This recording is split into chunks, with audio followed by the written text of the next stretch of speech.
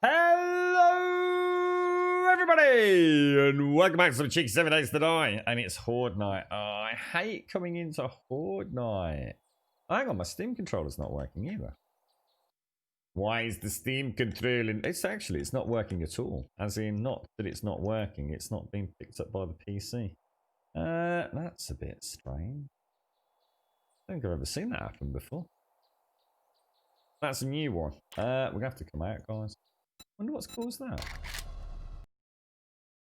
Have a quick go. Oh, it is. It's not being picked up at all. Let me turn it on and off again. Maybe I should have done that anyway. Oh, there we go. It's back now. It's almost like the Bluetooth hadn't connected. There's a new one. You see? Technical difficulties overcome already on Monday morning. What a wonderful start to the week. God give me strength. Okay. Did you all have a lovely weekend? Let me get back in. Here we go.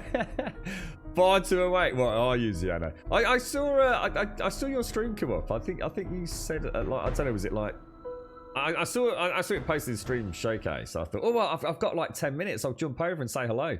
And it was offline. I thought, oh right, it's all right. Don't worry. He's coming online any minute. And I left it. And then I had to go out. I think you'd said we'll be live in sort of like half an hour or whatever it was, like 6 o'clock, wasn't it? So I didn't get a chance to see you, Ziano. Right, we should be back and moving. There you go. Look, skills, mate, skills. Good morning, Advin. Thank you so much for the. I didn't have much of a chance for a chinwag this morning, Advina, but thank you for those other sound bites, mate. Yeah, thank you. It's there's quite a few there, aren't there, Advina, that I've missed. So thank you. Advina's been going through a lot of our clips, just trying to pick up on stuff that may or may not have some copyrighted material there. I mean, it's weird actually because there's quite a lot of stuff that is actually okay. But yeah, better to be safe than sorry. So thank you, Advira. I know you're very busy, mate. I appreciate it.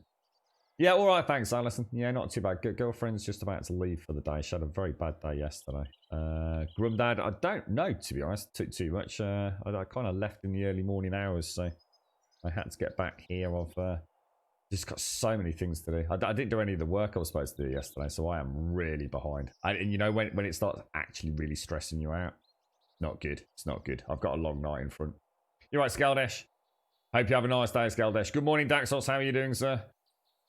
Nice to see you, Wookie. How's everyone doing, Wookie? How's the plastering going, mate? Is it all done? Morning, Grant. We need more coffee, Ziana. Good morning, Missy. Good morning, GP. How you doing, Daz? You're right, okay. Hello, Hapless. Oh, nice one, Ziana. Nice. Yeah, I was going to try and pop over. I knew I'd got a little slot. I was busy trying to listen to some tunes on Monster Cat. And Pretzel Rocks. So I don't like Pretzel Rocks. I just don't like it. It's I prefer Monster Cat. I'm sure Pretzels might have better music, but my God, is it hard to find. Good morning, Caskell. Good morning, Misty. As you know, my son is manager of game. Well, there is going to be a black PlayStation 5 being released. Yes, Alison, you absolute angel. Oh, insider knowledge. Insider trading, Alison. We're going to get in trouble, mate. Thanks, man. Thanks. That's awesome. I was going to say, I'd be so surprised if they didn't. It's so... I know, you know, a lot of people would be like, look, it's just a colour, who cares? But you'd be amazed at how important that is. That they are becoming the central hubs for a lot of living room, I guess, text-based media streaming, etc., aren't they? You know, these consoles do a lot of fancy things these days. And some people just don't want a white console for a whole multitude of reasons, and not just because they don't like the colour white versus, you know, a black or a grey one or whatever it's going to be, or a bright red Spider-Man one. You know, they are, you know, they're all dust magnets, but sticky fingers on a white PlayStation 5, it's like your worst nightmare, isn't it? But yeah, that's cool, brilliant, fantastic. I will endeavour to keep saving the pennies. I was hoping to do some mix it up a bit this week. With some, well, I won't say, because obviously then I just feel like I'm letting you all down. But mix it up a bit this week. But I literally, as soon as the stream finishes today, I'm going up Tesco's. I'm going to get my dad a Father's Day card, because I believe it's Father's Day, Daddy's Day this weekend, isn't it? And I'm going to get myself a big bottle of tonic water, and then I'm just going to work. I'm just going to work all through tonight. See if we can get that sorted and up to date without getting in too much bleeding trouble. And then hopefully we'll have the rest of the week clear. Because at the minute, this week is not looking good at all. It is really not. Now, Horde Night. Now, we have a lot of ammo. I don't want to spend it all on Horde Night, though, if I was to be honest. I really don't. I feel like I'm just wasting... I mean, feathers are rare as rocking horse poop, aren't they? What have I got? I've got a lot of nitrate and not a lot of coal. I suppose we've got a bit of time to kill. So, oh, where's my pickaxe? If we go and get a little bit of coal, we'll be ahead for next week, won't we? And I suppose if I... Oh, that's not my bike. So let's honk. Hang on, where's my mini bike then? Oh no. Oh, it's over there. I've left it over there again. God damn it, dude. Let's go. Greg, how you doing? Thank you for the raid, bro. Holy balls, man. How you doing, Greg? Nice questions. Nice questions. I liked your I sent a tweet out to you, Greg, about the texture question. It's like, why? Why we get no paints? Good morning, Shades. Good morning, Fizzly. Who else have we got? You're up early, showering straight, dressed and on your second cup of coffee, are you, Edvina? You're right, too groovy. How you doing, mate? You're right, Miss D. You're right, Mallet. Nice to see you. What time is it for me right now? It's 8:27 in the morning, Mallet. Good morning, TM. Good morning, Wentex. How you doing, Wentex? You're in early. Morning, Tax up. You're right, Gar. How you doing, Greg? What were your thoughts on it, bro? I know you're a very positive man, Greg. Very positive man. Good morning, Caskell. Happy birthday. Oh, so I was going to say happy birthday. Happy Monday. I don't know where I got birthday from, mate. I'm getting all excited. I was thinking there was going to be cake, I think. Thanks for the raid, Greg. Thanks for the raid. I hope it's all going well for you, mate. You got a busy week, Greg? You've always got a busy week, ain't you, mate? Yeah, I just got to crack on. You know when you get in that sort of rut, don't you? It's like, it'll wait. And then before you know, everything's been waiting for 4 weeks. It's like, yeah, but probably best to crack on there. Next month, is it, Castle? Oh, wasn't that far out then. 2 o'clock in the morning there, is it, Mallet?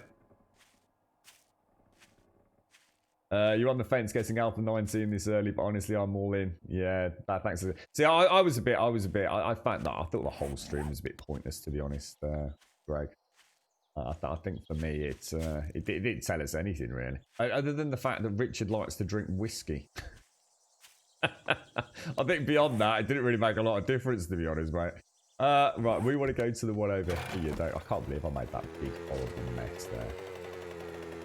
We'll have to turn this into something. If I was doing like a big mega playthrough and Alpha 19 wasn't hot on our heels, I'd probably turn this into some sort of weird, I don't know, mining excavation quarry site or something. I better start bloody reinforcing this before the same thing happens, actually. This is a very nice coal mine. Like an absurdly good coal mine. Pop those in there. One in the back. That looks like it's lead there, doesn't it? That should do. I'll tell you what, I'll play cautious and stick another one in. Were we going down? Or were we carrying on? It looks like, I don't know, we'll carry on a little bit. It looks like lead, doesn't it? Yeah, I mean, to be honest, Greg, I mean, I was saying yesterday, a lot of my commentary on the live stream yesterday was people have to... I think for me, people have to rein in their expectations, Greg. So when I say that, like, that there wasn't a lot to see on the stream, I'm not putting it down because, you know, they don't have anything to show or they want to keep things quiet. I just don't think there is that much to show. I think anybody that expects like some of those big, huge, massive updates like we got, you know, around the Alpha 12 through 16 period, we're not going to get those again. I honestly feel that, Greg. The game is very much complete in terms of the, you know, the real nuts and bolts, the real foundation. We're not going to suddenly get, you know, like the electrical overhaul with fidget spinners and electric traps and things like that. You know, we've already seen, you know, the direction that the game's changed. You know, it did a big 90 degrees to sort of tangential sort of spin-off, didn't it, when it started becoming much more gung-ho POI questing. I think people are going to set themselves up for a little bit of disappointment if they're not careful, because we've had so many huge updates. I think the updates now, especially as we start seeing the gap between them reducing, you know, from 18 months to 12 months to sort of like 9 months, 7 months, whatever it is. It's the layering now, isn't it? It's the icing on the cake, you know, the intricate cherry work on top. And I just don't want people thinking that, it's a bad alpha because it doesn't add a lot to the game. You know, they can't keep adding huge mechanical overhauls to the game. At some point they have to say, okay, this is it, and now we need to start polishing it. And I think that was the big topic of conversation from yesterday. It was like, you know, don't expect like a completely new game like we've seen sometimes before. You know, so some alphas, you turn it on and it's only 7 days in the sense that it looks like 7 days. Everything we know, you know, the horde mechanics, the combat mechanics, the RPG systems, the electrical systems, the vehicle systems, they're all like completely different, and it feels like an entirely new game. And I just, you know, I think moving forwards now, we won't see that. We will see refinements, we will see improvements, we will see balancing, and hopefully we'll see optimization. But beyond that, I think the game is the game that we know, you know? All right, GP does. Sad to say it, but I got more enjoyment from working out the layout of my mind than I do from Horde Nights. I think quite a few people probably would feel the same, mate. Horde Nights, I'm going to be honest right now, because I know Alpha 19's on the way, Daz. Horde Nights are simply an inconvenience right now. The one thing you've asked for since Alpha 16 is the trader to trader quests to give pathing to next nearest trader and also making it a quest job. Yeah. I mean, that kind of stuff is nice. You know, again, it's a refinement of an existing mechanic, isn't it? I like the idea of the traders being specialized as well, Greg. So, you know, Trader Jen being the medical, sort of expert, Hugh being the, or Joel being the, you know, the apparel vendor. Yeah, you know, it is, you know, it's refinements of existing systems, isn't it? What's that? What's that? I don't know what that is, Greg. Yeah, I think, when's the next one? Is it tonight? I can't remember what days they're doing the dev teams on, the dev streams on. Because they're doing like 2 or 3 a week, aren't they? I think the only thing I was worried about, Greg, and I'm going to be honest, I mean, Feebar was streaming at a very silly resolution for the hardware he got and for the bandwidth he was streaming at, so no doubt massive CPU overload on his OBS, but the frame rate was shocking, dude. I mean, he was in a trader, which presumably, and it was an enclosed trader as well. So presumably things like being out in the middle of nowhere plus culling, and his frame rate was like, you know, 30 plus. It was, whoa, what's going on there? Oh, is it really? The El Capitan? What's the El Capitan Theatre, Greg? We'd be front in line, Greg. We'd have our 7 days hats on, mate. Screaming, yay, Richard! Yeah. It's a pain in the ass, isn't it, Missy? I don't know what to do, because I can sit there all night shooting zombies, but all it's going to do is ramp up my game stage needlessly. I'm honestly thinking about sitting it out, Missy, and just having a chin wag. So, seriously, I have no interest in Horde Night today, whatsoever, really. The only thing that might spice it up a little bit is we might get a Demolisher. I did wonder if they should have a hub city again with traders outside the area. Would be nice to have more NPCs within the traders, even if they did nothing other than... Oh, you mean like add a little bit of sort of, I suppose, ambient background density to the world with some people sort of being in and around the traders. Give it that sense of being a hub for the area kind of thing. How many zombies are we up to now? We are up to 1,081 at the minute. So, yeah. Quite a lot, mate. In fact, what game stage does that put us on? 126, which is way escalated over what I'd like it to be for a build.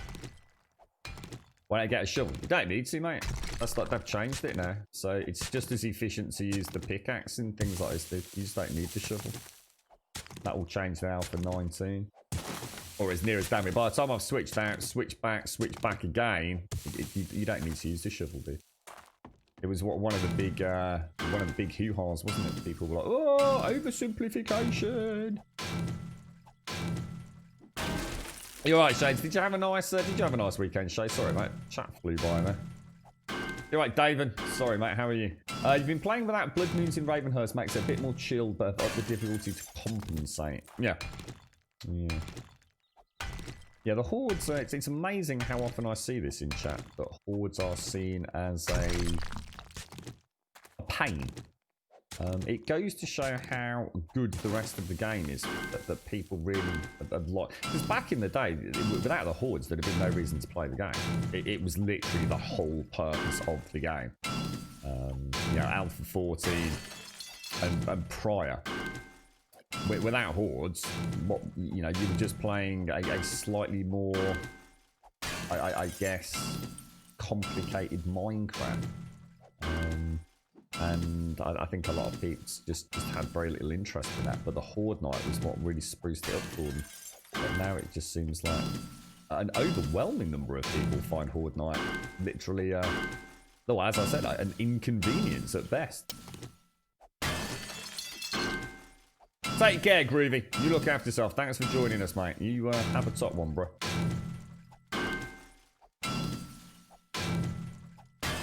There's an explanation for that, Greg. But the problem is with this game is that if you think about it from the voxel sort of element is that all the textures in the game need to be on hand immediately. If you could sort of imagine, say, imagine a hard-baked game, where I suppose the devs have pretty much full autonomy over the environment. So for a start, they've got an immediate massive advantage with that, with things like culling and optimization. But it also means that they can actually that they can focus that if you like the memory allocation for standby texture rendering, if that makes sense. So, you know, if you're in a POI and there's a set amount of textures that need to be loaded in memory, ready to be splatted out across your screen at any given moment, they can load in and swap in and out textures kind of really efficiently, and in some cases even through loading screens and stuff. So purge it from, you know, so something like VRAM. The problem with a game like this, Greg, is everything needs to be on hand 24/7. Every single texture needs to be ready at max resolution, like on the fly constantly. And then, of course, that's a huge memory allocation, so you can't just keep adding textures. And you could add, in theory, an infinite number of textures to a static world, because you won't have an infinite number of textures being rendered simultaneously. You would only have a percentage at any one time. And, you know, you'd set your hardware parameters and, I guess, optimization around that. But all it means is you'd move to another area to see another selection of textures. So, you know, 1 minute you might be in a hospital, 1 minute you might be in a laboratory. And some textures will be shared, so some will be unique. You can't do that in this because of the voxel-based nature of the game. It all needs to be there. It needs to be ready. So they have to be really careful what they're going to give us access to. It's one of the issues that apparently is going to come out as a result of the world builds as well. I know Gaz was talking to us a little bit about this. So, for example, there are a multitude of new bookshelves. In theory, Greg, part of the issue will be resolved because we'll be able to mod them in, but obviously we'll have to have the hardware to enable that to happen.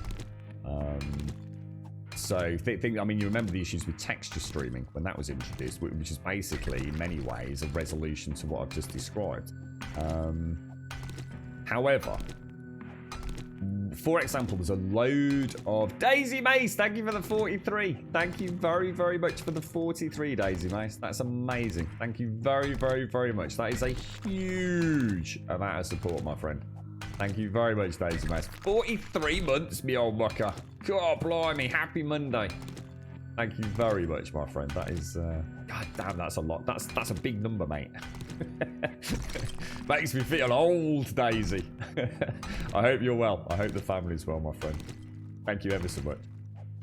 Yeah, so as an example, Greg, to put that into context, so in Alpha 19, and don't quote me on specifics here, but in general, there are a huge number of bookshelves. You know, let's say 15 plus styles of bookshelf. We won't get access to all of those. We will still only have a very limited number, and maybe even only one bookshelf texture. The reasoning behind that is that the world builders themselves work to, as any game developer would, a metric, a baseline for, I guess, the rendering pipeline and bandwidth, memory allocation, etc. So the world builders can monitor that as they build and as they do play testing and QA testing. They will be able to monitor how efficient the POIs are, taking into account culling, obviously, and occlusion. Players won't understand that. Of course we won't. You know, your average player, you know, you give them a load of textures, they're going to chuck a load of textures into the game, and that's going to cause issues. Geometry, textures, texture streaming, it's all going to... But people will start, you know, you give a player like 45 bookshelves to play about with, and they build a library with hundreds of different shelves and bookshelves and textures. That's bringing the game to a grinding halt. But the beauty of it is, Greg, and this is the beauty of 7 Days, is those textures still exist. So there's nothing to stop us adding them in, but you'll have to have the hardware to enable that to happen without killing your game. So I guess it's the best of both worlds. they can play about with a lot of stuff because they will be able to work to a baseline metric and optimize the game, which means we get to play POIs that look really, really complex, really detailed, and really busy.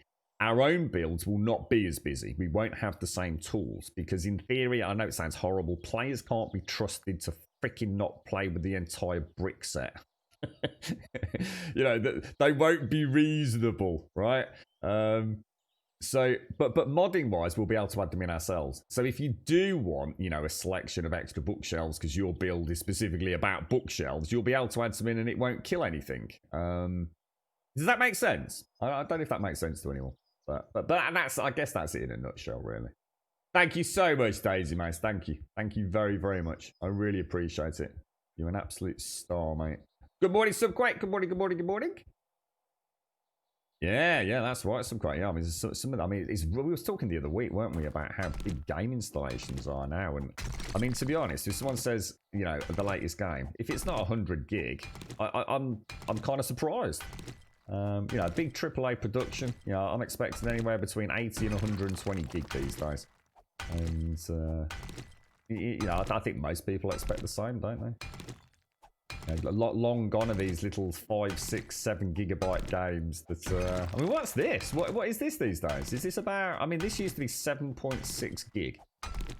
But I don't know what alpha that was. Yeah, I mean, you know, I could go into it in a lot more detail, Greg, but I mean, that's it in a nutshell. And I think for me, that explains it in a manner that I think most of us can probably get our head around. I mean, you know, we could start talking about bitmaps and all sorts, but I think it's logical, isn't it? It kind of breaks it down into something that I think most of us can get our head around. You know, adding a texture to a game does not come free.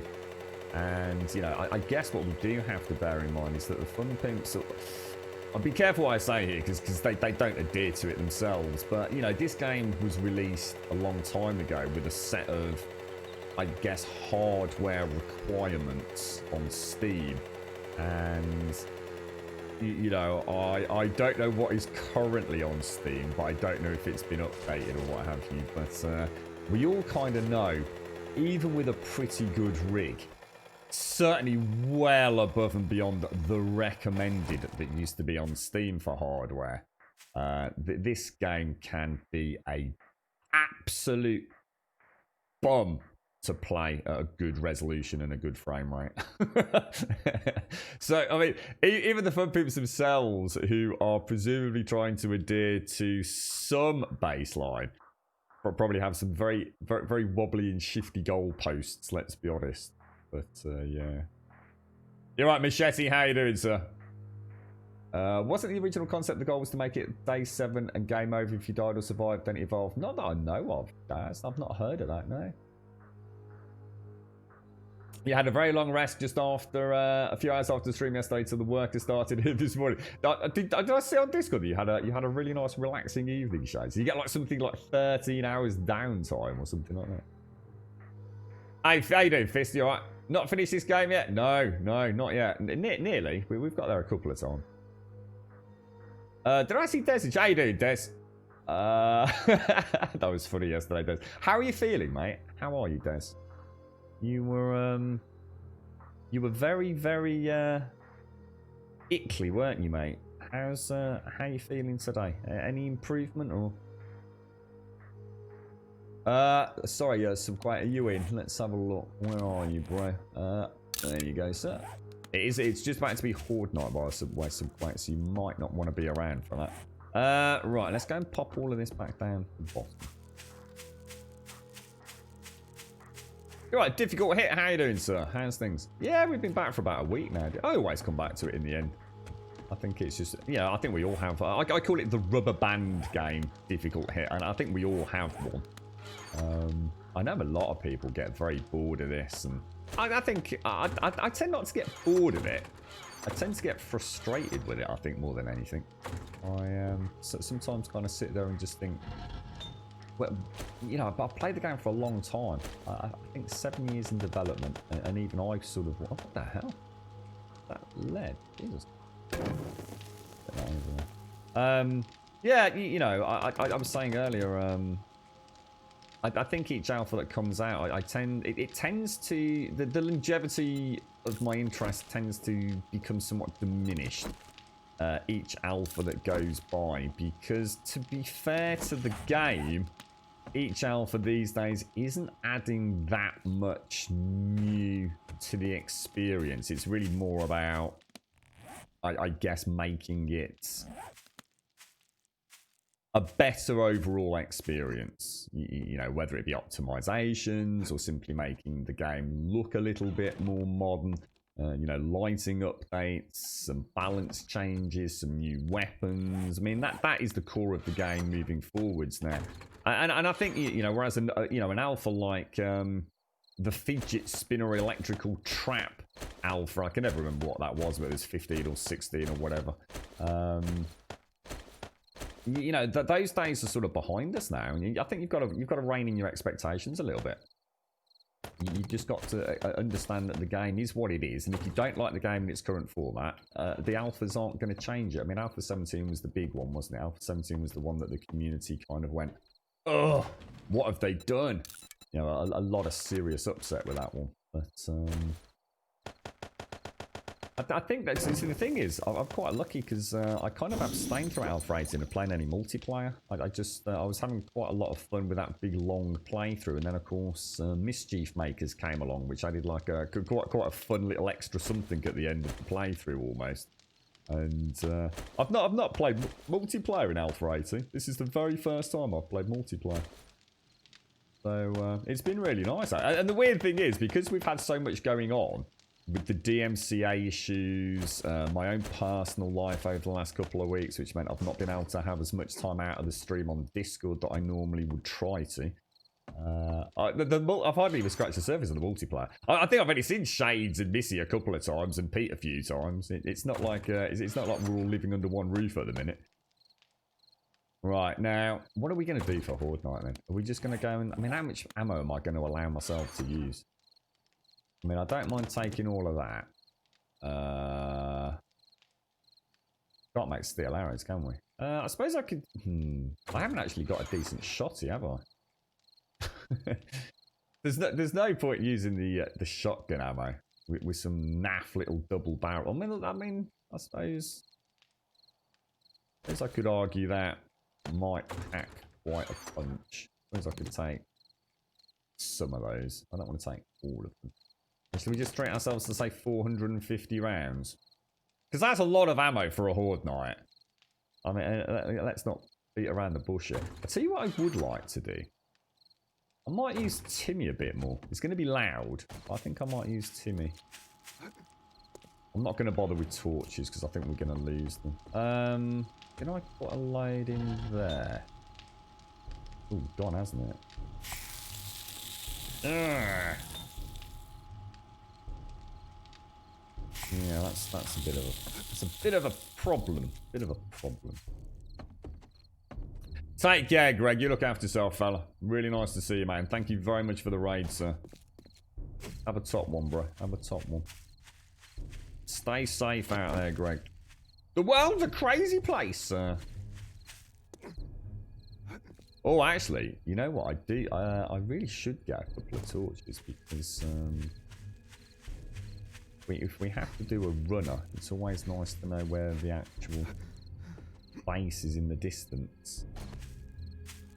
Am I looking forward to Alpha 19? Yeah, of course I am, mate. Yeah, absolutely. I wasn't. I was speaking to Subcrack a while back, and he said a word which really resonated with me, which is he felt quite indifferent about it. And it was at that point that I started playing it again. Because it really made sense to me. I felt exactly the same. It was like, I don't know. It's just like one of those weird comments that made me think, you know what? I'm not feeling Alpha 19. You know, why am I not feeling Alpha 19? And it's because I hadn't played the game for a while, I think. And it's easy to forget how much fun you do have with a game like this. I think, like all games, nostalgia and memory becomes very... how can I put it? Very shrouded in inaccuracies. I've got a lot of games that I speak very highly of, but I know for a fact on the rare occasions I have actually gone back and played them, they have not stood the test of time well. And at the same time, I've played games that I have really fond memories of, and I've booted them up and thought, oh dear, you know, what did I see in this? This doesn't look that great. You know, it hasn't stood the test of time particularly well. And I think that sums up 7 days. It was really weird as well, because I was playing Fallout 76 and I was like really enjoying some of the visuals in the game. Not because they were good, but because, you know, people have been slagging it off saying the game looked terrible, and I was very concerned about the aesthetics of that game based on the fact that I like to mod Skyrim, you know, with crazy EMBs and yeah, huge texture overhauls, and I was quite pleasantly surprised at how good Fallout 76 can look, even though it isn't a good looking game. You know, it's nowhere near as bad as people made out. And it was really weird when I booted this up and I actually started looking at the texture comparison between this and Fallout 76. And this has got some really, really detailed textures. And it's not until you do a side-by-side comparison between two games like that it really resonates just how good this game does look, considering it's a voxel-based game. It's very easy to be dismissive of this and say it looks terrible. Comparatively speaking, I'm not going to say that that's an inaccurate comment, but show me another game that does what this does that looks as good as this, and then we'll talk, because you won't be able to find one. I am British, Mallet. I am, yes. Take care, Greg. Take care. Got this really weird thing. I don't know how one of my teeth is I feel like catching my tooth on my other tooth for some reason. Not sure if my jaw, maybe my jaw is just in a funny position, or I'm talking strangely or something. Fallout 76 isn't paid to win. That's absolutely nonsense. Actually, difficult hit. That's having played it for, well, how long did I play it for? Close to 3 weeks, or certainly 2 weeks. Anyone that says that Fallout 76 is paid to win is clearly deluded. And I don't mean to be horrible here, but you are, mate, because it's not paid to win at all in any way, shape, or form. It may have been in the past, in which case, you know, maybe you're just living in pre-Wasteland memories. But I can assure you, as a player that has been back literally just a week or so ago, there is no pay to win in Fallout 76. Absolutely, categorically, an utterly inaccurate comment, mate. So yeah, Alpha 19's at the end of the month, difficult hit. Yeah. So, I think there's, I don't know what the actual date is, but basically, I'm assuming the last weekend of June. I guess. Which is supposed to coincide with the Steam sales. Right. Here we go. What have we got? Oh, hang on. Have I brought... Oh, no, I didn't bring the pistol. Have I got time? No, I haven't. Oh, damn, dude. That would have been 120 odd. Well, it's okay. We can use them next time, can't we? Nothing to do with the scrap box, mate. Let's be honest, mate. I was scrapping stuff and I've never used any of the scrap. So, a completely moot point, to be honest. You don't need the scrap box. It's purely a nice little quality of life thing. But, no, absolutely not, bro. No, and that certainly isn't pay to win. I mean, if you said pay to be less inconvenient, I might have listened, but it's definitely not pay to win.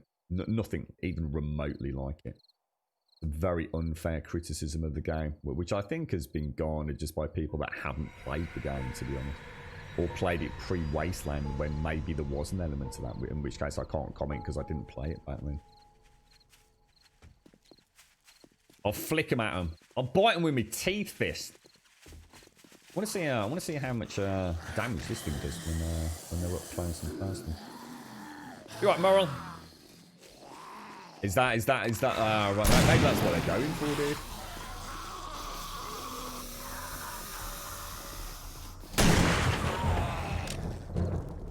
Not exactly the greatest weapon, is it? But we'll see how it does against the policeman.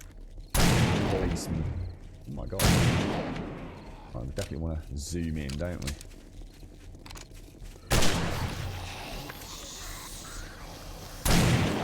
looks like on that nipple there, it's a pretty much guaranteed kill, doesn't it? Even at that range, maybe. Oh my god. Oh, jeez. Oh, did I bring any decent healing? Wow. That thing's pretty lethal, man.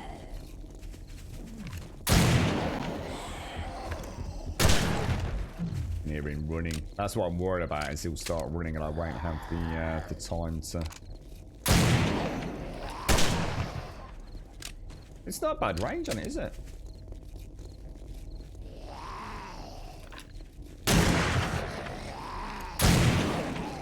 Certainly close to a one-shot kill for most of them. Looks like tonight's the night for military zombies, doesn't it? Seems to be the flavour of the month here. Oh no, that was bad. So you need to be dead, and you need to be dead now. I'm not gonna try and kill them all, because oh my god. Ah, gutted. Gutted. I was hoping I'll be able to drop one down there as well. Thought I might be able to get the feathers from him. Oh shit, Grum.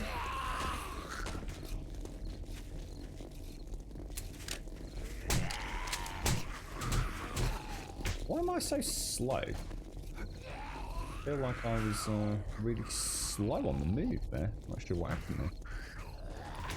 We've done that enough times to know how to get back in reasonably safely, but I'm a bit worried about why they're attacking down here. It's almost like there's a little something down there that's attracting them. I think it might just be a couple of glitched out, maybe. Yeah, that's it, Missy, exactly. It's certainly not pay to win. It's it's another example, I think, for a lot of folks with...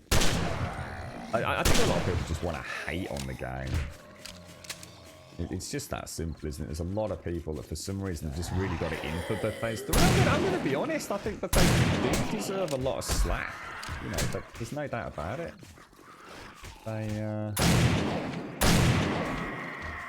They did create a game that is not, when it came out, it was not ideal, was it? I don't think anyone's going to try and pretend otherwise. Jesus Christ, I'm getting mullered here, man. I don't really want to use all the ammo, I really don't. I want to use it to do some tier 5 hunting and actually have some fun with them. Oh, really? Really? Sorry, I do love it when those things stand up like that. I'm not sure whether that's actually a glitch or not, to be honest, but the spider zombies would be so much better. Let's see if we can get him in here. Might as well try and get the feathers out of them. And try and knock them into that block there. We might be able to keep them bouncing back in. What about you, Fist? What are you playing at the minute? Oh no, guys! You know what we didn't do? Oh, we've got the anti-rad mod. Remember, I picked it up yesterday. It was a bit of a eureka moment. I forgot to make it. What an idiot! Do not straight after Horde Night. We need to go make that anti-rad mod because that's going to save us a ton of ammo.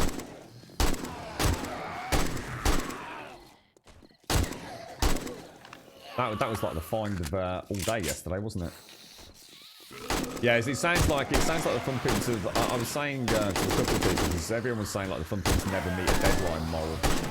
And I really, really believe that this deadline's already well set in stone, mate.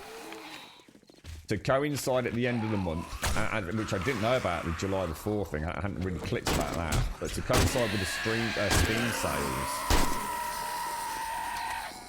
giving so much notice to the content creators as well, it all reeks of a dev team that are very confident that the deadline's going to be met. And as you say, July 4th weekend, that's just like gold dust to a developer with a big update, isn't it? And to be honest, during quite a quiet period as well, because Last of Us 2 would have been out for a while at that point, so most people that are interested in playing it will probably have more than completed it, because that comes out this Friday. It's not the sort of game that's going to take most people 2 weeks to get through. And it's before Ghost of Tsushima comes out as well, which is the only other really big hitter at the moment, outside of the more regurgitated annual releases. So yeah, the Fun Pimps are looking at good bank that weekend, mate. You alright, Shorty? How are you doing, my friend? How's things? How's Jax doing these days, mate? I don't see why they should have to make the scrap box a monthly sub for a game you don't have to pay for. But you don't need the sub box. You're missing the point. You don't need the scrap box at all. You don't need it in any way, shape, or form, mate. But think of the thousands and thousands. Think about what you actually use scrap for. You've got to get rid of the hoarder mentality here, otherwise you're never going to be able to understand the relationship that you need to have with that game. You don't need hundreds of thousands of scrap. You really don't. You just got obsessed with like picking up everything and scrapping it. You can't do that in that game. The same as you can't in any game. Skyrim. Look at Skyrim. You know, I use it as a good example all the time with loot-based games. How many of us have played Skyrim and ended up with 3,000 potions at the end of the playthrough, which we never used? You just got to play the game smarter, mate. In the same way in 7 days. You know, a lot of things I start breaking down and getting rid of in this game, I just don't need them. The scrap box is not essential. It doesn't make any difference whatsoever. It's purely a lazy option, so you don't have to worry about determining what you want to keep and what you don't want to keep.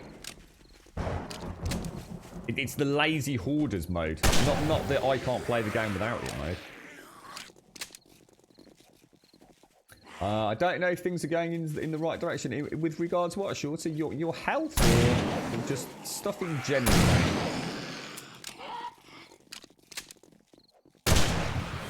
That thing is beat. I tell you what, I'm really looking forward to getting my shotgun back. I've forgotten how much fun I had with the red laser dot sight.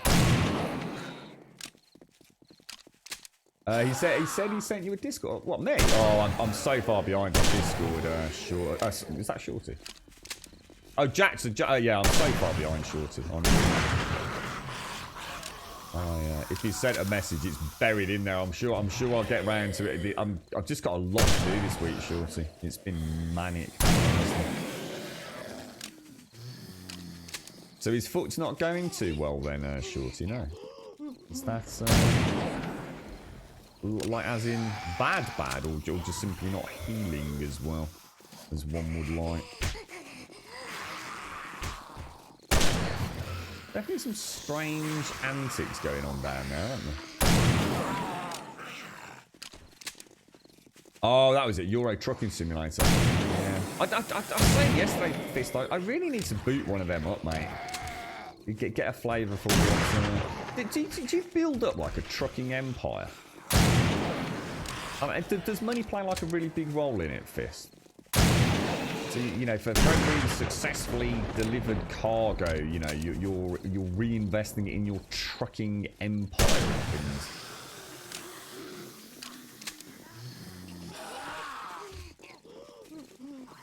Yeah, that's it, Missy. Yeah, it is. It's too easy to criticise Fallout 76 as having this so-called sensible pay-to-win argument for something that's simply a quality of life thing if you so wish to pursue it. It's, you don't need it. If anything, it's simply a little extra for what I thought most people would pick up Fallout first for, which was to have a private server. I'm going to be honest with you. There was literally no reason to play on a private server on that game. I'd go as far as to say it's a diminished experience. I was quite looking forward to actually jumping out of my private server at one point off stream, just to see some fakes, to be honest. The whole point in playing it, really. But I guess for the stream, it just meant that I could take my time. I didn't need to worry about, okay, because I kind of play it as a non-fast travel, you see. So it would have been a bit awkward for me. You know, if I'm playing it off stream and I fast travel and I went to an area and there's a load of people there, which would, let's be honest, be extremely unlikely anyway. But let's just say it did happen. I'm not the sort of player that then fast travels to another zone or or decides to server hop or anything, you know, you just go somewhere else, don't you? Like very much the way the game's meant to be played, I suppose. But yeah, it's a damn good game. But Fallout 76 is a very, very good game. I would highly recommend it. If you like Fallout, you can't dislike Fallout 76. You really can't. You've just got an axe to grind, in my opinion, for no reason. You can't beat a bit of Fallout with your mates, can you?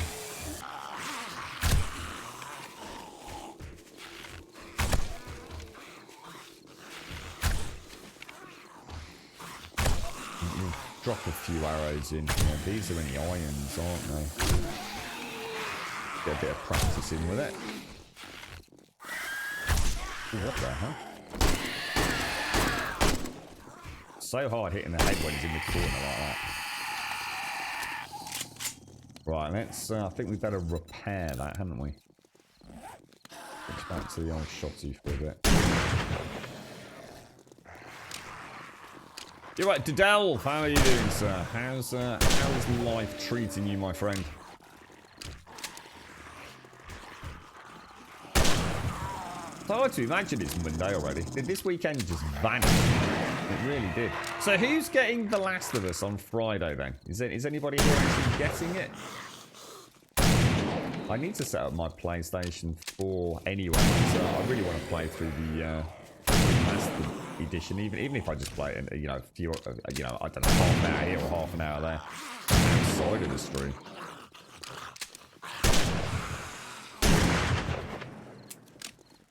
Keep going to take a third shot for some reason. They don't work like that, Grummy. Oh, Jesus.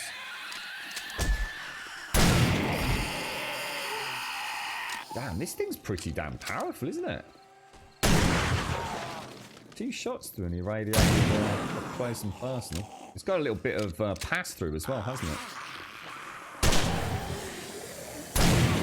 Makes it quite useful for Horde, not it?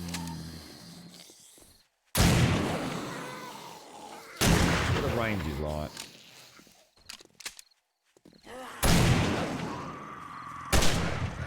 Jeez.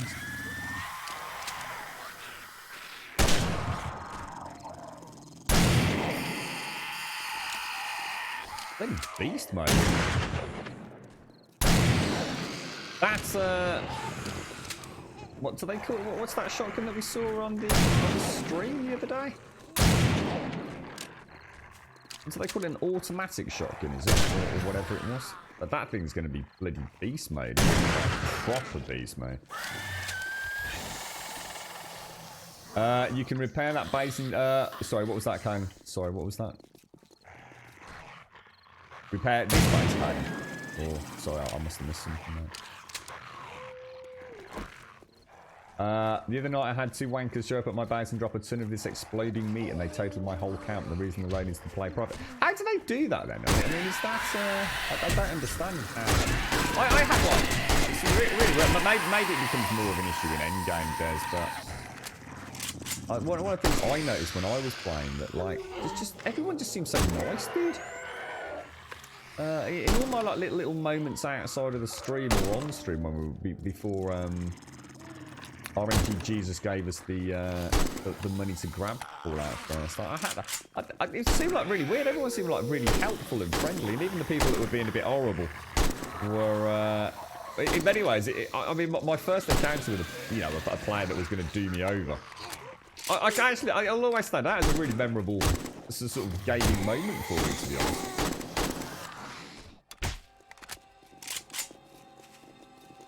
And what's that? Oh, and that's what you were saying, Callum, about you can really easily repair the base. You just like click a single button or something, do you, to repair all damaged structures or something like that, is it? What feature has me the most excited for Alpha 19? Well, until I saw I think 1 is off the cards already. All I really care about, to be honest, and it's not going to be the answer you're going to want, is optimization. Not because I need it, because oh my gosh, my game actually plays quite well anyway.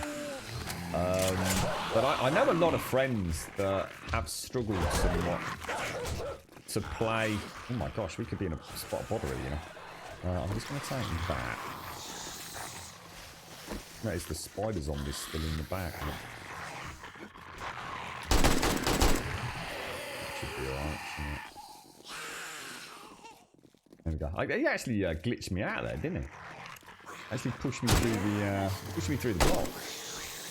Yeah, I still have a good number of peeps that I've spoken to over the course of Alpha 18, mate. Forums and discords and things in general. And there's a lot of people that still can't play this game, dude. And they have all right equipment as well. But, you know, they just really struggle. I mean, you've only got to go on Twitch, mate, and see the frame rates on some of the Twitch streams.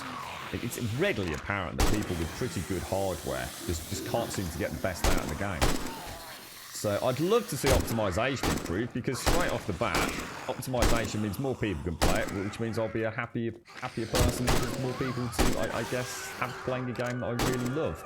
The more people playing it, the more people care about it, the more people talking about it, the more relevant it is. Hopefully the companies carry on doing cool stuff, and on we go with the endless cycle of Alpha. But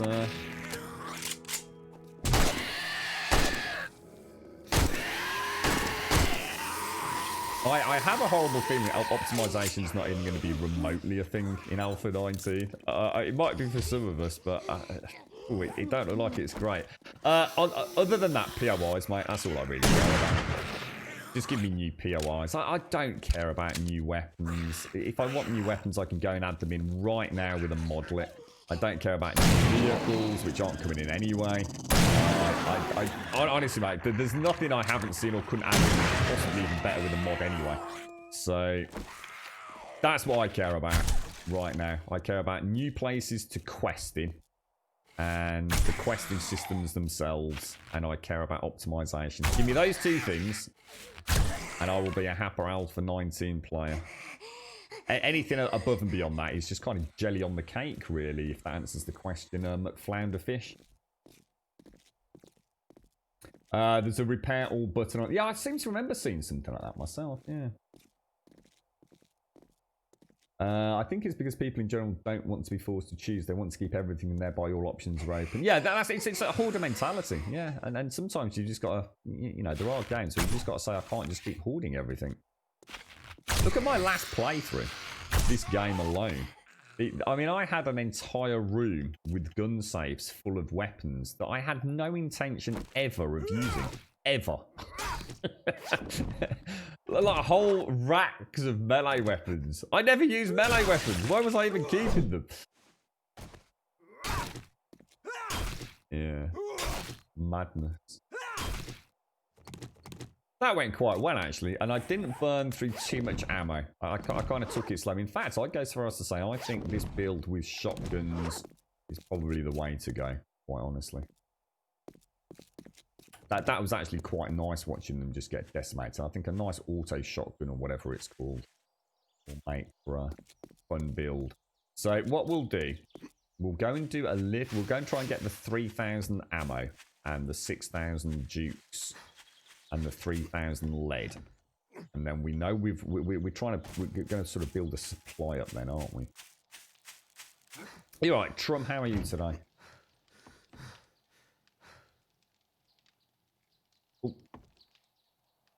Oh gosh, so I'm trying to read chat. Just the funny thing about sorry, I read that earlier. So yeah.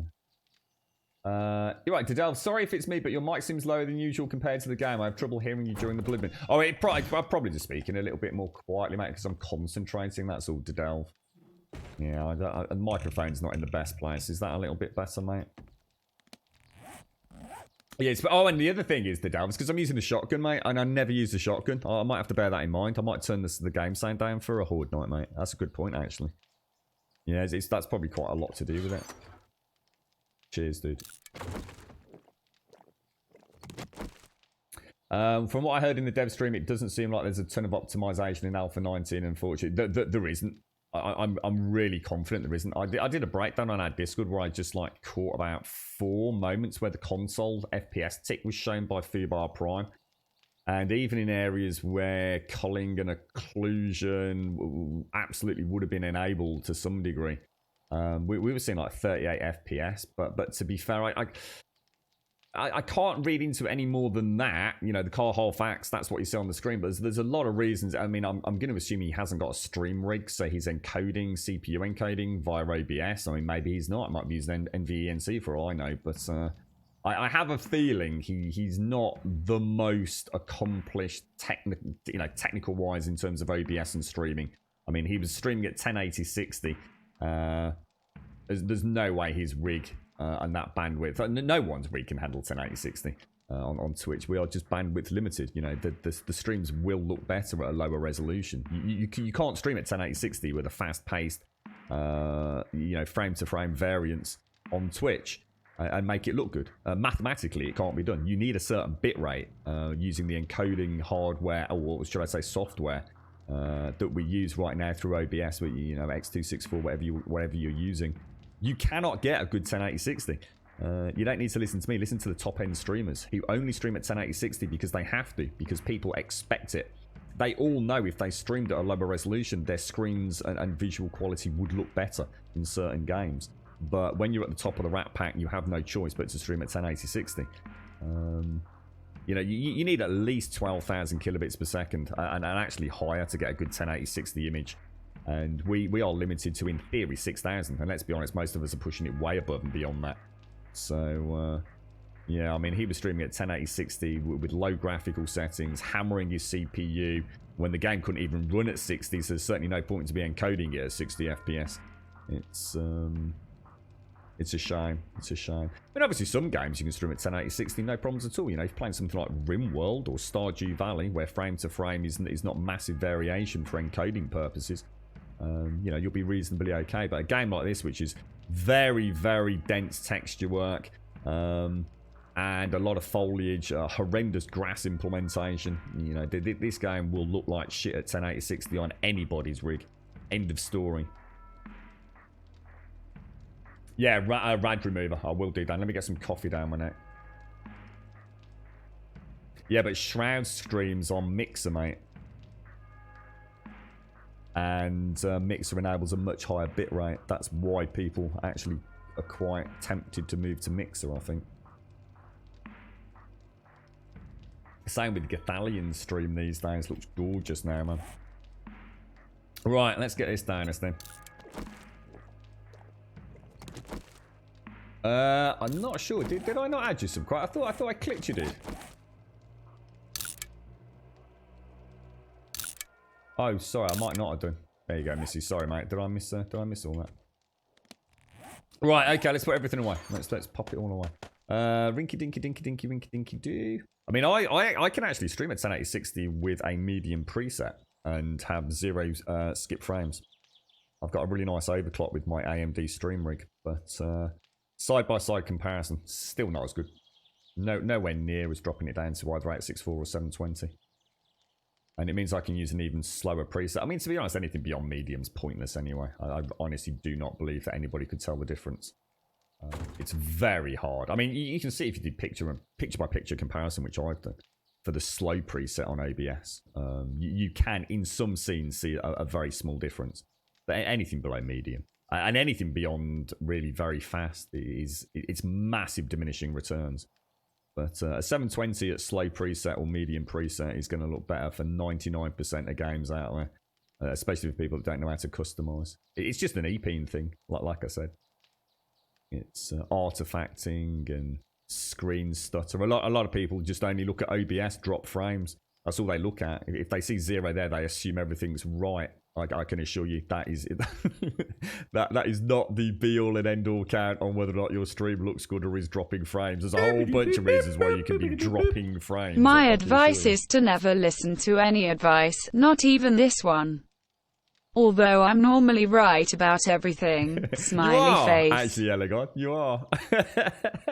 How you doing, mate? How's things? Thank you for the 43. That's Daisy Mace was in with 43 earlier. You're in with the 43 today, Elegon. And thank you very much for the tier 3 as well, mate. Nice to see you, bro. How are you? How's the family? Did you have a nice weekend? I hope you're all well, Elegon. It's always nice to see you, mate. How are you, mate? I know you're a busy man. Are you at work this week, fella, or are you back at let's have a quick look. What are we doing here? Let's throw throw that in there. So we've got those in there. We'll make a few more arrows. We might as well top up. Should we go and do a little bit of? Well, no. Let's go and do the. As you said, let's get the. What was it? What was it we were going to do? What did you say, Subquake? the thing. Yeah, we'll get the thing made. Oh, the anti-rad thing, wasn't it? The anti-rad mod. It really keeps some of the slightly better. No. Let's not planning about. Right. So we've got arrows being made. They can go back in there. They can go up there. That shouldn't be in there. We've got. It's all right. It's worked out okay. We've actually done pretty well there on that Horde night, all things considered. I'm pretty chuffed with that. In fact, I'm very chuffed with that, you know. Very, very chuffed with that. Let's take that. I'm almost tempted to take a vitamin because I don't want to get food poisoning. And I'm not sure if Shades is... Oh, no, Shades is on. I can see you on, Shades. So I'm just going to take another 2 meat stew with me. Up on the old chrysanthemum tea. Get out of here. Yeah, I'm just going to go and grab my... What is it we needed? Let's have a quick check. I want to get 3,000... Where is it? Where is it? Where would it be? So it's... I need a ton of coal, basically. Where are you, Subquake? Are you a long way away, or...? We've still got that map glitch, look. That's driving me mad, though. It's been there the entire playthrough this time, hasn't it? Thank you so much, Elegon. Seriously, bro. It's been an absolute honour and a pleasure, mate. For a hell of a long time. Thank you for the 43. And I know you've been around long before that little metric began, Elegon. Thank you. Same to you, Daisy Mace. Thank you for the 43 months of continued support here in Grumbodia. That means the absolute just everything to me. Thank you both very, very much. Thank you for that tier 3, Elegon. Thank you. Thank you very much, bro. Do you remember how long the gap there was between Alpha 18 experimental and Alpha 18 stable? I don't actually know. It's normally not that long, is it? You know, it's... What would you say? Sort of like a month to 2 months normally at most. I guess depending on the complexity of the update.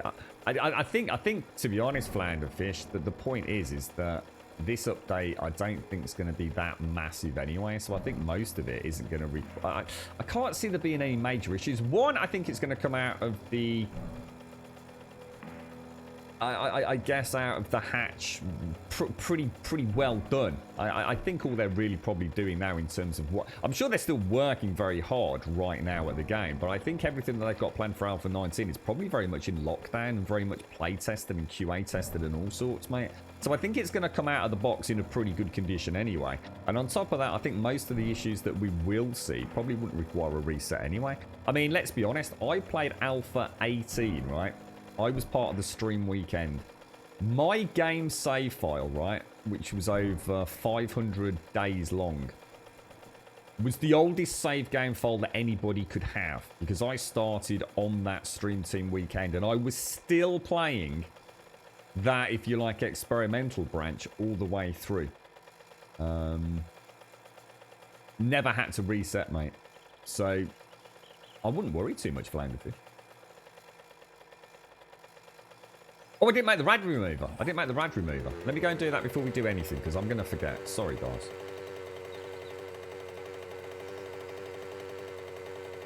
I now know why I gave up drinking snake bite. Snake bite's evil. That's lager and cider, isn't it? Guaranteed to get you absolutely hammered very, very quickly, but also guaranteed to not play well with the tummy the morning after, right? I was never a big snake bite fan, but you know what I did used to do, GD? I used to have snake bites kind of, if you like, almost passively, because I'd have a pint of lager and then have a nice pint of cider, or a bottle of cider, mate. So I guess once it hits the tummy, it's the same bleeding thing, right, dude? Right, rad remover. How do we make one of those? Rad remover mod. So steel, glue, mechanical, and springs. I don't think we've got enough springs. I don't have enough springs. Let's hit town. What am I missing over here? What feathers is it? Let's go and hit town. Get some springs. Oh, and Empyrean's out today, is it? This is the big update you were telling me about Wednesday, yeah? Does anyone here play Empyrean? It's a game that I'm very much looking forward to going back to, you know, one day, when I feel it's moved forwards in its development, because I really enjoyed it. I enjoyed it in its current, well, previous kind of incarnation. I'm sure 12. I saw some screenshots on Twitter actually, Wednesday. Sort of like shots of distant space, which look very nice. Well, hang on, Flounderfish, please don't quote me on this. All I'm telling you is that Alpha 18, I played every experimental build all the way through and never had to reset. Don't for 1 minute think that's guaranteed with Alpha 19, dude.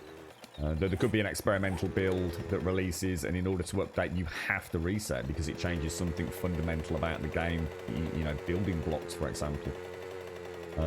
It's by no means guaranteed, bro. By no means guaranteed. In fact, I actually migrated into the stable version in the end, dude. It meant and the other thing is, Flounder, also bear in mind, it did mean that I didn't necessarily get to take advantage of some of the updates. So, for example, let's say I was playing Alpha 18.4 experimental, and they make another experimental that fixes the fact that I can't damage any trees. I mean, you know, game-breaking bug. Just because I update doesn't mean that retrospectively the current trees on my world can then be chopped down. So what I'm saying is, Flounder, I never had to restart. I could carry on with my world, and I played all the way through and had a fantastic time with it. But it does mean some of the changes I didn't get a chance to take advantage of. But to be honest, like I said, it didn't make any difference to me. I thoroughly enjoyed my time with it. End of story, mate. But I guess the thing is, you just never know, dude. You might as well just start a server. You know, if you're eager to play it, start a server, and what will be, mate. You know, if you have to restart, you'll have to restart. Sometimes you'll think, well, we could restart. You know, maybe the new shotgun just doesn't drop in your game. You know, they forgot to add it to a loot box or something. You know, those kind of things retrospectively will be okay in your world. You might not have to reset, but yeah, it's a tricky one, mate. I mean, you can only do what you got to do, mate. Like I said, I had 5. There were no game-breaking problems for me, and that was Alpha 18, which I think, if there was ever going to be an Alpha where we thought there'd be a lot of changes, it'd be Alpha 18, because it was coming on the heels of Alpha 17, which the majority of the community, myself included, very much felt was the I don't know to upset any red-haired people, but you know the classic saying, the red-haired stepchild of this sort of development process. No offense meant there, just simply in an analogy that I think people could probably relate to. But yes, it was. They did all right. I just think Alpha 19 is going to come out pretty much singing and dancing, mate, while they crack on with the rest of it. You all right, Smetana? Oh no, a snakebite in the UK. Snakebite in the UK is just lager and half cider, Daxos. Oh, I'm not sure what you had now. What did you have, GD? so for you, a snakebite is half a shot of Jim Beam and half a shot of Jack Daniels. What? Just as in, so not in lager, just a single shot, but split 50-50 Jim Beam and Jack Daniels. What's that? I just figured out the PlayStation 4 version of this game is the Internet Explorer of this fandom. I saw someone on the forum say that sort of saying they wish the PC version was more like the console version. I didn't get a chance to read into it any more than that. Right, I need to go and rent some beds and things. Special tots. Does that have like little sleeping areas for the kids that I can go and wrench out? Does it maybe? Oh, I see. Oh, yeah, no, that's not what we'd have in the UK. In fact, I'm not sure. Oh gosh, what happened then? Oh my god, dude. I'm sure some pubs, or maybe I don't know. Are they even allowed to serve snakebite in pubs? I don't know. I know some places stopped serving them. But I don't think it was a legal standing. I think it's just that they just tired of people getting absolutely shit-faced too early and not spending more money, I think was the main reason for it. I know a couple of the clubs I used to go stopped selling snakebite. You couldn't order it. But what you could do, you could order a pint of lager and a pint of cider and do the same with your mates and just mix and match them as and where, you know. Flaming arrows. I'd like to see flaming arrows do more damage. I still feel like flaming arrows were kind of like a wonderful thing in any video game, but I don't feel like the Fun Pimps ever really took advantage of it. I'd like to see maybe certain zombies almost have an inherent and extreme weakness to flame, you know?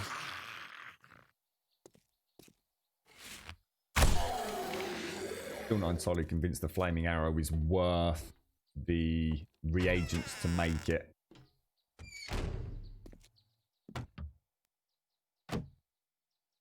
Oh, Tysky. Is Tysky the one that comes in the... Oh, no, am I thinking of Amstel? Is that the red and white can? Tysky. What a 7% scrumpy. Jesus Christ, GB. You're starting to get into wine territory there, mate. Oh, my lord. I take it you're not feeling... Alright, I should imagine you're feeling quite delicate, are you not? Actually, you know what? I'm going to go and grab myself some tokens. Actually, thinking about it, don't you get... you don't get springs from these, but you do get... you do get mechanical parts, don't you, from these? Is that right still? What the hell? Do I have 2 of those? Yeah, you do. Mechanicals and iron. Some months ago, I learned that complex games are not really casual friendly. So at the moment, I'm having another run at Diablo 3, some hack and slash without a lot of thinking involved. That's what I came out of. Is that partly because you played a bit of Minecraft Dungeons, Elegon? So you spent Sunday on a farm at your friends, and I was just chilling. And oh mate, I was so looking forward to barbecue this weekend, Elegon, and it pretty much rained all weekend, dude. I was really looking forward to it. I love a good barbie, mate. Yeah, there's something just... I'll tell you what, Elegon, I really am looking forward to Diablo Immortal. I was recently playing a game called Anima, which is a completely free-to-play mobile action RPG. And it's bloody brilliant, mate. It starts off looking quite empty and shallow. And actually, as you get further into it, it gets really bloody good. And it's completely free. You have the option of spending some money on it if you really want to. I've had no inclination to at this point in time. But it's made me realise how damned much fun a ARPG is on a mobile phone. And I'm not a mobile gamer by any stretch of the imagination. Or certainly not when it comes to iOS or Android. I mean, I like my PlayStation Vita and I like my Nintendo DS's. But... Anima is bloody fantastic. It looks great. It plays great. Feels wonderful to play. You know, really responsive on the controls. Really enjoyed it. I mean, Diablo is obviously going to be superior to that in every way, shape, and form. I'm really looking forward to it. Well, it doesn't always, Pants. No, absolutely not, mate. We had I mean, was it 2 weeks ago or? Yeah, 2 weeks ago, we had a whole week of blazing sunshine, Pants. I mean blazing. People were like passing out in the streets, mate. It's not... When we get sunshine in the UK, it's actually really pleasant. It's just that this weekend, it didn't seem to want to... the sunshine didn't seem to quite make it. Yes, it's called Anima. Anima. I'll double check, but yeah, Anima. And you know what? It really reminds me of like the early Diablo games. It's really gritty and dark. And like I said, what starts out is you'll be sitting there thinking, there doesn't look like there's a lot to it. I've not actually finished the game yet. I think there's like something like 8, if you like, zones. And I think I'm on 7 of 8. My day, how many shots is he gonna do? It's ridiculous, bro. That's what it's like to play on insane difficulty. Just stupid and boring.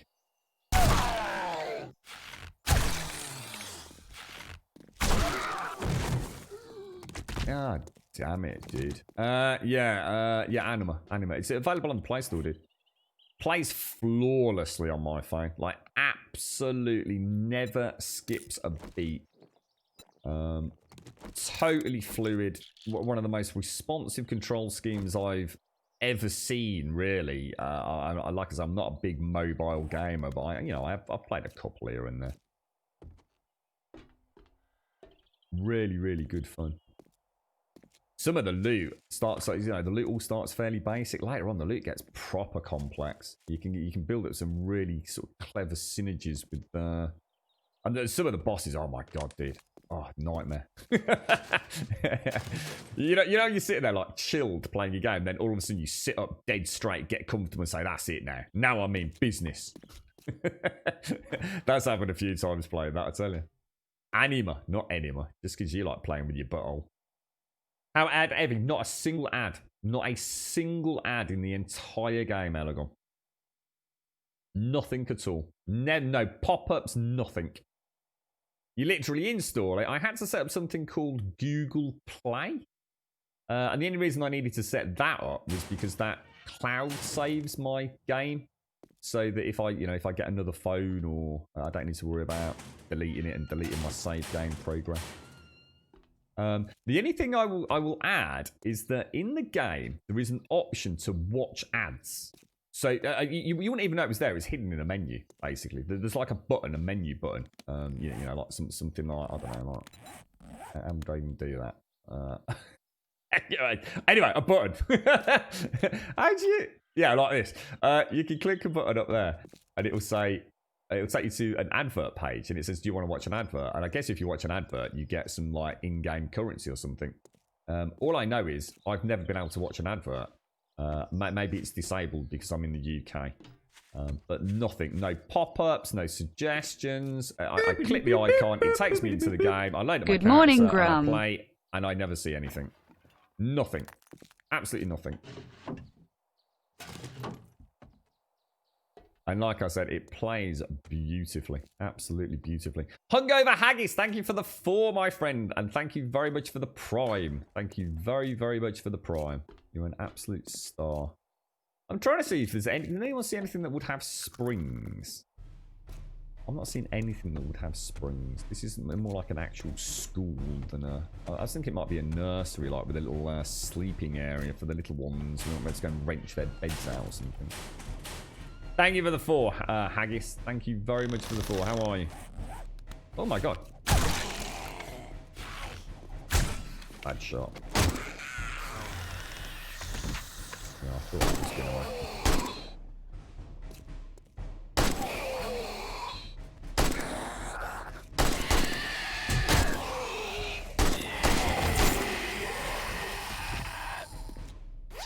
Nice and steady, nice and steady. Scrap. Oh, it's a hat like yours, Fist. The press boy, Peaky Blinder cap.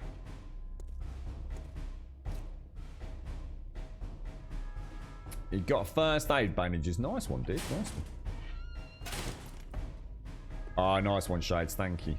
Brilliant. Yeah, actually, I've bought... I'm going to use a vitamin and have a meat stew.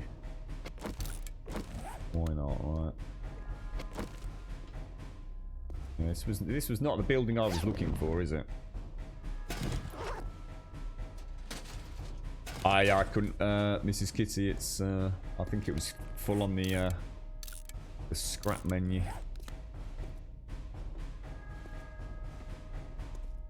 Archero, what's that? Flounder-fish, what sort of game is it? If anybody knows any good mobile games, please let me know. It's an arena of gaming I've never been particularly interested in.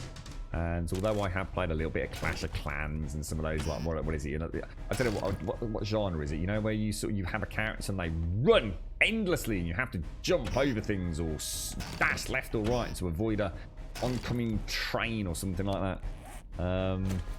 I've played those sorts of things here and there on friends' phones when they're showing me off the latest Samsung A20 or something, and it's have a look at this, look how smooth it plays. It's like yeah. But it's still a bit of a boring game, isn't it, really, mate?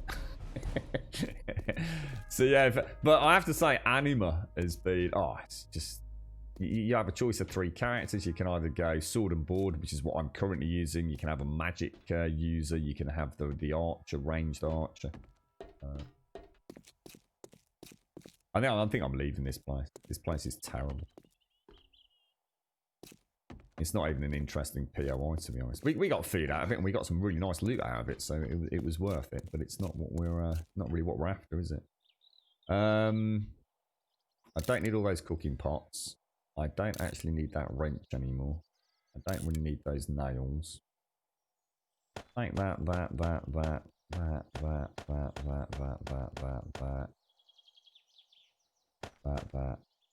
Do us, wouldn't it? I got a nice new spear there. Ah, actually, that's a very nice. I'll tell you what, we got some really nice loot in there. Big K server. What was that? What happened there? Warhammer 40k Inquisitor Martyr is caning every waking moment on Xbox at the minute. Is that the new one, GD? Oh no, free with games with gold.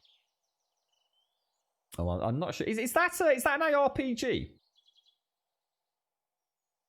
GDW.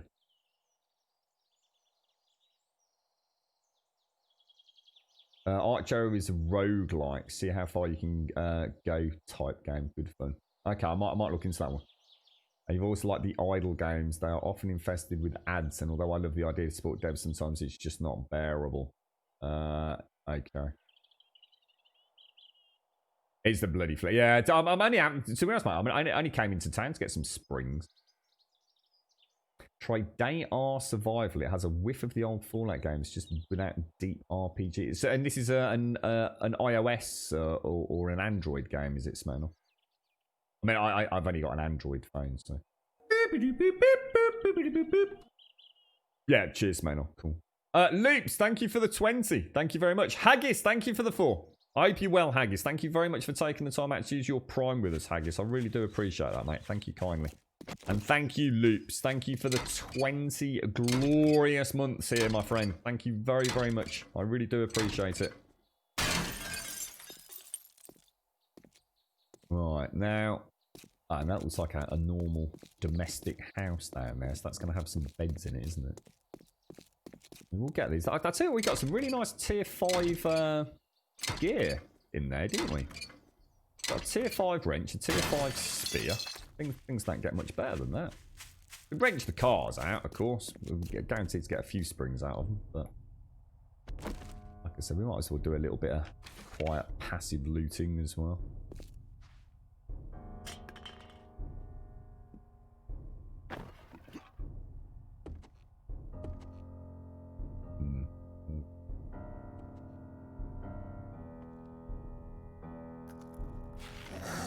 And if I'd actually bothered to bring my... Oh no, because we can't make it, to be fair to me. Something else coming down, isn't there?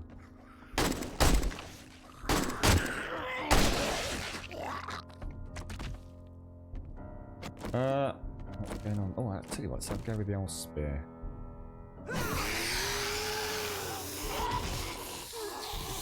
Save us a bit of ammo, right?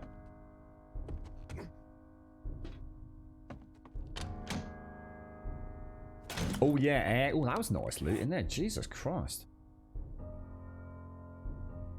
Bloody hell. Loot's crazy today.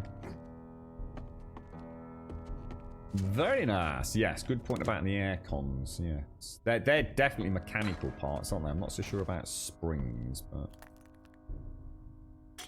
kind of weird. Is there no way into the house from the garage area? Might have been a hatch in there maybe, but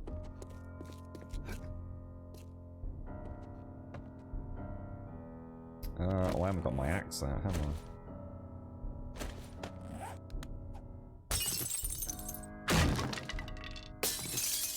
So, Day R Survival is free. It has a paid version, but it doesn't add anything anymore. So, what's the difference? Is this one of those games where, like Elegon was saying? Because I've got to be honest, it sounds like I've been very lucky with Anima, because there's no adverts. Like, nothing. Nothing at all. In fact, the only thing that pops up in Anima, the only thing is when I first log in, if I've closed the app, is it brings up a pop-up for the Google Play or whatever it's called, just to let it know it's using my Play profile, and that's the only pop-up that happens in all the hours I've played it. So I got a battery bank, I got the Magnum Enforcer, and Night Stalker. Bladed weapons, not a lot of use to me. Oh, I've got the Crucible schematic! Holy balls! The holy grail of 7 days, mate. Shades found an actual Crucible. We found the schematic. So that's steel forges all day long, boys and girls.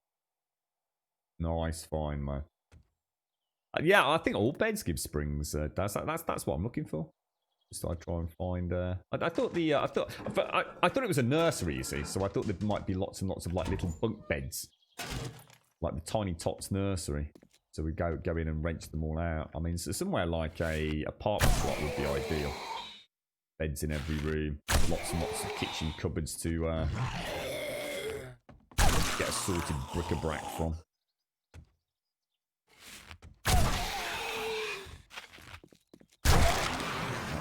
Shot, but I'll take it. What's that, Malik? Hashtag sponsor. What's that? Sorry, mate. Yeah, I'd like to play a sort of survival game, actually. You got me, I'd be quite interested in it. I have to say, I'm absolutely gobsmacked at how well ARPGs play, though. Honestly, ARPGs just play, or at least Anima does. I looked at, I did try and find, like, ARPGs. I did do a quick Google. You know, best ARPGs on Android. And so many of them just look awful. Just like absolutely terrible. Not my cup of tea at all. But yes. Animal was one that I've thoroughly enjoyed so far. Good morning, Mario. How are you doing, sir? How's it all going your end, bro? Did you have a nice weekend in the end? What were you streaming, Mario? You said you I seem to remember you were saying you got a bit of desync, I seem to remember. Was that with Odyssey, was it? Is it like a constantly and sort of steadily increasing audio delay? He's coming through the wall, isn't he?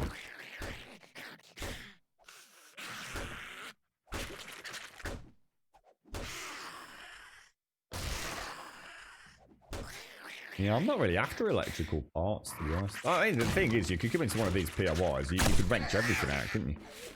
It's one of the things I said a few times is that look at the detail work on that coat hanger. Crazy, isn't it? It's part of. It's not that it's a problem, but it takes away, in some ways, the scavenging side of the game, because any one POI, you know, if you're reason, you don't have to cherry pick and get the perfect one, but any one decent sized POI in this game now pretty much holds everything you'll ever need outside of the obvious skill books. And I guess the constant consumables, but you know, there's so many ways to get mechanical parts, electrical parts, you know, and you don't need that many of them in an entire playthrough. You know, you do not need to be, you do not need 6,000 mechanical parts, do you? I mean, what are mechanical parts used for these days? Obviously, to some degree for the vehicles, but I'm sure mechanical parts used to be used as a permanent consumable with repair kits or something back in the day. What do you need repair kits for now? There is something. Mechanical parts. It's not repair kits because that's just duct tape and iron, but there is something else. And I can't think what it is. I know we used to make them in batches on the last server, and it was mechanical parts for something that was a consumable. Let me have a quick look.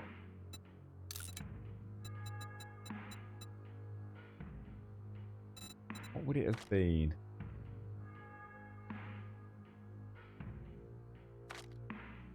That's got me wondering there. None of that's really consumable, is it?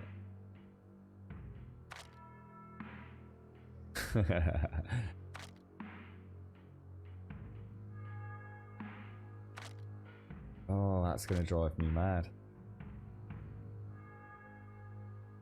No, not traps. No. I used to make little batches of 20 of them. Oh, lockpicks. Lockpicks. Just suddenly just dawned on me. I'm sure it's lockpicks. Are they just called picks or something? Pick. Lockpick. Yeah, I'm sure these are the mechanical parts. Yeah. Well, and it's only one per. Yeah, little batches of 20, look. Yeah, that's about the only thing that I can think of that I used to occasionally go and farm some mechanical parts here and there, but not often. Mainly because I'd get a ton of mechanical parts from cars, you see. And I quite often used to wrench the cars out to get the engines and things for our various... well, we had a fairly complex lighting system, didn't we? So we needed lots and lots of engines. So by the time I'd wrenched all the cars for the engines, of course, I'd got, you know, hundreds of batteries and hundreds of mechanical parts and springs and you name it. You're right, badass. How are you, my friend? How's things?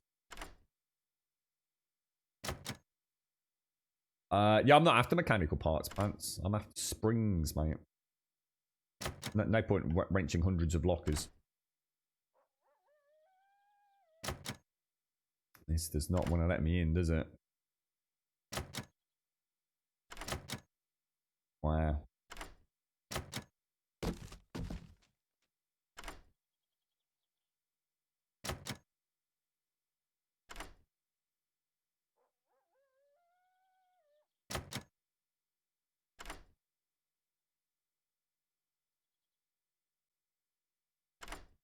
Bash bosh. We got in there. Unfortunately, we can't actually take anything out of it.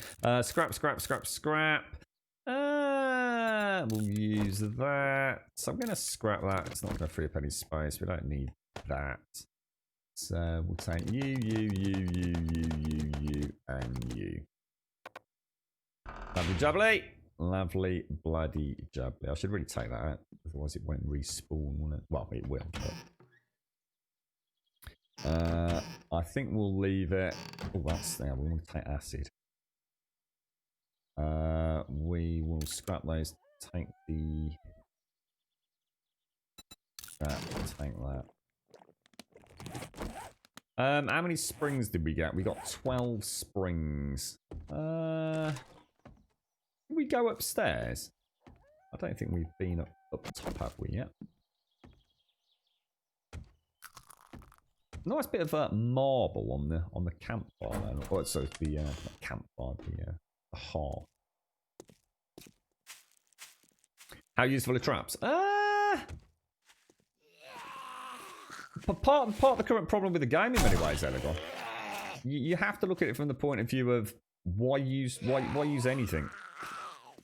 The problem is on multiplayer, mate, in particular. You are very unlikely to be able to kill all of the zombies, regardless. So, you know, like if you're playing single player and you've got it on really easy sort of difficulty settings and it sends like 8 zombies and maybe a couple of waves at you, Elegon, and you kill them all, and then you have the rest of the night free. So in other words, it's not a continuous horde. But the way the game stage algorithm escalates on multiplayer, the problem you've got is that zombies just never seem to stop coming. There are literally hundreds and hundreds of zombies available. You do get some XP if you invest in a particular skill from killing things with traps. But the point is, you're never going to kill them all anyway. Especially not, you know, every time that the game stage escalates. And all it does is it just involves hundreds and hundreds of hours worth of repair costs, Elegon. It's kind of like why I think people have lost interest in Horde Night a lot. We were talking earlier, the amount of people that just turn off Horde Night or just have a build or a place to go and stay just to sit out Horde Night or don't even come on a server during Horde Night for a whole multitude of reasons. And that's part of the problem. It's that tower defense side of the game. That desire to beat the Horde has kind of gone. It's no longer really part of 7 days. And I think personally that's one of the biggest sort of elements that I'd like to see addressed in many ways. I mean, when I play single player, I normally can kill all the zombies without using traps, using a bow and arrow, and using the Smetan Wall and the Lethean Ring, up to around tier 4, 5, possibly even 6. It's certainly if I have some live ammo, if you like, ballistic ammo, whatever you call it, on the tier 6 one, we can still just about defeat them. Multiplayer, not even close, mate. Two people in close proximity to one another, and it's just endless, mate. I went through something like, I don't know, what was it? Close to 1,000 rounds of ammo, mate, and that was like constant headshotting, and we didn't even put a dent in the horde. So, traps can be used. The thing is, if you're going to use traps, all you're really doing is creating repair costs for yourself. Did you sort of see like why the whole horde thing starts becoming more of an inconvenience? Does that make sense, Elegon? Good, Gaz. Good. So it has been addressed. Brilliant. Brilliant. Yeah, it's a big issue for me, Gaz. A really big issue. It definitely... I think it really, really does have an impact on people's commentary around Horde Night. There's something very satisfying about having a build that beats the Horde. That really should be the objective. And in many ways, what you really want to be doing, Gaz, is giving a reward for that. So all these builds where, you know, the way I see it, Gaz, right, you might not and will never be able to beat player ingenuity in the game. No matter what you do, no matter what AI you come up with, someone's going to come up with a build or a design that is going to beat it. That he's either going to bypass it or straight up punch it right in the face, mate. So, if I was the Fun Poops, I would stop that. I would stop trying to beat the player. Because you're never going to win. The only way you're going to win is to break your game and make it too difficult or to make it less fun.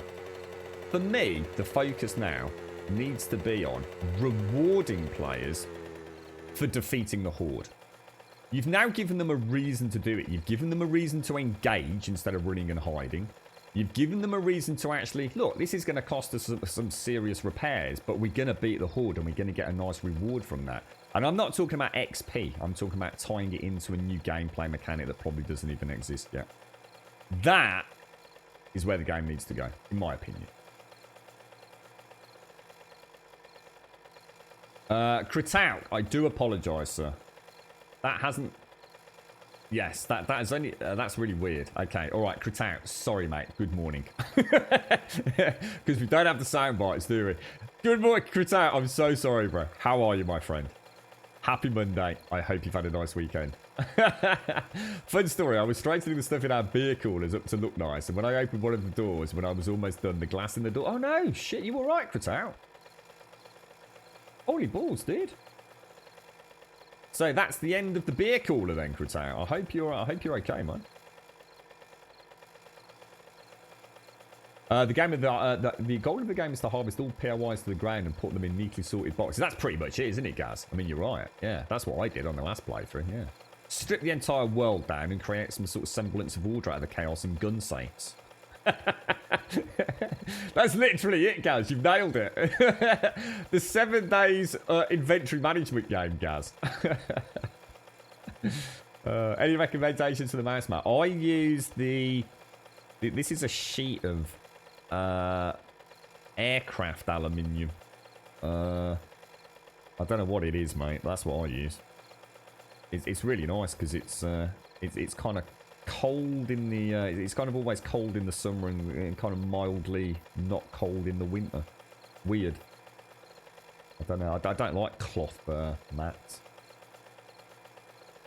I think this is... I'm not sure if this is the... Because I had a Razor one once, and then this was a... I don't know where I bought this one. Some specialist PC shop. I don't think this is the Razor. No, it's not, because it's not got a Razor logo on it. Yeah, this is a sheet of, like, aircraft grade aluminium. I know Razor did one ages back. I don't know if they still do it. That was quite nice, actually.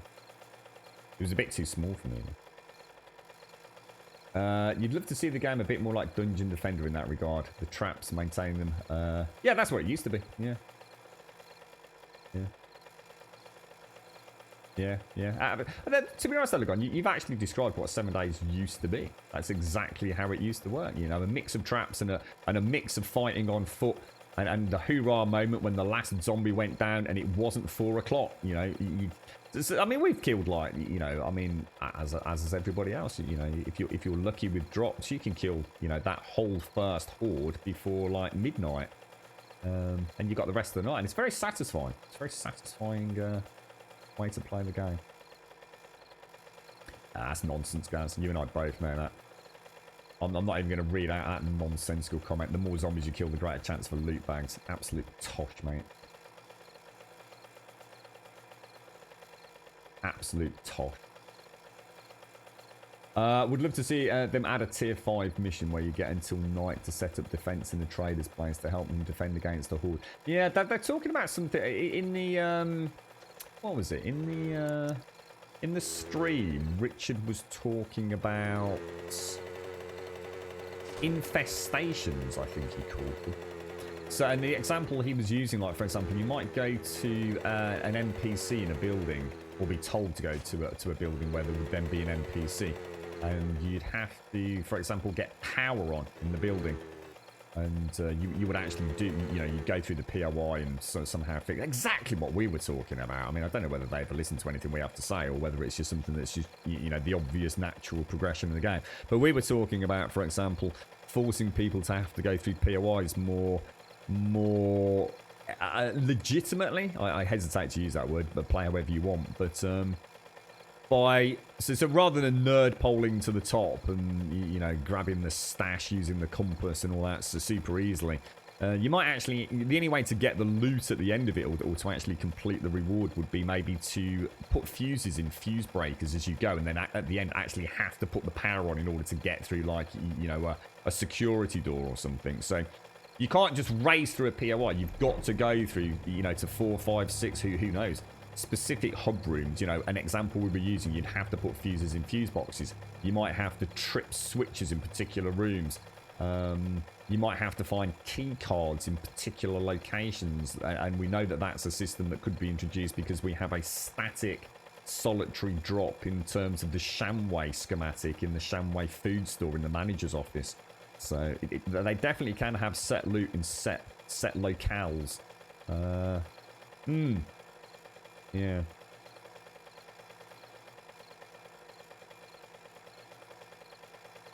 Why would it be Tosh that loot chance doesn't increase? So what's that? I don't know. What's that about? What's that? Don't know what you mean, Wookie. I was talking about what Gaz said about the... I think I said Tosh where he said something about... there is a reward the more zombies you kill, the greater the chance for loot bags. It's some bollocks. That's not the reward for Horde Night, mate. If Gaz and the team honestly think that anyone's killing more zombies to get more loot bags, then they're fucking delirious, mate. Loot bags are fucking shit. I ain't killing zombies just for the odd chance to get loot bags. I can get more loot in a single POI than I can in an entire fucking horde murdering zombies, mate. Loot bags from zombies are bullshit. I've had loot bags, seriously, with a packet of turds in it. No one's doing horde to get loot like they used to. The more zombies you got, the more literally the more things you got to loot. I mean, I've had whole hordes massacring things with M60s and AP rounds and got like 10 loot bags. Yay! I could do a tier 5 and come out with like 75 cars full of loot. Yeah. That's what I was saying, Wookie. That if the Fun Pimps legitimately think anyone's sitting there taking on a horde to get loot bags, then they are fucking completely deluded and so out of touch with the game that I've got no hope for them. No hope whatsoever. Right, let's get all this put back. Bit like steel arrows. Should we have a rant about steel arrows today? I quite enjoyed that yesterday. Right, let's get all this put away.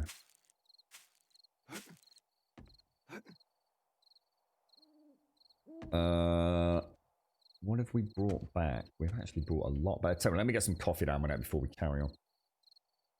Got loads to sort out here. You're right, Smetano. What's that? After the second week, there won't be any traders left. What was that with? We'd love to see them add a tier 5 mission where you get until night to set them. Yeah, and we were talking. Sorry, Lantros, just going back to that point as well. A little bit like we saw it tentatively in things like Dead Island as well. There were a couple of missions. I think it was Dead Island 2, where you had like a couple of kind of defense missions. And this is what I was saying in conjunction with what I've just said to Elegon about how, and Gaz has said that they're obviously looking into it. So that's fantastic news. Thanks for that, Gaz. In terms of making Horde Night more meaningful and not through fucking loot drops. Fucking terrible idea. But I'd like to see Horde Night revisited completely. At the minute, Horde Night is you get to choose the time, because you do. You essentially get to choose exactly when Horde Night happens. You've got plenty of time to prepare for it. You know exactly when it's going to happen. You choose the locale it's going to happen in, and you choose the way it's going to happen. You have complete control over Horde Night. What I'd like to see is keep Horde. No reason to get rid of it. And, it's a big part of the game. So some people still love it. And I think, like I said, if you can give an incentive to people to actually complete Hordes through specialist faction reps or something, special rewards that can be, I don't know, maybe the only way to get certain items in the game or something. So it's really important to beat Hordes. And I could easily write a little backstory for that and things as well. So it totally can happen. But what I'd like to see is everything I've just said, those 3 key indicators taken away from the player. So I would like to see quests where you actually have to go to a POI and the Horde happens at that POI. So, for example, you are told that the scientist is in, the Smith family mansion. And you go to the mansion and you have to battle through to the end. And there's the NPC. You click the NPC and essentially what you could have is the whole build fixes itself. In the same way it currently does when you hit the big exclamation mark. And a timer starts. And you then have exactly, like in-game, 15 minutes to defend that base. You can do anything you want. You can put traps down. You can quickly rig up generators. You can put spikes down. Basically, a Horde's going to happen. A Horde is going to hit that base in exactly 15 minutes. And they, instead of going for you specifically, they might be going for the NPC. If the NPC dies, you fail the mission. If the NPC makes it, they make it. Or you make it. So essentially what you're doing is you are creating... You're still going to choose the time. It's not going to suddenly have a random Horde happen. You're still going to be choosing when you click that NPC. But you don't get to choose the battleground. And you don't get to choose... if you like, a primary location. I'd like to see that. I can't see any real reason why that couldn't work. I mean, I'm not saying I could code that in myself. Obviously not. But everything I've described, I'm trying to keep it realistic. It's just a Horde that happens. Bang, it begins. Instead of, I don't know if you could have like 50% of the zombies act as if they know where you are and 50% of the zombies know exactly where the NPC is. I'm not sure if that's something you could add to the AI algorithm, if you like. But I think that could do. I think that could work. I don't see a reason why that couldn't work.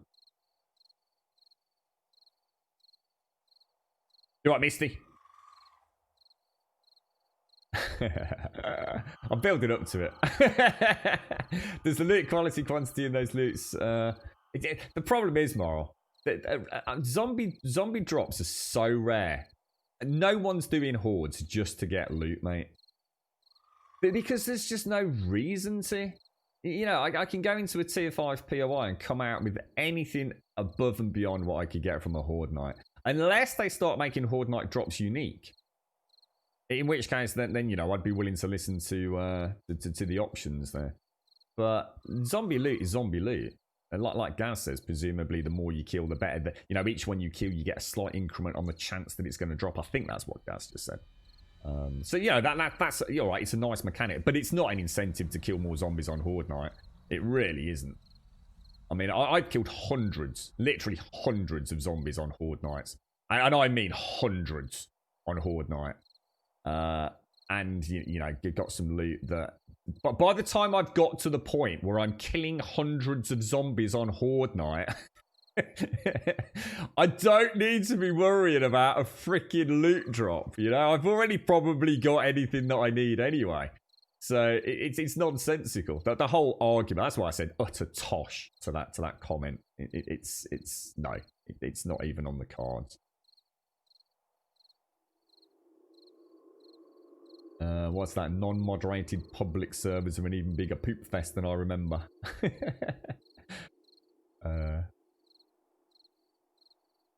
Oh, that's interesting, guys. I think you should have a target number of zombies which need to be killed in a 7-day period. Otherwise, you run the risk of the horde herd getting too big and hitting your base. It's an interesting take on it. But yeah, I like the idea of NPC defense or having an NPC who is simply cowering in a corner, but the zombies are literally designed to pass straight to that person. It's down to you to protect them. And it would act as a mini horde. But you take the one thing away from the player they're too used to, which is choosing the battleground and choosing the, if you like, the actual arena itself. You know, you might, there'd be nothing to stop you. You know, there could be a really, I mean, it would just be such a cool mini game. You know, there's always going to be that one POI they've added where that horde hits that it's just really hard to stop the zombies getting in because they, you know, maybe they come in through the roof and they also come in through the back door and they also come down a ladder. And, you know, you're desperate. I mean, I suppose that the only thing they'd have to enable is a land claim block system. So again, I'm trying to think of ways that this can be implemented without having to recode everything. But as soon as you touch that NPC trader, instantaneously the POI rebuilds itself. So it's back to square one, okay? And then 15-minute timer starts for the horde to income. But also at the same time, the second you click it, you have essentially what is a game land claim block. So I can't place blocks in there. But as in non-defensive blocks. So I can't just brick in. That's what I'm saying. I can't just brick in the NPC behind 20 layers of concrete. Yeah.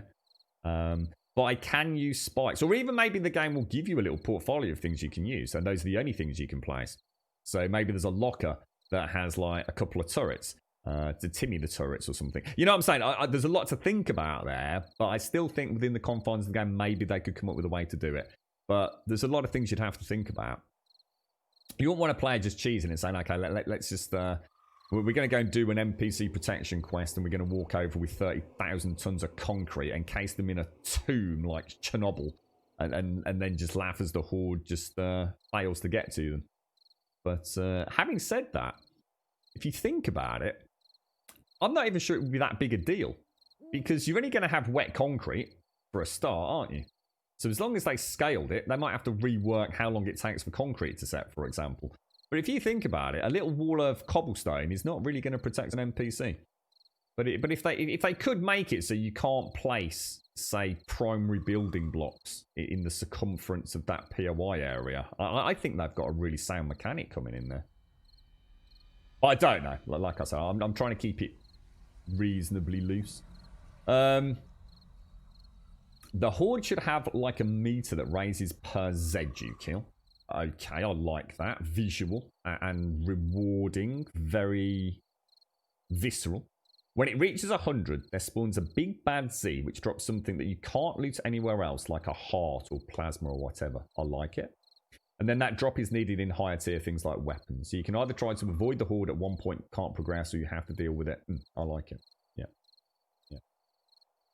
We were talking about trying to create an incentive for killing zombies at night, Elegon. A lot of people will stay, you know, at home during night. I was talking about having a nocturnal zombie that only haunts the cities at night.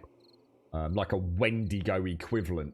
And it would have, you know, very much like you're saying, I was thinking about some sort of nodular mutation that you could use a syringe to extract a particular extract, and only those zombies have it. And that could be the only way to get rid of infection. So at some point in the early game, you're playing super careful, really careful. You don't get infected because infected is going to be bad. But at some point, you're going to start needing to travel out at night in order to get these mutated cells in order to... Maybe like later on there will be... maybe irradiated zombies, for example. So keep the current infection system, but maybe irradiated zombies actually have an infection that can't be cured with herbal antibiotics or normal antibiotics and actually need a special mutated cell from nocturnal zombies. That was one of my ideas. Gaz, we've been thinking about all kinds of fancy systems like actual hordes roaming around the map like strategy game markers. You can thin them out before they all descend on your base. So that's very similar to Days Gone then, Gaz. So you have almost static hordes. Which, yeah, I like it. Yeah, that's cool. Will the game handle that? That sounds to me like the only downside of that is server impact or game impact, having hordes roaming around the map. So it sounds like something you could do in Unreal Engine with a non-voxel-based framework. I'm not so sure how well that would hold up in this, guys, but I guess you guys know a lot more than I do about that. Yeah. Right, guys, just bear with me. I'm just going to really quickly go to the toilet, and we'll be straight back.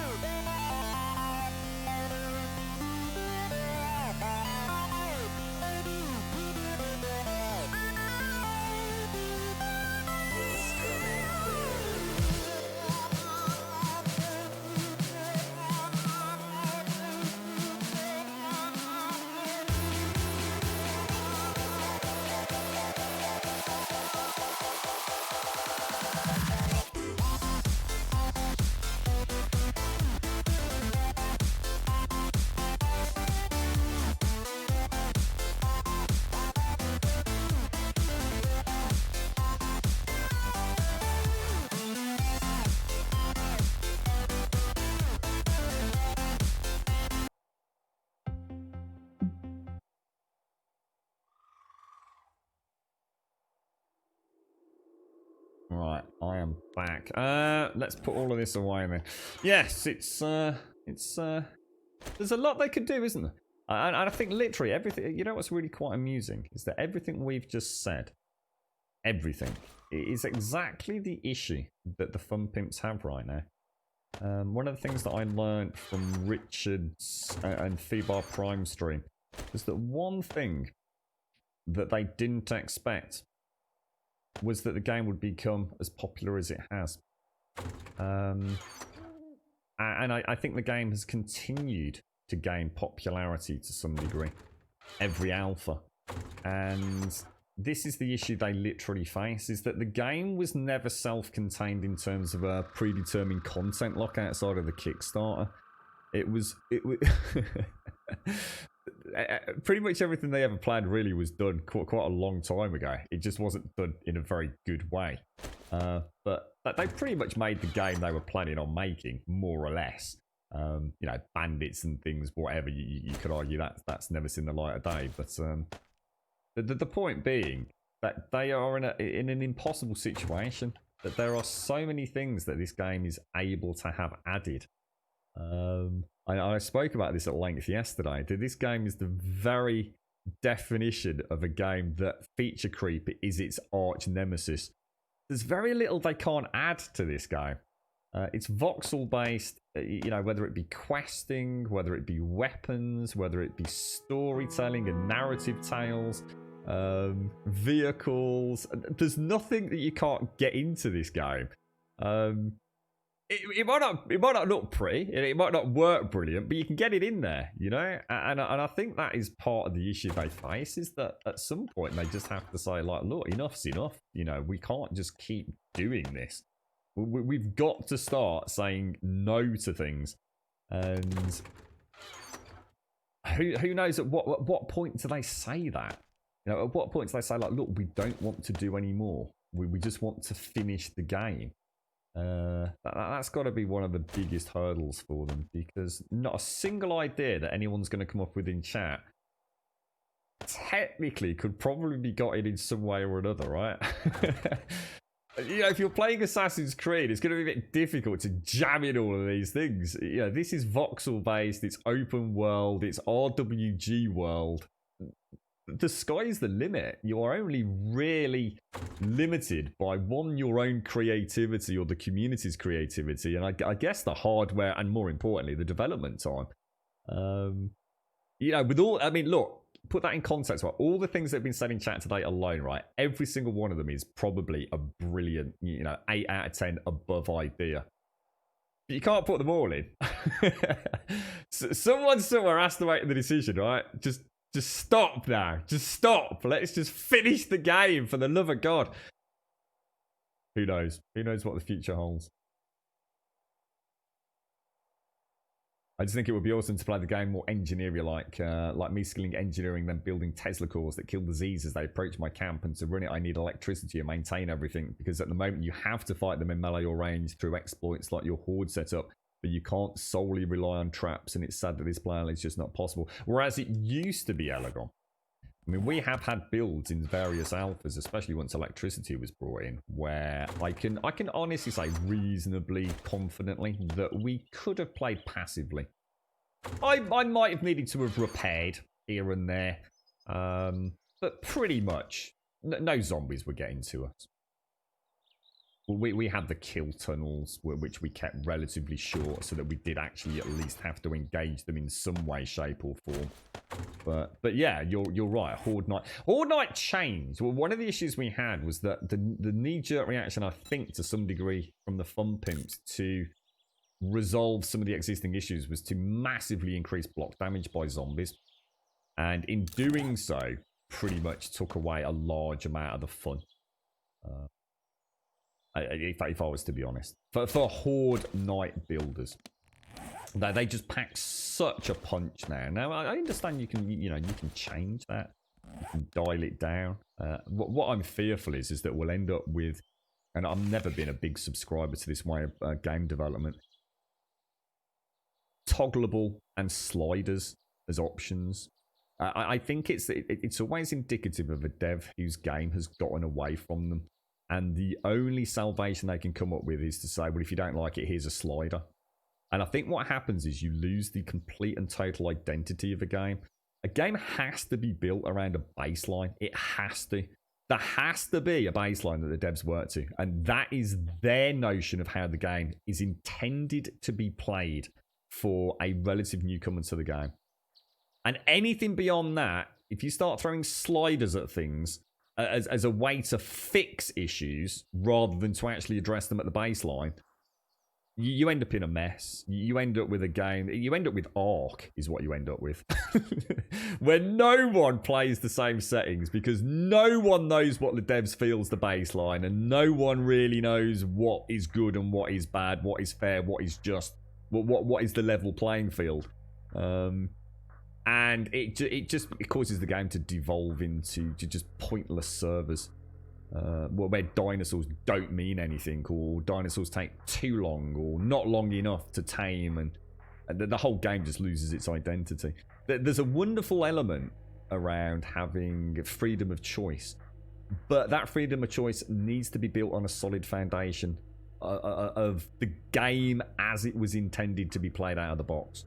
And too many developers these days move away from that.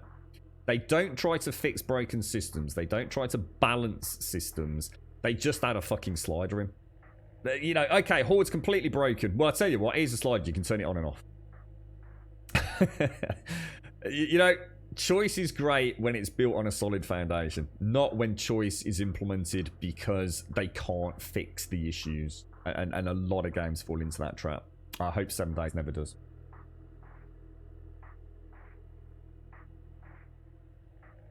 That's because there is no baseline, even on their own servers, guys. That's my whole point. There is no baseline.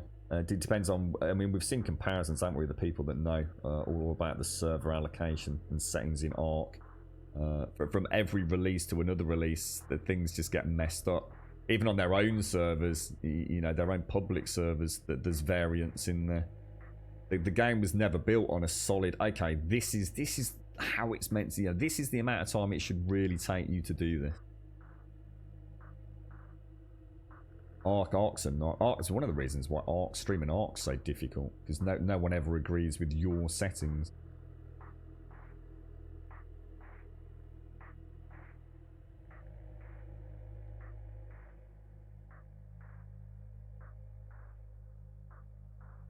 There's just no way, Pants. I need to see that. I don't know what settings yours. There's no way, Pants. Seriously, dude. I don't know what he's talking about, Pants. I'm sorry. I'm going to call you out on this, mate. There is no way on fucking God's green earth, right, that you built a small tower, you surrounded it with iron spikes, 2 rows of blade traps and turrets on the roof, and lasted to day 300. It's impossible, mate. You either played on some sort of broken difficulty setting, or your game stage never escalated enough in 300 hours. It's literally impossible, Pants. It can't happen, dude. Demolishers alone with turrets would have just completely destroyed the foundation of it, mate.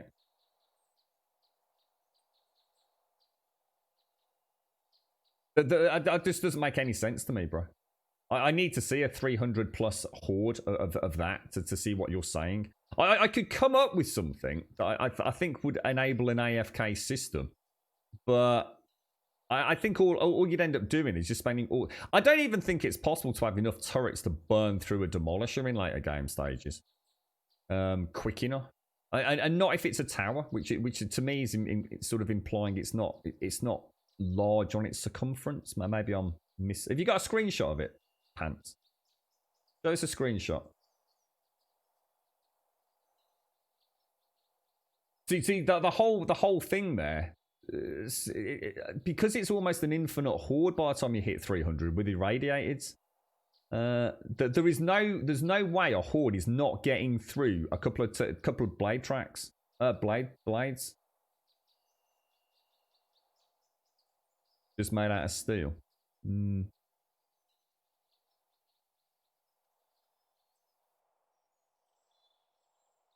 Interesting. It's like I said, I think I could come up with something, but the sheer amount of repair work and the sheer amount of ammo I'd need, I suppose if you want to try that, I suppose it's a challenge, Pants, I guess.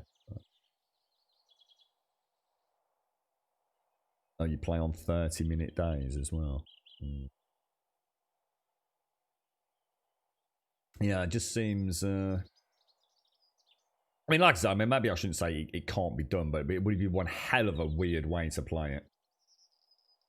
Yeah, I think you'd end up spending all week mining ammo, wouldn't you? I should imagine. So how many turrets did it take to burn down a demo? Or are you saying you couldn't burn down a demo? Because you must be getting pretty regular demos. I mean, my playthrough was, what, day 500, wasn't it? I mean, to be fair, Pants, actually, going back on what I've just said, to be fair, even on day 500, right, I had hordes where I didn't even see a demolisher, mate. Wasn't often, but I did have whole hordes where I didn't see a demolisher. So it's not like you're guaranteed one, is it? Valid point. The funniest part of this game is the process of becoming immortal. Now, that's why I don't spend my skill points, mate. And yeah, I suppose I've never used steel pants, so yeah. That's how much? So what? So look, a demolisher can reinforced concrete. I think it can. It take 2 demolishers, reinforced concrete. I'm sure it can survive 2, can't it? What about steel? How many demolishers can steel take?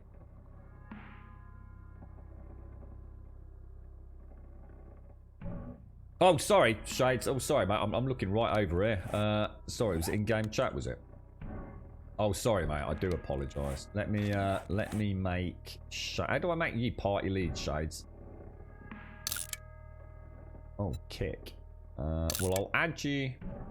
How do I make somebody else party lead? There must be a way to do that, right? Oh, make leader. Sorry. I was looking for P for party, not make leader. Right, okay, so what are we doing?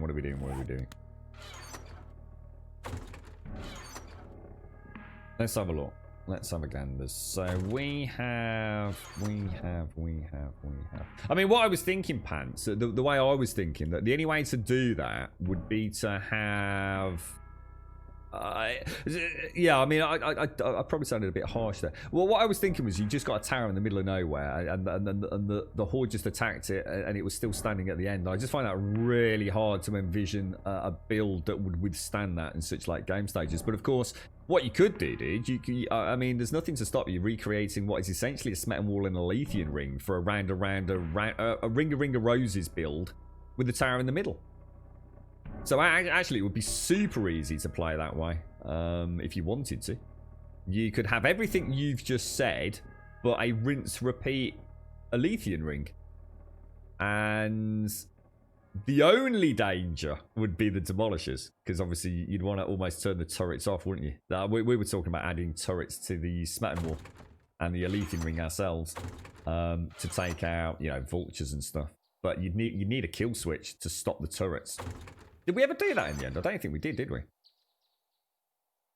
Should we go and actually, you know what? Should we convert that one to an electric one? We could do that this time, man, couldn't we? And also, we need to make a cement mixer. Now, do we need anything to make that? Cement mixer. It's a part in advanced engineering. At what point do I need that? Forges. Not that one then. Cement mixers. I can make cement mixers. Well, let's get one of these made. So, oh no! Stop! Rad removers. Steel, glue, mechanical, and spring. Steel. Where's that? Steel, glue, mechanical, and springs. Let's go make one of those for my AK and/or bow. I could really do with two actually. Should we get some more springs?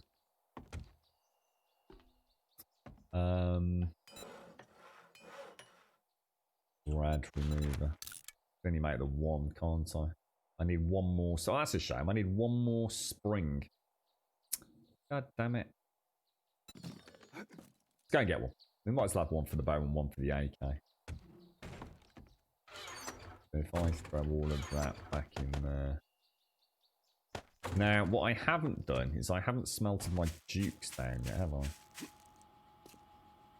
It depends, Pants. I normally play on one down from max. I strongly feel that that is the sweet spot. But I think this is just playing at whatever the normal setting is, dude. Because obviously it's multiplayer, so I didn't want to, you know, stress new players out. But I normally play at one down from max, which I find insane difficulty completely boring, mate. There's really no difference between the two settings, in my opinion, other than the fact that insane difficulty just makes everything bullet spongy. One down from max, I'm going to be honest, mate. Even that is bullet spongy as hell. And I'm not a fan of it. I'm really not. I would honestly, end of story, I would rather have more zombies and have them, you know, pretty much a good couple of 3 headshots kills them. That's the way this game should be. The reason it isn't like that is because the game can't handle tons of zombies. It's just that simple. Yeah, this is all about... The whole selling point was hordes. Hordes! A horde is not 8 zombies. Or later on, 40 zombies. That's not a horde. That's a small gathering. Just outside social distancing. You know what I mean? That's not a horde. A horde is 100 zombies, mate. Crashing down, like, you know, you and a friend standing there with a big M60 Browning and anything else you can throw at it. I just need to get the phone.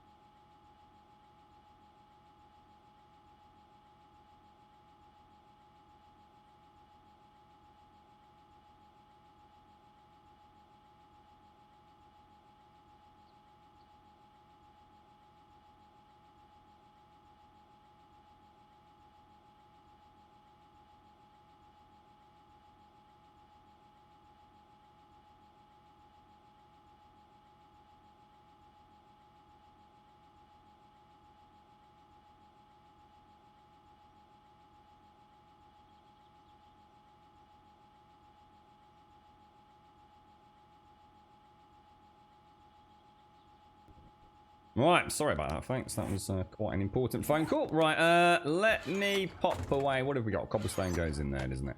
So, we want to go and get another spring. And we've also got that rad mod now, haven't we? Let's go and get that one, stick it on the old. We should stick it on the AK to start. Might as well, that's the one we want to hit the ferals with, isn't it? Oh, hang on, that's not in there, is it? It's down here. I can't believe I'm not... Oh! I was about to say, I can't believe I've not sprained or broken my leg yet, jumping up and down there. Lo and behold, first time in how many days? 58 days. Bang, done. Modify. Let's throw that in there. We've got any other mods, actually? We'll go and take a quick... I think we've got some splints, haven't we? We've got some splints.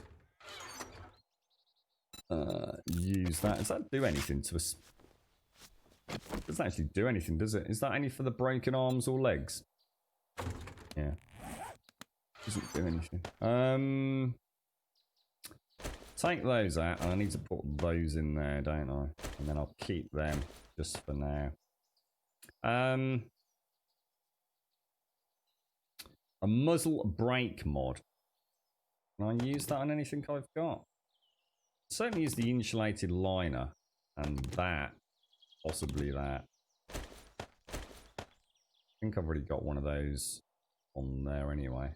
Can you use splitter? I've already got a bandolier. Don't need that. Serrated blade I've already got on there. So hang on, what's this one? Tempered blade versus serrated blade. Not sure. Right, let's have a look. Modify. Nothing else on that. Modify. Already got 3 slots on it. Modify.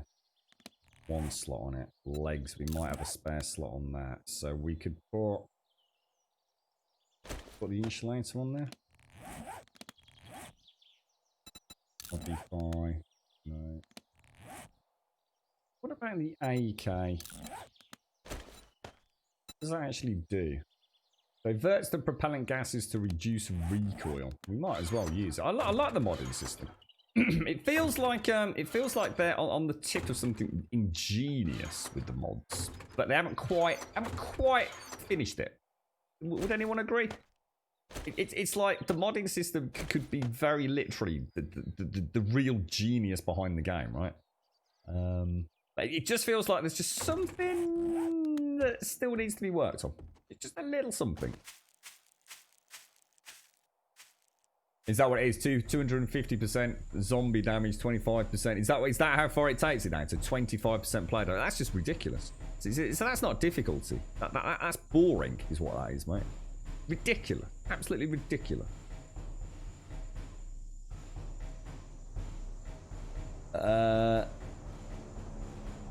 Let's have a look, man. My goal was to create a build that requires no repairs or support, make it interactable, shoot zombies, and able to build on day 7. So if this is what I figured out.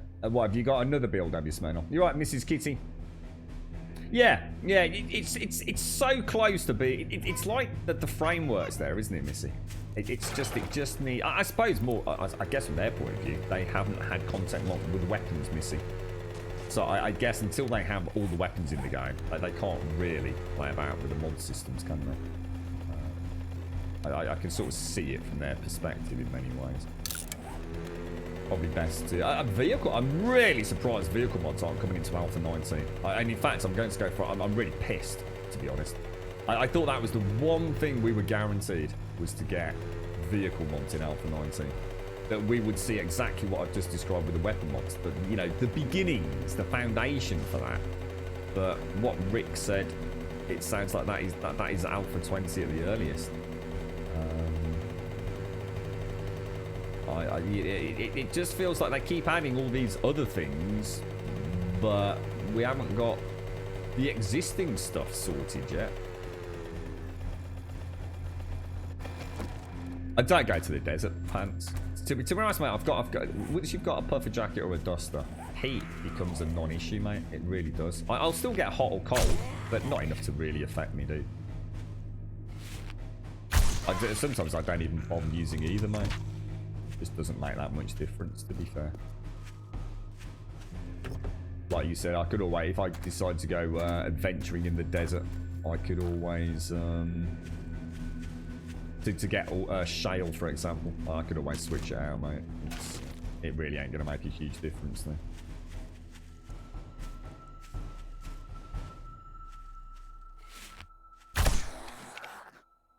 Compound bow is neat, man.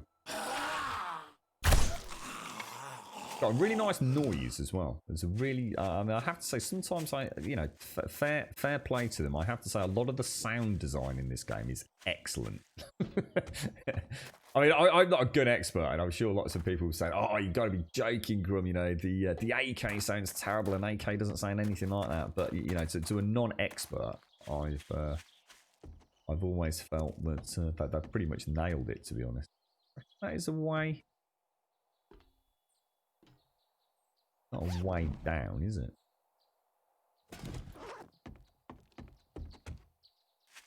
How far away did you start, Subquake? Did you just end up in a really naff place, did you? Like, how many kilometers away from us were you, did?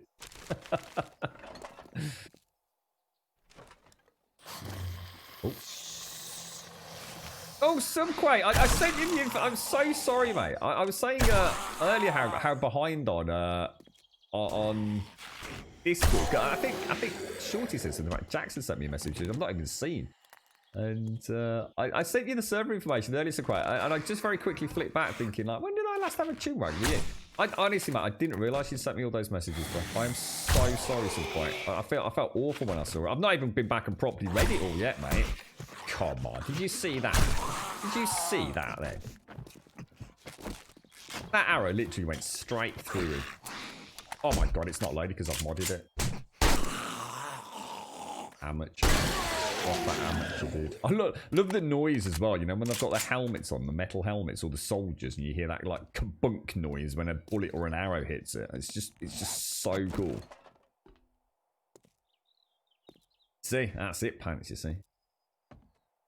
I have to have an ice cream truck follow me around, mate. 4 kilometers away.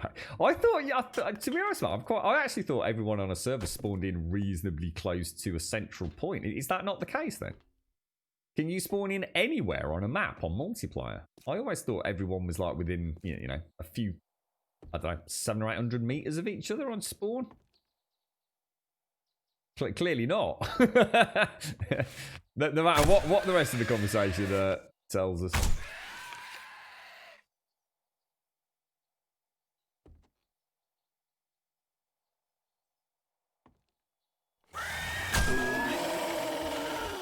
Is he gonna come up behind me? Oh gosh, he has. I've just seen him. Where is he? Where's that spider gone? I just saw him.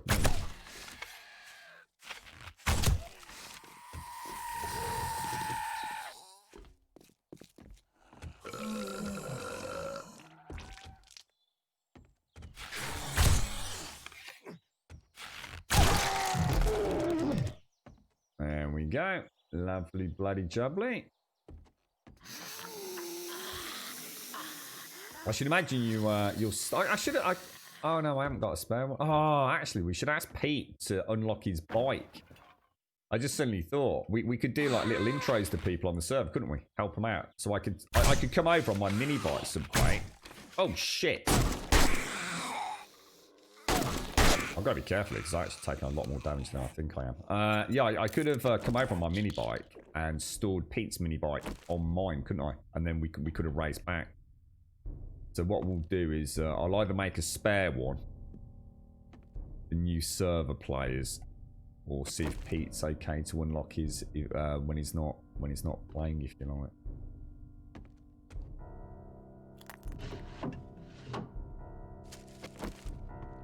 Would have saved you a 4-kilometer walk and an awfully large amount of food, right?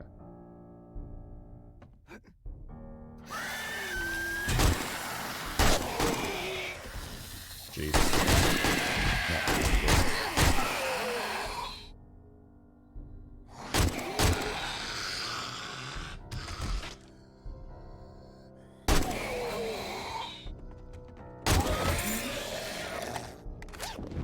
Let's see what amazing loot we got. Okay, that's worth it, isn't it?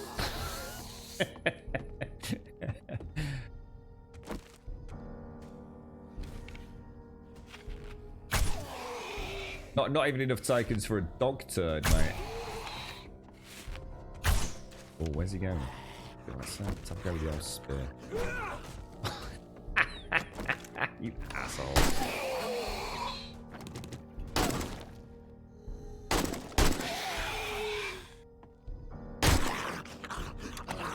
Give me that red laser, mate. If anyone gets the red laser schematic, please let me know, because I will come and bring all the resources over. I like my. Oh my god, we must have been here. I would see what we'll do. Should we take the? Should we get the radiators out? Put that to the test. 42 casings per radiator, apparently.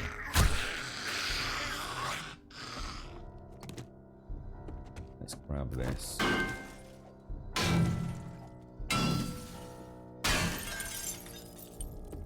I quite like the vault. I know a lot of people hate the vultures pants.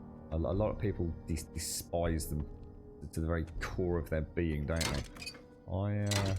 I like the vault. I'd like to see more like that. And in fact, you know what I'd like to see? I'd like to see the irradiated zombies removed and replaced with some new variant of badass zombie. I'd like to see the spider zombies stop doing that ridiculous kind of clamber mechanic. I'd like to see them. I'd like to see them use their jump to get into melee, and then at that point, they leap up and do like a mega uppercut on you or something like that. Like it's almost like they jump up directly and do a ton of damage to you. At the minute, it just feels like they're just fanning about all over the place, and it gets very, very frustrating. They're almost up there with rad scorpions in Fallout 76. It's not that they're difficult, it's not that they're challenging, they're just fucking annoying.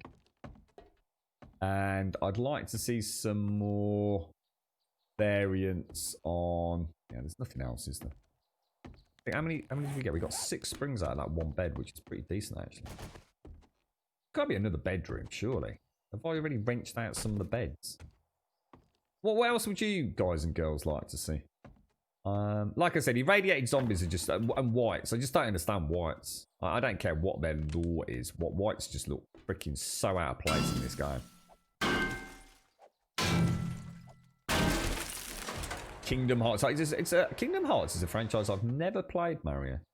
That's the one that's like a crossover between... like, is it like Disney and Final Fantasy and things like that? Or am I thinking of something else? I seem to remember things like, I don't know, is it like Daffy Duck or not Daffy Duck, no, is it, or is it Bugs Bunny? No? I might be off on a bit of a tangent here. But I seem to remember like, no, Pluto, Mickey Mouse and Pluto is what I'm thinking of. All mixed in with Final Fantasy characters.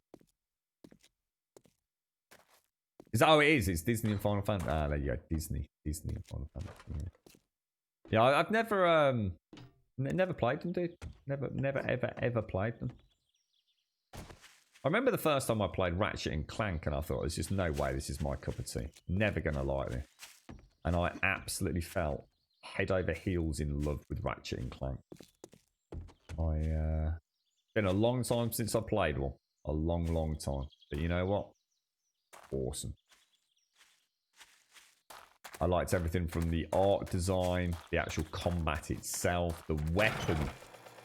The weapons themselves were just so much fun.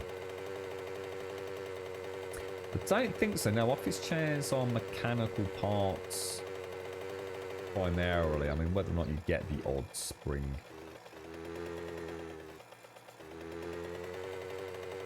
Beds are the best one. I should imagine also... I go for the headshot. Oh, come on. That was a good shot and you know it. What I was going to say now. How you doing, Bad Habits? All good, your end, mate.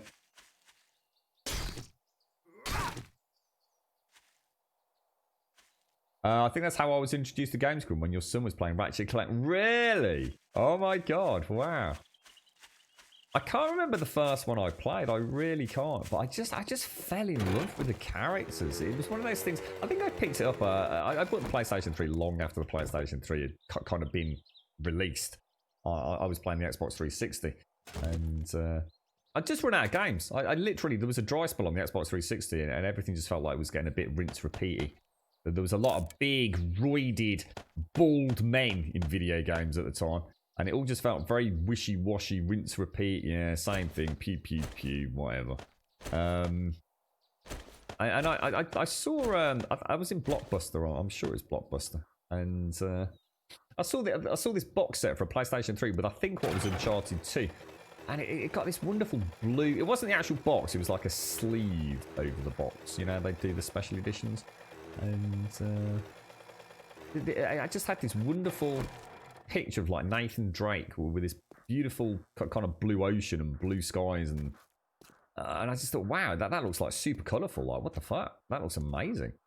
And a quick Google on the phone at the time, and it was like, what the hell, dude? Like, this is like supposed to be like a really good game. You know, I knew nothing about the PlayStation 3 and the games at the time, and I need to pick this up. So I ended up getting Uncharted 1 and Uncharted 2. Took the PlayStation 3 home. And I just played PlayStation 3 endlessly. I fell in love with Gran Turismo, Heavy Rain, a ton of games. Beyond Two Souls, I think it was called, or whatever that was back then. Sony Santa Monica and the God of War games. Polyphony Digital, like I said, with Gran Turismo. It was just like gaming nirvana. All these things I'd never played before. And I started running out of stuff to buy. I was buying games like super discounting games second hand. You know, a couple of quid here, a couple of quid there for like, you know, the latest bloody Killzone game or something. It was like just so cheap. But obviously I devoured game. I was devouring like a game a week, you know. It was like, my God. Move on to the next one. I was playing obscure stuff that I wouldn't normally play. And in the end, I'd run out of stuff. And there was Ratchet and Clank the one day. I thought, no, you know, whatever. Add it to the collection. Probably won't even play it. And I seem to remember popping it in, and that was it. I'm sure I ended up staying in. I was due to go out, I'm sure. And I just couldn't get enough of Ratchet and Clank. Started off as just like almost like, oh, a kiddie game, whatever, yeah, it's going to be boring. To like, holy shit, this has got some seriously interesting mechanics, man. The combat was just so much fun. Getting a lot of ferals, aren't we? Really put some points in archery so you can get all stealth. Ho, ho, ho, ho, what a shot. Yeah, not bad habits, not bad, mate. How's about your end, dude? How's it all going there? Nice weekend? Did Kratau say if he was all right after his exploding glass plane? Did he? I missed I don't know if I saw a response from him. Let's have a look.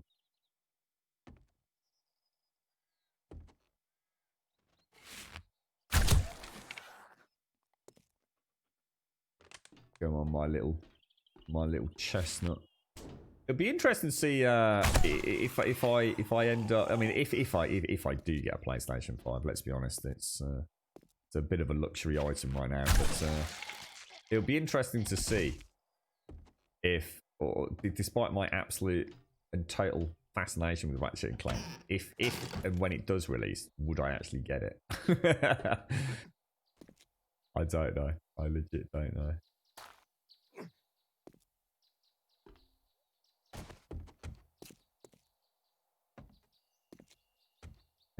We're not. I just. Oh no, my. Oh, I was gonna say, there's gonna be at least 2, isn't there? Do I? I want to make sure I get the feathers, so I don't want to. Lucky. I thought I was right on the edge there. I thought he was gonna slip off. How many feathers did we get? 60. Not a huge amount. I tell you what, I'm going to leave this POI because we're not getting springs anyway, are we? We've got 6. Should we go back and make the anti-rad? Oh, more meat. We'll take it with this, I think. Well, I had that AK quite early on, didn't I? I think we got, was it a tier 3 quite early on in the game? It's a wonderful find, even with like 10 rounds, isn't it, for hunting? It's a lovely weapon, the AK. I broke my TV last week. I had a massive grey vertical stripe going right through the middle, but I was looking to find a replacement OLED for 600 quid, 55-inch. Nice one, dude. What happened to the old one then? Did it just got old, or didn't throw a can of beer at it over the footy, did you?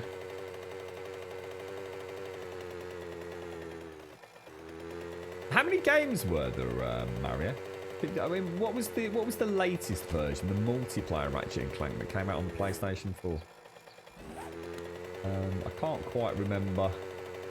I can't remember the names of the Ratchet and Clank games I've played, to be honest. I certainly haven't played them all. I know that for a fact.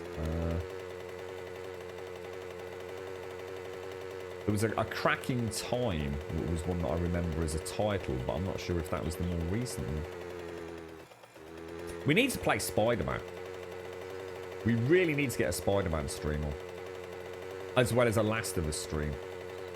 And the Xbox Game Pass streams. Got a lot of streams we need to get on. You alright, Mop Mop?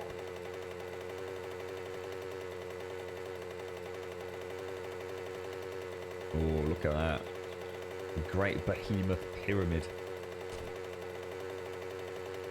Yeah, alright, thanks, Mop Mop. What about yourself, bro? How you keeping, fella?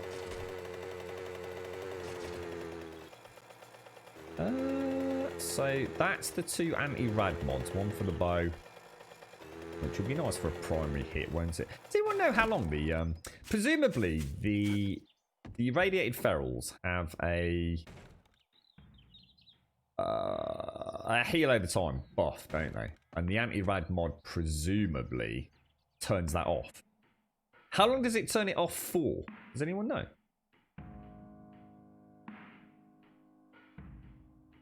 Oh no! Oh my god, bad!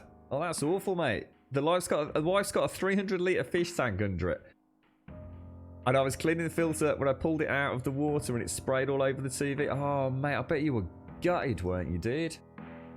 Oh man. Hey, excuse for a new TV though, right, Mr. Bad Habits? A nice new OLED. Oh well, never mind. Dear. Do you think a single shot? I mean, there's another question, Kinjiri. Is it a guaranteed? So, you know, if that's an irradiated zombie there, and I shoot it with this AK that has got, you know, that relevant mod on it, does it 100%? As long as you hit wherever you hit, it removes it, and in your case, you're saying it removes it permanently? I have no idea, dude. Like I said, I've never really looked into the mechanics behind it all. Oh, hang on, that's not organics. That is not organics, so that is bric-a-brac. Bric-a-brac, bric-a-brac, bric-a-brac. That's organics. Organics, and organics. Feathers in the ammo box, and lead back down into the you-know-where. What we will take, however, is... What is it we need? We need steel, mechanical, springs, and something for the rad remover. Glue was the other one. Grab some glue, and let's head down. So PlayStation 4 Ratchet & Clank was based on the movie. The PlayStation... Ah, that's it. Tools of Destruction. I remember Tools of Destruction. Let me get this phone call.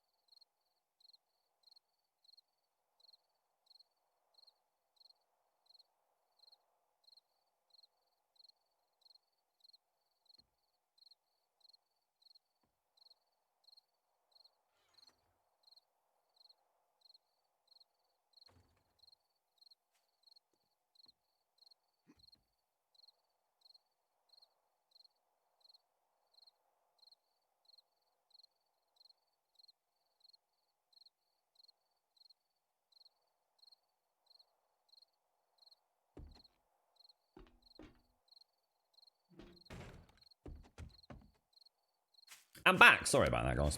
It's all right. We got quite a lot going on here this week. Right. Okay. So, did I just see my good friend Mr. Subquake there, sir? How are you doing, Mr. Quakey Pants? Let's close the doors. You live in a barn. Right. Let me put that, and that back. Right now. Let me go and smelt some Duke's tokens for some brass casings. So if we are going for 1,000 rounds, what does that equate to, guys? 6 per, isn't it? I'd have to smelt 6,000 tokens, wouldn't I? In order to get 1,000 rounds of ammo. That's right, isn't it? Oh my god. That's a lot. That's a lot. Let's do it. Let's do it. I'm going to make some casings as well. And some tips. What I meant to say. And some lead can go... sorry, that's lead in there. Well, alright, so that's a good 5,000 Duke's tokens. Shall we go and do some questing to get some more brass then? I don't know how... Oh, damn, it's 8:26. Yo, Subquake, how you doing, bro? Season's greetings to you, sir. Look at this, just completely ignoring me. Not even dancing, Grumbodian style. I don't know. I think we should kick him out for being rude. I think what we need most is a clay spot somewhere safe so that no one falls into it. Yes, yes, it needs to be a bit of a distance away, doesn't it? Alright, cheers, Kinjira. Removes irradiated zombie regeneration for approximately 90 seconds. Irradiated zombies regens at a rate of about 100 hit points every 30 seconds, then have about 300 plus hit points. Oh, that's interesting. Oh, that is interesting. And I wonder if it stacks, Kinjira. So, for example, if you take 3 shots, I wonder if it stacks to 100 and... whatever it would be, 270 seconds. Or does it just reset on every shot? Or does it start a timer and then it goes to... it ends at 90 seconds and then only then does it... You know, there's so many questions. Alright, so quite how you doing, bro? You're looking very... I like... You look like a Splinter, mate. No, not Splinter. Shredder. You look like Shredder from Teenage Mutant Ninja Turtles, mate. Nah, help yourself, Subquake. Help yourself, mate. I swear there is a brass vein next to your coal mine. You're just being silly now, aren't you, mate? Now, let me have a look. It's not a delay, mate. You walk past me. You don't walk past the fellow Grumbodian without the triple hop freaking greeting, dude. Let me go and grab... some ammo. Gosh. People have been murdered over Leicester. What have we got in here? Oh, I can't see. Do I have any honey? Yeah. Do you need some honey, dude? That shouldn't be in there, should it? That should be in there. Let me just very quickly grab that, throw that in there. I've got the axe. Yeah. Yeah, Subquake. Oh. Can you access my mini bike, dude? Oh. Get that plan. Come over, I'll drop it on the floor, mate. I didn't realise I got all this in here. God damn it, dude. Yeah, mate. Where are you, bro? Oh, yeah. Is this box open? No, it isn't. Right, I'll drop it on the floor, mate. Jar of honey. There you go. Nice one, bro. Adam! Adam's on as well, look. It does, doesn't it? Superior. Hang on, let me get it right. Super Ryuf, right? Super Ryuf. I'm not going to murder your name today, Super Ryuf. Right, organics.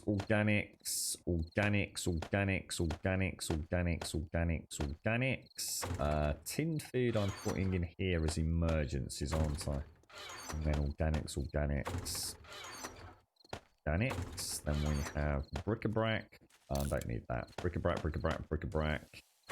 We have a box of tools for workbenches. Got some more feathers. We've also got another nail gun. We've got 2 nail guns now. Oh, hang on. Where's my other nail gun gone? Oh, I've lost the nail gun. Oh, I have. I've actually lost the nail gun. How have I managed that? Oh. We definitely had one before. Have I just missed it? It's not in there, is it? There's only one. How bizarre. One day I'll work out how to change channel. Never. Never. You are here forever. Forever and ever and ever and ever and ever and ever and ever and ever and ever. Thank you very much for the 34, Sedi. How are you, bro? How's it all going your end, mate? Nice to see you, fella.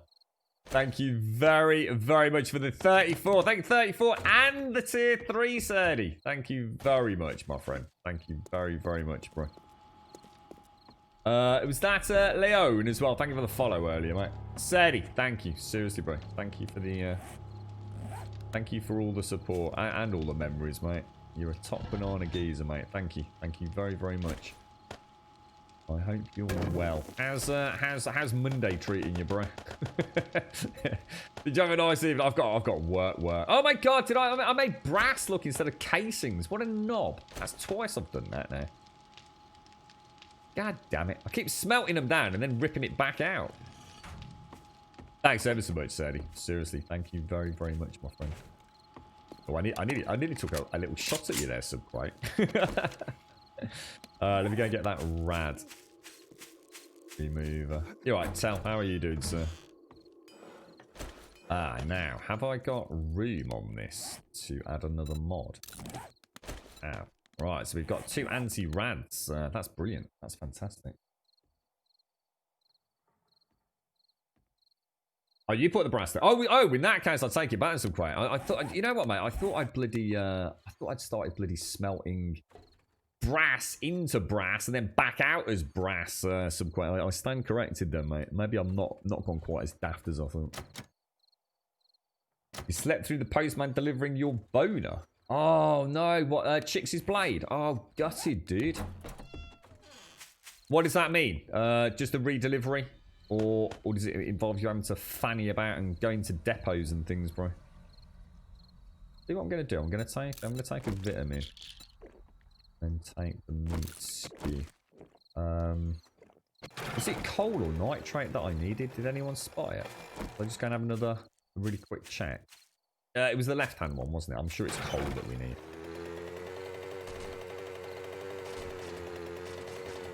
Pulled an all-nighter for a graduation report. Oh my god, mate.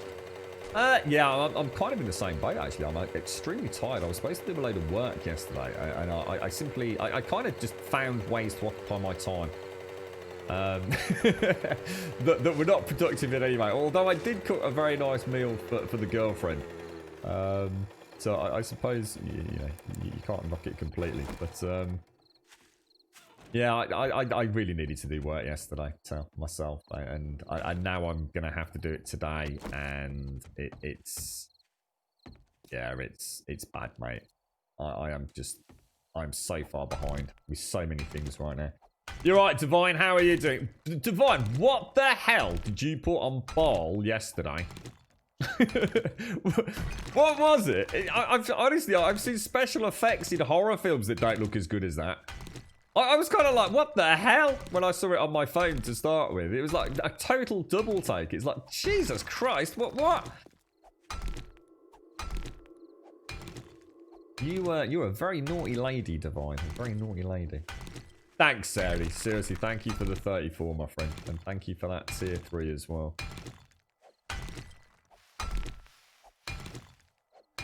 Yes, absolutely, mate. The very, literally, the ultimate in procrastination yesterday, mate.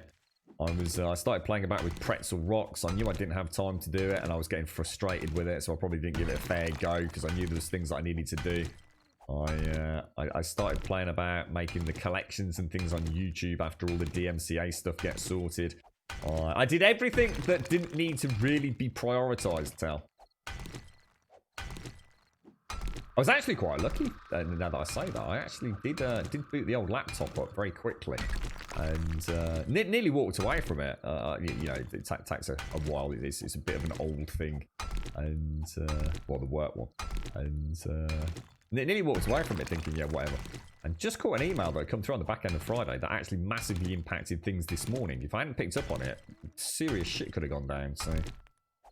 So this morning, I sent a whole bunch of emails and made a whole series of phone calls about don't be a bunch of fucking morons. If something's important, you don't put it on an email on Friday afternoon. You know what I mean? You might want to consider ringing people and making sure they're in the loop, you know? I don't like pretzel rock. Yeah, I really don't like pretzel. Yeah, I way prefer Monster Cat. I just don't like pretzel at all. I don't like the look of the terms of service as much as I do Monster Cat. I don't like the layout. I don't like the lack of searchability. I don't like the fact it's all run through or primarily run through an app or a browser app. Don't like it at all, bro. Very unimpressed with pretzel rocks, if I was to be honest.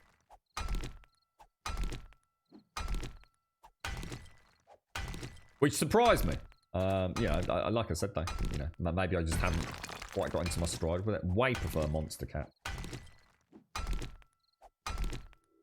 Yeah, that's right, Sal. Yeah, that's right. I used to be terrible for emails. I used to be like literally a second an email would come through, it'd be bing zing, you know, respond, and I realised I was making a wad for my own back, Sal.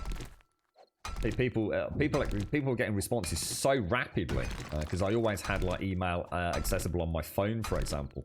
But then when my phone started getting less and less reliable, I started just slowing things down. And what I realised was that people, rather than ringing me or you know, getting in touch directly, they would just drop an email. They were that used to getting a response immediately electronically. So I had to re-educate folks, I guess, that if it's urgent, you ring me or you text me. Exactly, Sal. Exactly, mate. I was pretty pissed this morning speaking to a few people. So it's absolutely freaking ludicrous. Just because you work in an office equivalent doesn't mean the rest of us do. So just because you send an email at like 3 o'clock on a Friday doesn't mean I'm getting it. You know, I literally got it on freaking Sunday, you know? Ring me, you idiots! You know, this is not, you know, this is not a case about, you know, a profit margin. This is important stuff, mate, you know? This affects people.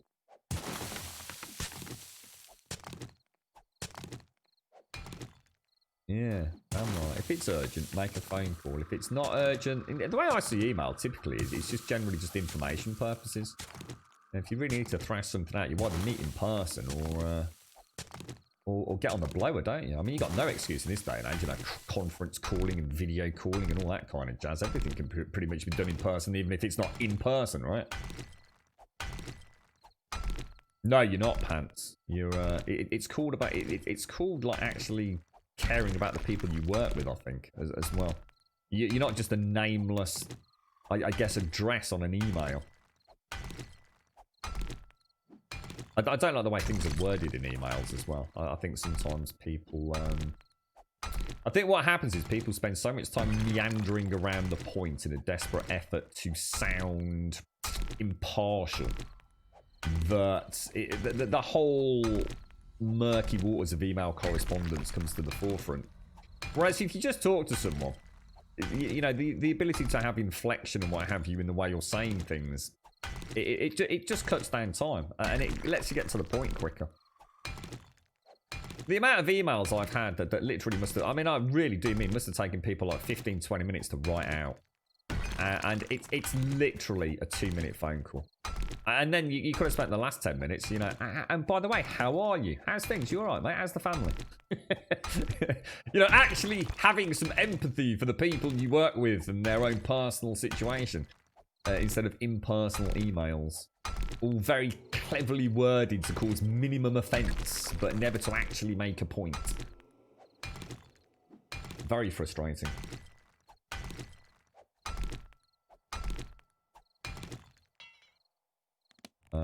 Yeah, I mean, I'm not giving up. I mean, to be fair, first cursory impression, I was not happy. So here's a question that's meant. So you've obviously looked into pretzel rocks. Maybe you can help me out. One of my biggest issues is that the only way for me to actually, if I go to pretzel rocks, right, and I either open it in the browser or I open it on their little app, and I go to one of the sections. So say I go to the happy section, or in your case, you went to the rock section. And all that happens is it just plays songs back to back endlessly. There's no way to skip through them. There's no way to go to the middle bit so I can hear the bass drop or whatever it's going to be. The only way for me to do that is to actually essentially open the Pretzel Rock soundtracks through Spotify. And it feels like I'm just jumping through hoops, dude. I don't know. I mean, if you found a way to, like, you know, is there a way to say, okay, what is the most listened to rock track, you know, in the last 7 days on Pretzel Rock? If that makes sense. No, it has search, but you need to know what you're searching for. I mean, if I want to find a specific song, I can find a specific song. But this is what I'm saying. All I seem to be able, the only way to categorize it is to go to happy or drum and bass. In fact, I don't think it's even got that many categories, to be honest. It's only got a few. Yeah, but go to next soundtrack's no fucking use, is it, man? I don't want to listen to... I don't want to go to... I mean, that's my whole point. I don't want to go to the rock section and have to listen to 4 minutes of a track that I don't like just to jump to the next one. But actually find out I did like it because I didn't hear the bass drop in the middle, or I didn't hear the wonderful guitar riff in the middle.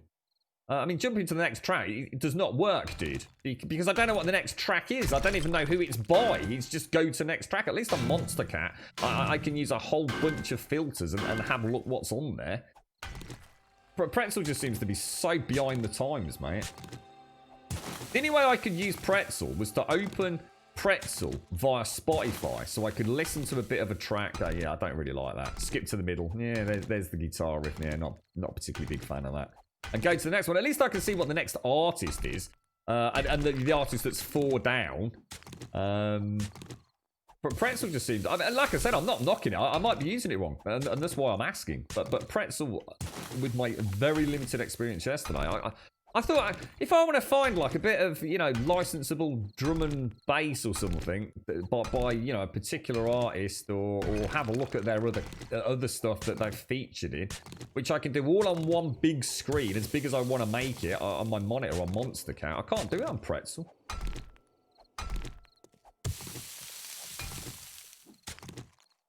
Without hitting Spotify. And then that just starts getting a pain in the ass. And then I go to Monster Cat, I look it up on the website, I put a couple of filter searches in, and I go down them. One of the other things I found is that I can go on, I can Google most listened to tracks on Monster Cat, and it gives me a list. If I do that for Pretzel Rocks, it just keeps essentially just sending me to Spotify, basically. It's weird. Like I said, it's probably operator error, mate. User error more than anything. And I guess ultimately it comes down to the content. So all this is a moot point if it turns out there's some really good tracks. But because I couldn't search, I didn't get a chance to find if there's any good tracks. I found a couple. I did find a couple of really nice... I'm trying to think what it was. What was I think it might have been the rock section, actually. I think it might be. No, it was in the happy section. What the fuck happy's class stands for. Google. Well, how else would you play Google? There's only one way to... It's Google. How else would you pronounce Google? It's Google, right? Goggle.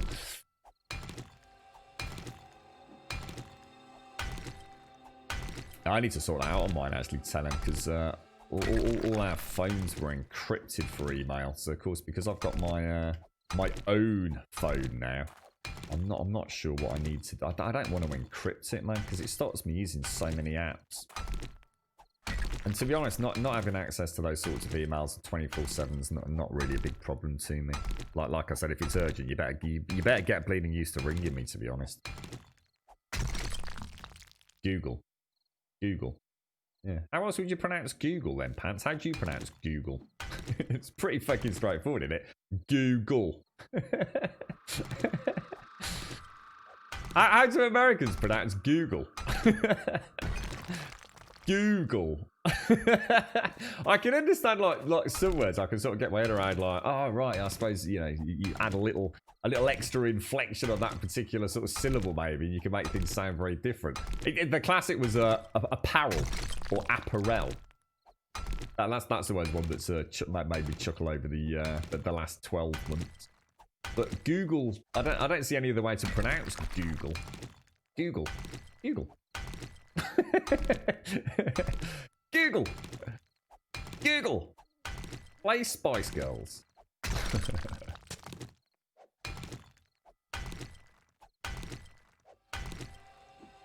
What is it? 3 o'clock. It's nearly time to head out. We'll go to the train and get a quest, I think. I'm doing alright here. 2,500. I only need 3,000 per week anyway, right? No, Adam! No, not like this, bro! What got you, Adam?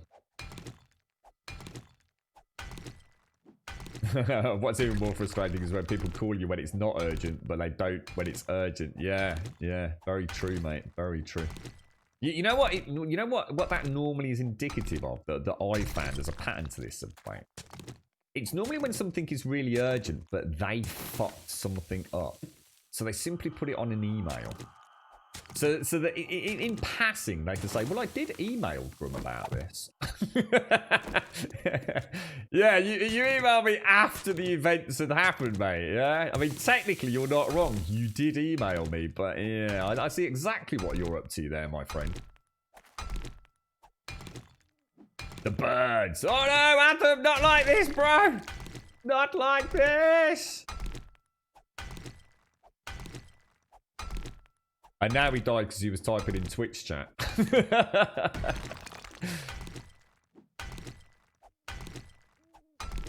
Where are you from then, Pants? Whereabouts in the world do you come from, Pants? Are you a Murican, are you? Are you from the land of the stars and the stripes, my friend? I need to find a good film. I need to find myself a nice... Well, actually, I've got one, haven't I? I've got a nice bottle of beer. I've got a Beck's. And I need to watch a good film. I think tonight, what I do is I literally, after the stream, I've got a few things to do. I've got some food to prep for Grum Dad. Need to pop down there much later on this evening, get that all sorted. And I think after the stream today, it's just going to be work, all the way through. Even if it's 3, 4 o'clock in the morning. Get it done. And then I'm going to treat myself to a film. If I get a chance before the stream starts tomorrow, I'm going to have a nice cold beer. Even if it's 3 o'clock in the morning. I need to set my goal with a little treat at the end of it or something. They're camping me. Do you want? Whereabouts are you? We can come over and help if it's if it really is an issue, mate. I mean, I'm not sure whether it's something you can dig yourself out of. I was saying earlier, Adam, I need to get another mini bike so we can come and find people that join the server. Unload a mini bike for them to drive at least back to the beginnings of some sort of safety. You alright, Mara? You had a vulture follow me from the desert all the way back to your base, and then the bugger hung out in the tree overnight and got me in the morning. Persistent little buggers, aren't they, Mara? So you're in the Netherlands, are you, Pants? Ah, I see.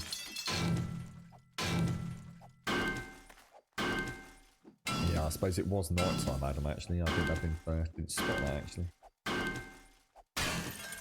Okay, looks like Subquake's just taking a whack on something as well.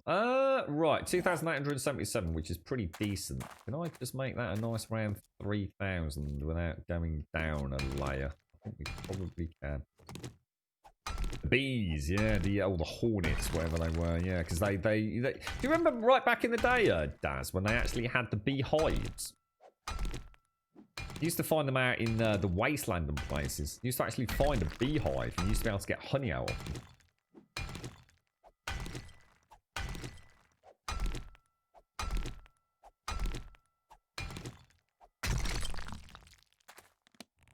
3012. Absolutely spot on, mate. Spot on. Where's the way out? Up, and away! Right, this time we won't forget the mini bike. So we'll take that back. Look at that. Nice turn, bro. To be honest, the bees weren't that bad, Tell. Nowhere near as bad as the vultures, mate. In terms of aggressiveness, let's put it that way. But they were not a pretty creature. Oh, they were not pretty at all.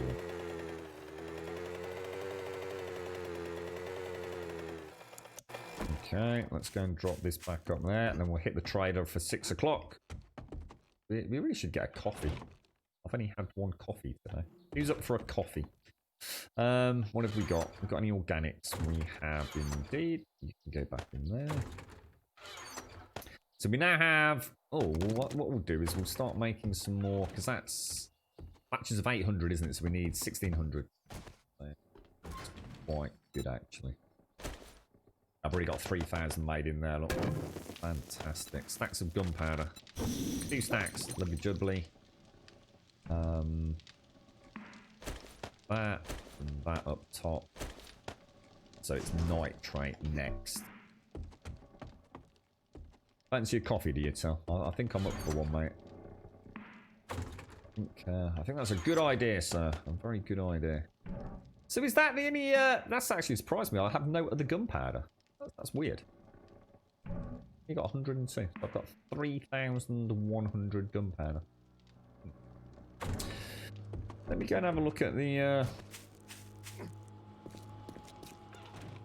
Let's see how this is doing. The iron we're not too worried about, are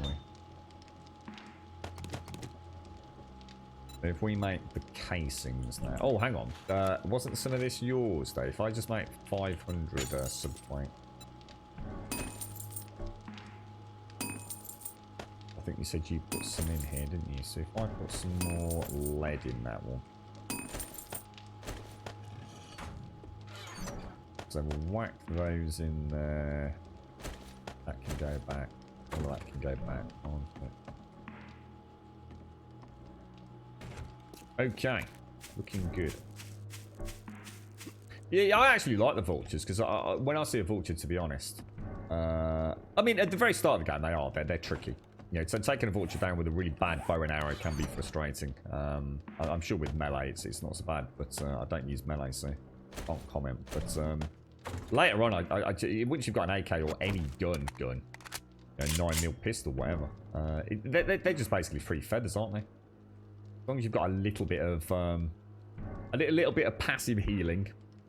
Yeah, I'm quite happy with vultures. I'll take them all day, every day. What I like doing is switching to a gun and trundling through the desert, and because they're automatically attracted to vehicles, aren't they? They will swoop down and attack you, and you just wait for them to swoop down. You jump out and you just shoot them, and it's like free feathers basically. I was going to say, we're not playing any music, Tel. Just finished your 3rd cup, Shades. Oh my lord. Right, I tell you what then. Let me. I'm going to leave you fine fakes there. I am going to go and get a coffee. We'll be back in a couple of 3 minutes.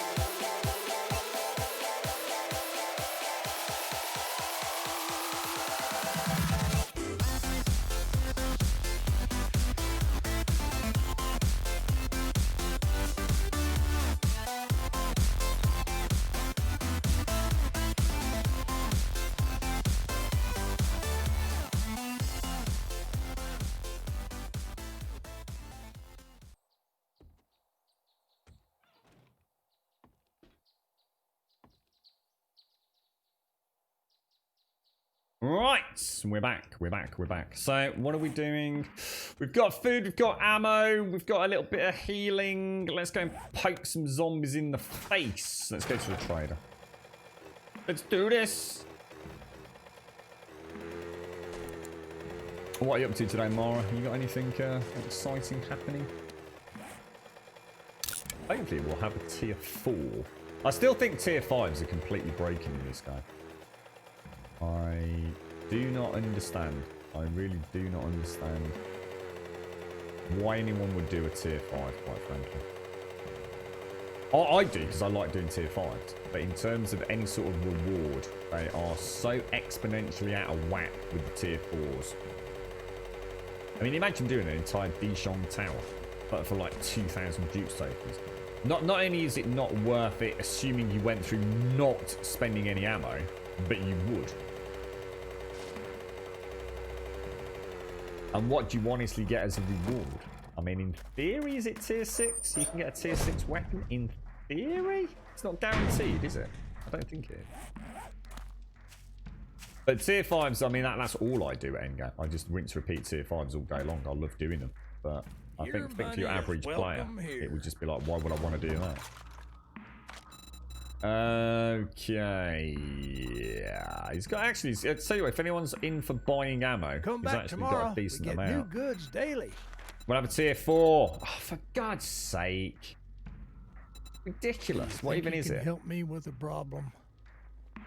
Apartment Brit. What's has he got any jobs? Tier 5. They're all clear. They're all fetch and clear. All clear. It just ain't worth it. It's literally just not worth the hassle. God bless you.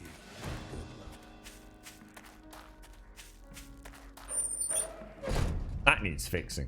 But that is actually a pretty serious oversight on footprints at this point.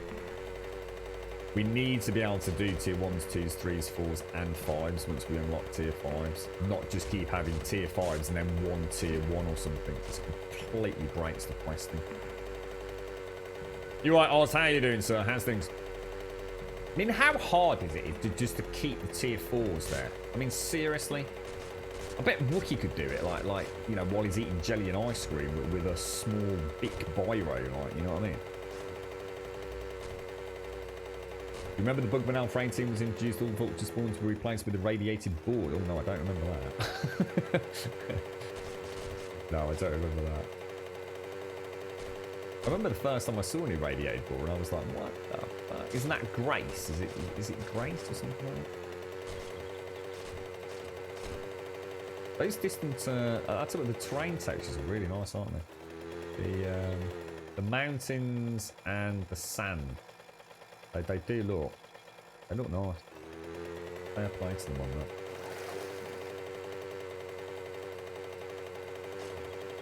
I don't know. I mean, to be honest, I mean, I think the tier 4s are all right, Smyrna. I mean, tier 3s, I would say. I think the problem with the tier 3s, they're just so easy.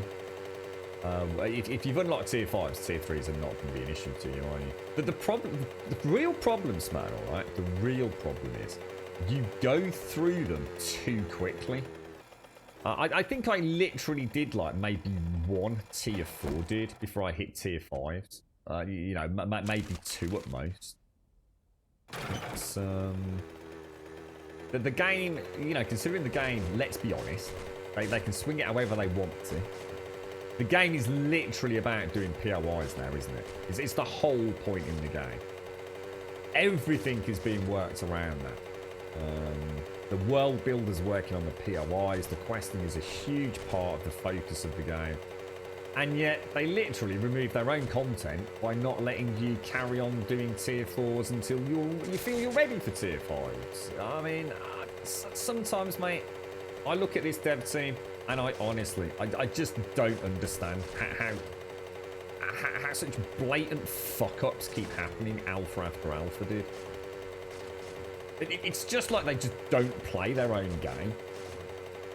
It ain't rocket science, is it? If you're going to make questing such a big focus, don't remove half the POIs. You know, I'd love to go back and do loads of tier 1s and tier 2s and tier 3s to see them all. But I can't.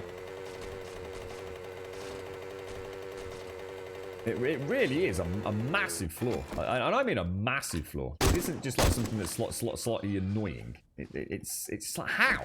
How does that happen? It's like playing Assassin's Creed Odyssey and you ding level 5 and all of a sudden like a quarter of the map is removed. or even if it's not removed, you don't know what was actually interesting content or what was a POI building that had a quest in it. They could even do things like making tier 1s. I mean, presumably, they still scale to some degree, don't they? Because you'll still get irradiated ferals in tier 1s if you've got at the point of the game stage where irradiated ferals are spawning in. I am never making it around there, mate. I've made a terrible mistake in trying to take a shortcut, haven't I? A terrible mistake. I might have to, I have to abandon and go on foot here.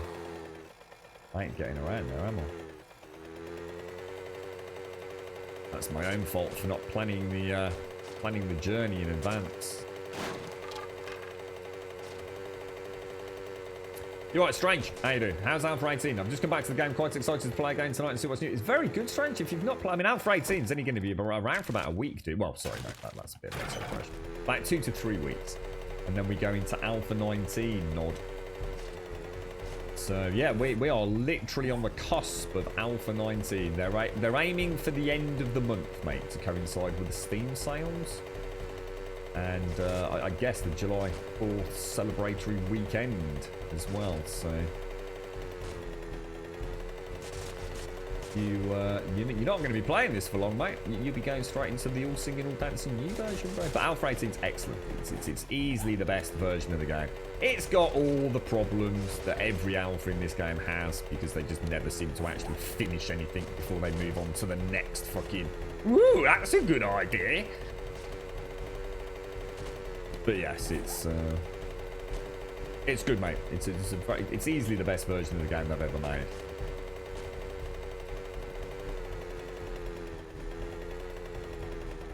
Okay, so if we cut up and then hit on that main road, we've got half a chance then. You've got no idea what's coming in Alpha 19, Smirnoff? I don't think the Fun Pimps have either, to be honest, listening to the last podcast. Or VOD, should I say. The last stream, maybe. Yeah, there's a whole lot of stuff that isn't making it in that they were hyping up. A lot of things that may or may not make it in that I've been hyping up. I think the only things that we know is they've got a new ISS system, which is what they call the food and hunger systems. We've got an interesting, I hope, new buff system. We hopefully have a whole bunch of new POIs. We've got a new weapon. We may or may not have junk drones. We've got the trader-to-trader questing, so it's a little less, you know, go to A, back to B, back to A, back to B kind of thing. I don't see any major optimization improvements at this point. HD zombies, yeah, they're a little more than a minor change in my opinion. But again, I'll wait until I see them up in my own face and all their glory. But yeah, they're still the same zombies. They're just HD variants on some of the zombies. What else have we got? Presumably some streamlining of the skill and RPG system. Jesus Christ.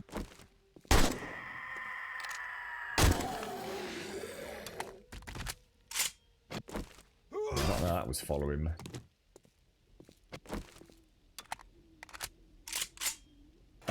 Well, what else is guaranteed? Well, what else is... I mean, we may or may not get the sledgehammer turret. There's a shotgun. There's like an automatic shotgun coming in. There's the new lighting systems coming in, which will be interesting to see, although I still see massive light bleed on blocks, so... Nah, this can't be that good then, can it? We've got swimming zombies, may or may not be in. I don't know. Other than that, we don't really know a huge amount yet. But they're doing bi or even tri-weekly streams, man, with the development team. You know, I think it'll either be Joel or Rick and one of the other game designers, with Fubar Prime doing a stream. It seems to be their go-to personality on Twitch by the looks of it. I ain't got time to fuck about, Dan. I'm not. Look, I've said it many times. Look, someone tuning into this channel may sometimes think that like I'm being quite harsh on the game. In which case, it's like, why does he play it if he doesn't like it? At no point should you ever read into what I'm saying that I don't like the game. Oh my god, where's my axe? What did I do with my axe, guys? I'm just honest. I'm just not one of these bullshitters like you'll see other streamers being. You know, the game is not perfect. The game has a lot of fucking problems, mate. The game's been in development for 7 fucking years, and I've seen people like Wookie out there that makes this game better, putting a round peg in a square hole because he hasn't got full access to the code, doing it on his own time and not getting a paycheck from it. You know, they could easily fix this fucking game, mate. But under no illusions, I'm not going to sing their fucking... you know, praises if they don't need singing. You know, the modding community has done things that the Fun Pimp should have done fucking ages ago. They keep fannying about with things that no one gives a flying fuck about, like sprites, for example. I couldn't give less of a shit about sprite systems. But there's a whole bunch of other shit that needs sorting out before you start worrying about sprite systems. So yeah, exactly, mate. You know, I love the game, but I'm not going to sugarcoat it. I'm not going to pretend there ain't problems, man. I've been through too many alphas to...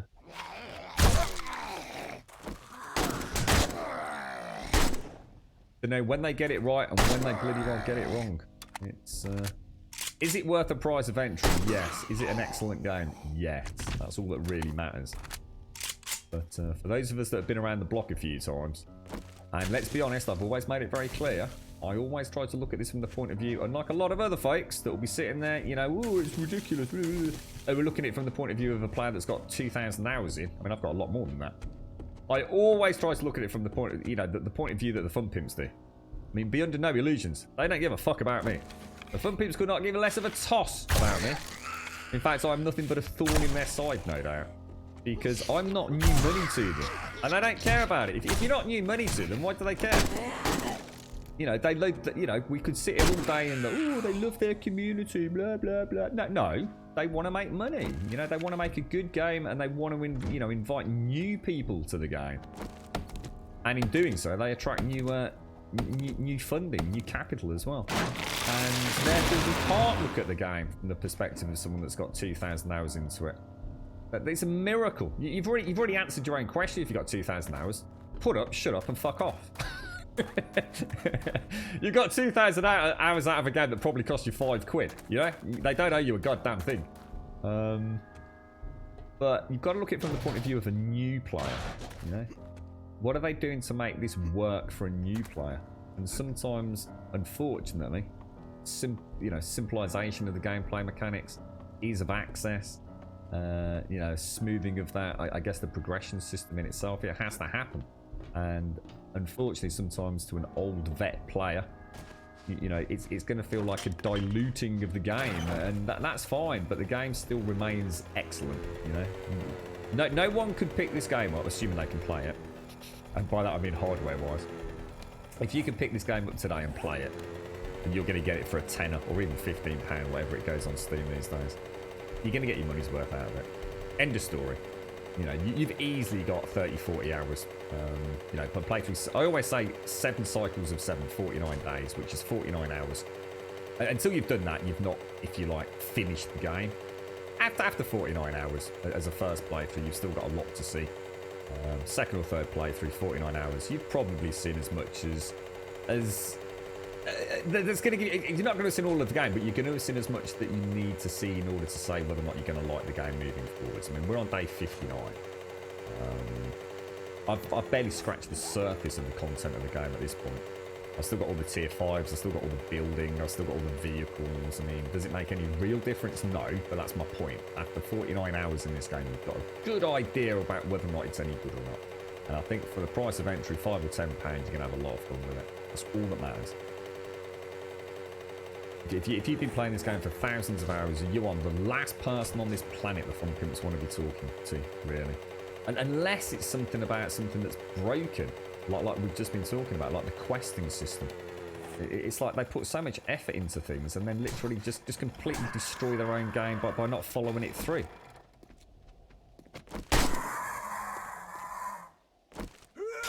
Whack! Choppy. Right, now what's going to be the fastest way to get home here? I reckon we carry on down this road, because I've never been down there. Did she? Oh, I've got the Lurgo. I didn't spot that, Pat. You're right, Divine. I guess the alternative is they add in loads of microtransactions or something which no one wants anyway. Nah, I don't think they'll ever do that. I was saying yesterday, actually, I'm not even sure they'll bother with DLC. This game is ripe for DLC, like truly ripe. I could come up with it literally on a piece of paper or the back of a napkin right now, stuff that I know the community would literally just throw money at. But I'm not entirely sure they will. I still think the payday is adequate. You know, of some next-gen consoles and a release on that.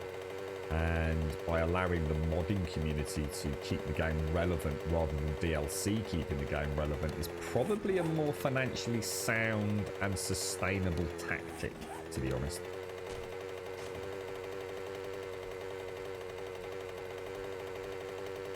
I don't understand those Steam reviews where someone has 300 hours in a game and says it's crap, there's nothing to do. Well, yeah. As long as I didn't spend 300 hours trying to get the game to work, I suppose, but yeah. There's very little content in this game. 300 hours played. What were you doing for all those hours? I was playing the game. Yes, very interesting. I need to look into Rust. You've all got me quite intrigued by Rust.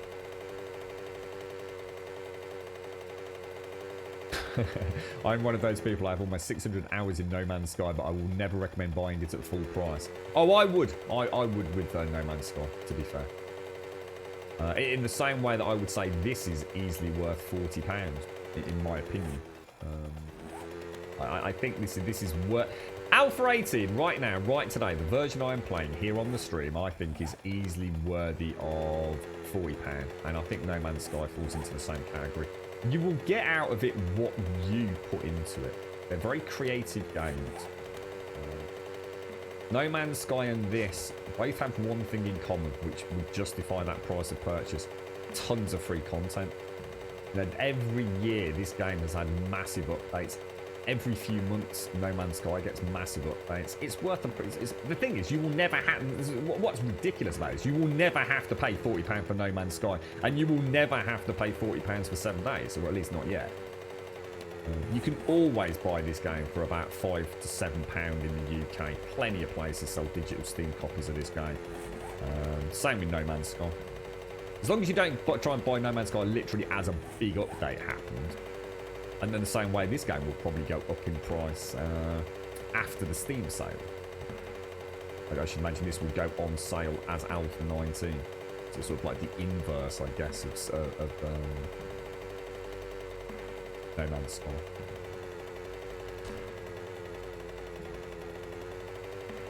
Man, but £40, the reason I'm saying £40 because that's the going rate for a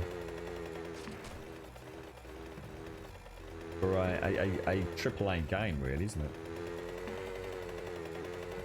Makes you realise how good value AAA games are, though, doesn't it?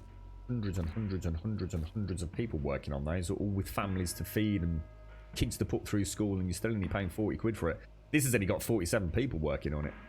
No Man's Skies, Hello Games. That's not a huge company either.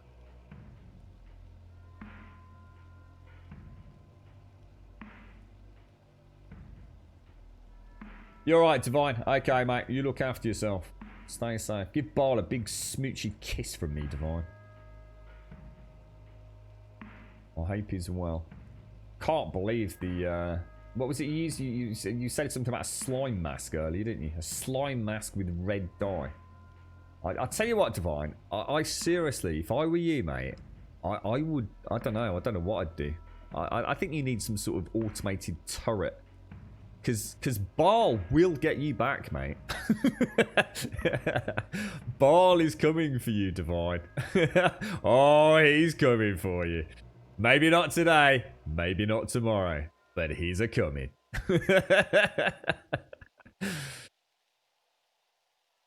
I'm not sure you made a wise move there, Divine.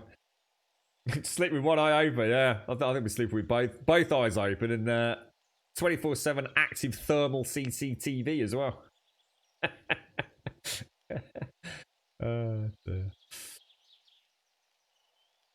It's because people are accustomed to having an end to the game, and when they don't have an end, they get burned out and binging it, and then they don't see anything to do anymore after they did everything they wanted. I think the problem is so many of us... It's really interesting to me, this. So many people, right? And this goes to show the two-faced nature of gamers, and it really does. They want their cake, and they still want to have it there to eat as well. You say games as a service to a gamer. It's games as a service, microtransactions, MTX, and it's like, burn them at the fucking gates, pitchforks and torches. And yet everyone's looking for a game they can keep playing. In other words, they're all looking for a game as a service. I'm the same. I mean, that's why I'm not being hypocritical here. I want a game that I can keep playing. I want a game that kind of doesn't have an ending. Fallout 76, having a lot of fun with that. There is no real end to the game. I'm not playing necessarily a tale. Big open world, lots of updates happening. 7 Days to Die, Minecraft, Conan Exiles, Rust, you name it, Myst Survival. All these games really have one thing in common, and it's not survival, because they're not survival games. You can keep calling them survival games, but they're not. They all have one thing in common. They're very open-ended. They allow a freedom of choice and a freedom of styles to play, typically with some kind of creative building or construction thrown in there for extra measure to keep you playing a bit longer. This game's as a service, mate. It's exactly what it fucking is.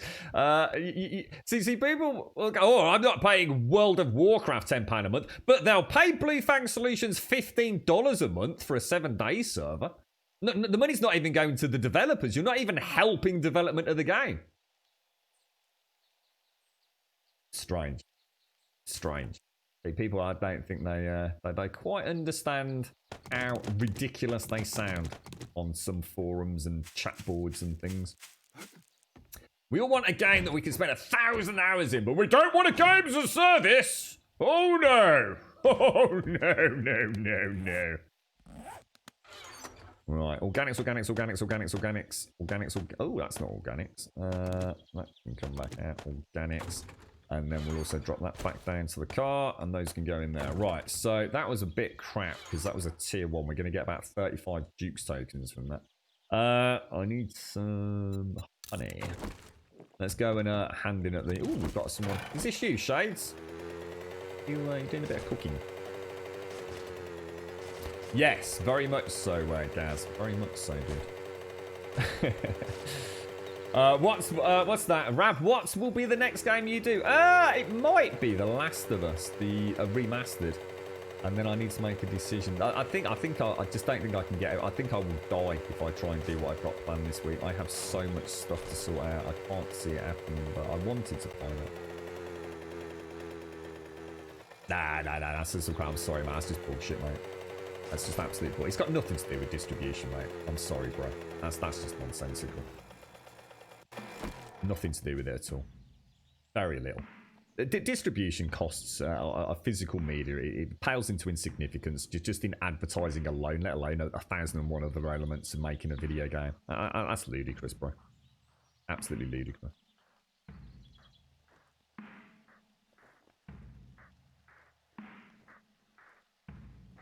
Because it were with us too. It will. Yeah, it will. Yeah. You want to go on YouTube, Divine, as one of these like trolley McTrolley peoples. What else are you saying? It's not like they have to manufacture physical copies of it. It's a negligible cost in this day and age, mate. Even I could go out and fucking distribute fucking physical copies of discs these days, mate, with distribution services as they are. It's a drop in the ocean of everything else I'd have to be contending with. For example, a 30% skim off the fucking top from Steam. Do you honestly think it's going to cost me 30% of the cost of the fucking game to get you a physical fucking disc and have it manufactured in reasonable quantities? I think you live in a fucking cookie world. You're definitely not a games designer, I can tell you that. A physical product that costs less than £40, takes constant production.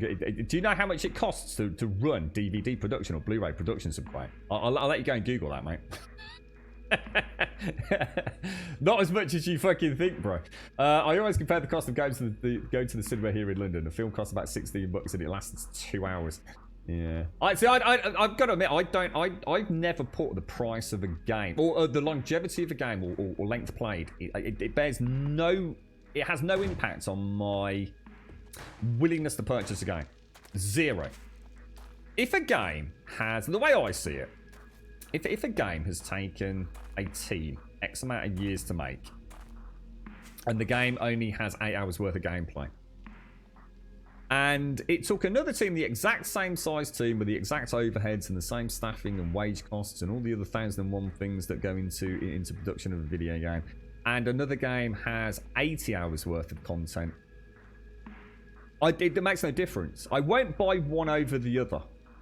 I absolutely wouldn't, and I really mean that, and I can evidence that on many purchases prior to even streaming. I would rather play a unique and fantastic 8-hour narrative than a game that is 80 hours worth of fucking pointless meandering around a map with fuck all to do. Which is what a lot of games have become. Because, unfortunately, a lot of people fell into that mindset of how long does it take to finish the game? Well, actually, to finish the base game, it's actually 12 hours, but you've also got 80 hours worth of collectibles you can fanny about with, which I personally couldn't give less of a fuck about. If it's the same production time with the same overheads or even not, I mean, you know, some development teams are obviously just more efficient or using an engine that enables them to bang out stuff that may be pre-generated assets through Unity or something. My point being, if a game is worth me playing it, I don't care what I pay for it. As long as it's within that sort of £40 AAA arena. 40 to £50 is what I expect to pay for a game. Senua's Sacrifice, a game I've never played, but and luckily I was given a copy. I do believe by Miss Nordic. It's a relatively short game, but from what I understand, it's such a unique experience, and so much work went into it. For example, you know, it's elements of mental health, and especially around sound design, for example, that I don't mind paying 40 quid for that. In the same way I don't mind paying 40 quid for 7 days that will give me 6,000 hours. I don't care. As long as it's that good an experience. It's the same way I don't judge the length of a film at the cinema. I don't care if a film at the cinema is an hour and a half or 3 hours long. It makes no difference to me. I just care, is it a good film? And I put a cost on a cinema ticket, you know, whether it be £10 or £15. I will pay, no matter how long that film is. So same with video game. Length of time played does not come into it for me. It really doesn't. There's going to be a point where I'm not going to pay 40 quid for a 1 hour experience. You know, there's got to be a threshold for access, you know. But I've played some fantastic games that are only 8 to 12 hours long and just had such wonderful memories of them. And yet, you know, I could play a game for 1,000 hours and it all just, you know, it was a bit rinse repeat, a bit regurgitated, a bit, you know, a bit dreary, a bit grindy. You know, no real standout moments outside the first 12 hours. 7 days would be a good example. But very different, very different. I mean, I should have finished with that as an example, really. But you get my point. I mean, once you've done your tier 5s, you've done your tier 5s, right? All you're really doing is doing the same content just over and over and over again. Yeah. It makes no difference to me. The game Grow Home. I played it for 5 hours and don't regret it. I'm just climbing and moving around. I don't know that one. I played one a while back. A Brothers, A Tale of Two Sons that Elegon really sort of convinced me to play. Had fantastic. Honestly, just such an amazing game. But I don't know how much it was when it came out. I'm sure it was, you know, I don't know, 20 plus pounds maybe. Maybe it wasn't. Maybe it was dirt cheap. But Edith Finch. Firewatch, all those sorts of games, Heavy Rain, you know, those narrative games. You could even argue things like Uncharted, you know, The Last of Us. They're not long games, but my God. They're works of art, is the way I see games these days. They're an artistic creation, and you can't really put a value on that, depending on how long you stare at the picture, can you? I understand a lot of people have to. Like, I get it. Don't think for 1 minute I'm not seeing other people's opinions. If just like me when I was growing up, I could only afford like maybe 1 or 2 games a year. We had 3 brothers. We would chip in all our pennies to get, you know, a console game of one sort or another. And we'd be fucked if we were going to buy a game that we were only going to get 3 or 4 hours out of. You know, we needed a game that we could keep playing, you know, for months and months and months and months. I get it. But with how cheap video games are, how easy they are to get, the amount of free games we get thrown at us through the Epic Store at the minute, you know, I mean, gaming is pretty freaking cheap right now. Once you got the hardware to play it, I mean, you know, GTA 5, free on Epic. Ark, free on, whatever that's free on Epic as well, isn't it?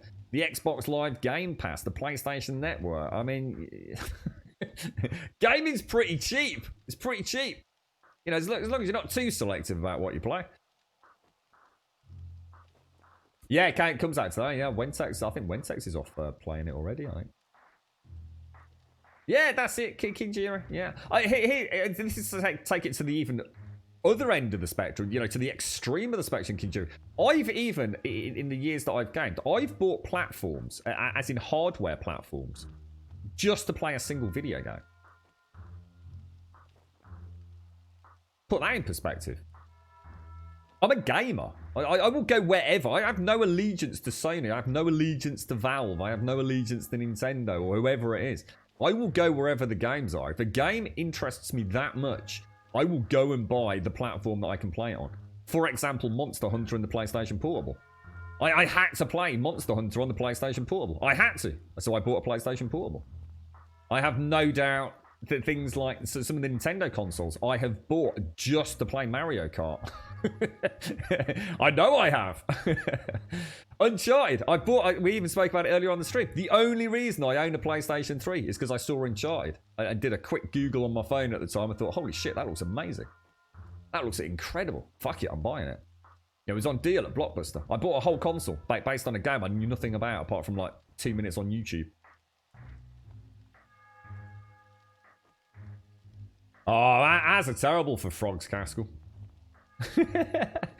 It sounds like your cat's a bit like Toby, one of my dogs, Caskell. Toby's he has a love relationship with frogs. I think he thinks he's rescuing them. I think he sees them hopping about and thinks they're in distress. So he picks them up ever so carefully and he walks really slowly into the house and places them in the living room. but the problem is his brother, who actually is his brother, Cody, I think he thinks it's a toy that belongs to Toby, so Cody kills them. So I have to make sure there's no... I have to sort of separate them while I'm streaming. On the off chance, Cody's quite cool because Cody will just curl up. Cody's a lazy bastard. He has no energy in him whatsoever. He's the most lethargic dog on the planet. Whereas Toby will be racing around the garden all day chasing frogs. I can keep Cody somewhere else, curled up, nice and snug. He's quite happy. Toby plays with the frogs and falls asleep tonight.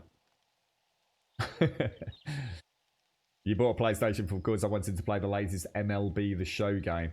I knew I'd play other stuff at some point. Yeah, that's it, Kinjiro. I mean, you've taken my point all the way through to fruition there. Although I bought the PlayStation Portable only to play Monster Hunter, I knew I'd play other games, and I did. I played a ton of other games on my PlayStation Portable, just as I did on the Wii U, which I bought to play Mario Kart, you know? Yeah, that's right, Kinjiro, yeah. Absolutely, mate. What's Grow Home then, guys? Is that one you don't recommend? Is that like a good? Is it like an indie game or? Yeah, that's right, Subquite. Yeah, I agree with that, mate. I really agree. Yeah. Is your time spent fun? I think that's one of the things that I think a lot of us forget. Is it fun? What a wonderful day. Did you enjoy it? You know, and I think that's becoming a much bigger issue with gaming because of streaming. I think I've lost count on the number of people. I won't mention games specifically. I know. I can literally go onto a stream, right, and I can watch a streamer, and I can see their very soul being eaten away, mate. Because for some reason they think they're on about to go and play a particular video game. And they're not having fun. They're not. I mean, they might be pretending to have a bit of a fun. They're like, oh, that's it. I didn't know that. No, you did know that, mate. You know what I mean? Because they've just got stuck in a rut playing a particular video game. I mean, you know me. I mean, you know my policy on that.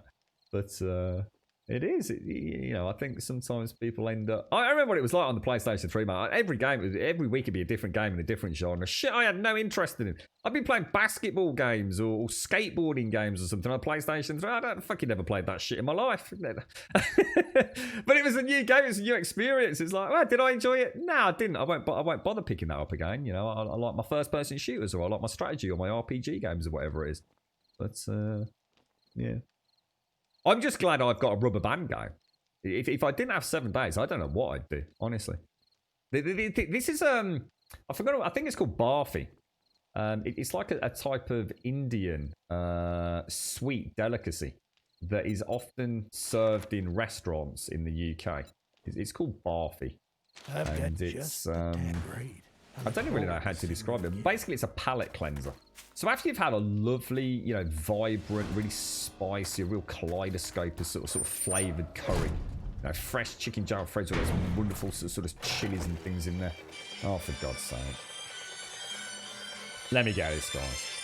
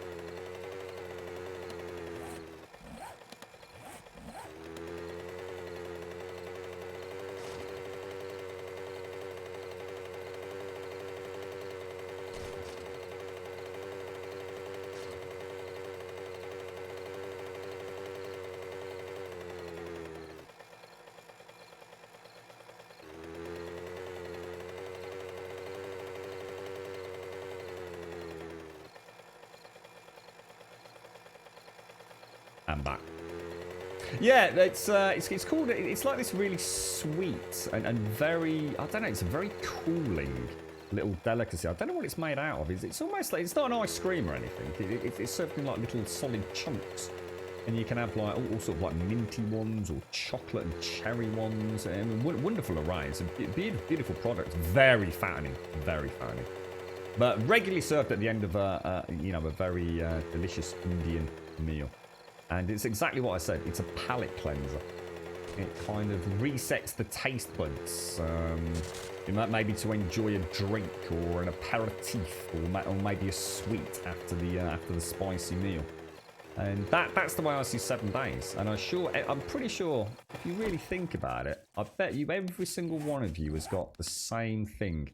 What I call the rubber band game, the go home to game. The one that you always end up popping on. You know, when you're not sure. You've gone through your Steam library. You've got 3,000 games, 2,800 of which you've never even installed.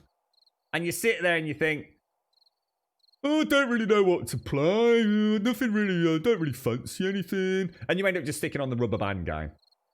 We've all got it. You know, you might not know you've got it, but you've probably got that one game that you keep flying home to roost with, you know? Piranha, thank you very much for the 9, my friend. Thank you very, very much. How you doing, Piranha of Steel? Thank you very, very much. Grumbodian Love Child, born today there on 9 months. Thank you very much, Piranha. I hope you're well. I hope the family's well. I hope the world is treating you kindly, Piranha. Good morning to you, mate. I hope you are. Hope you've had a nice weekend. The farm is harvested and the food is cooking. Thank you very much, Shades. I would recommend Grow Home. It'll probably last you one stream. It's still, it's a silly, weird game. What's this one that's, What's this one that's suddenly popped up doing the rounds at the minute? Trees grow trees, grow something. What's it called? What's that one all about? It's suddenly popped up. It's not that one, is it? It's not Grow Home, no. Maybe it is. Can't remember. The game just like popped up. Loads of people are playing it. I can't remember. That's the one, Among Trees, Dyko. What the hell is it? Never heard of it. All of a sudden, it's all over social media, all over Twitch. What is it? I never even heard of it. Among Trees. Is it good?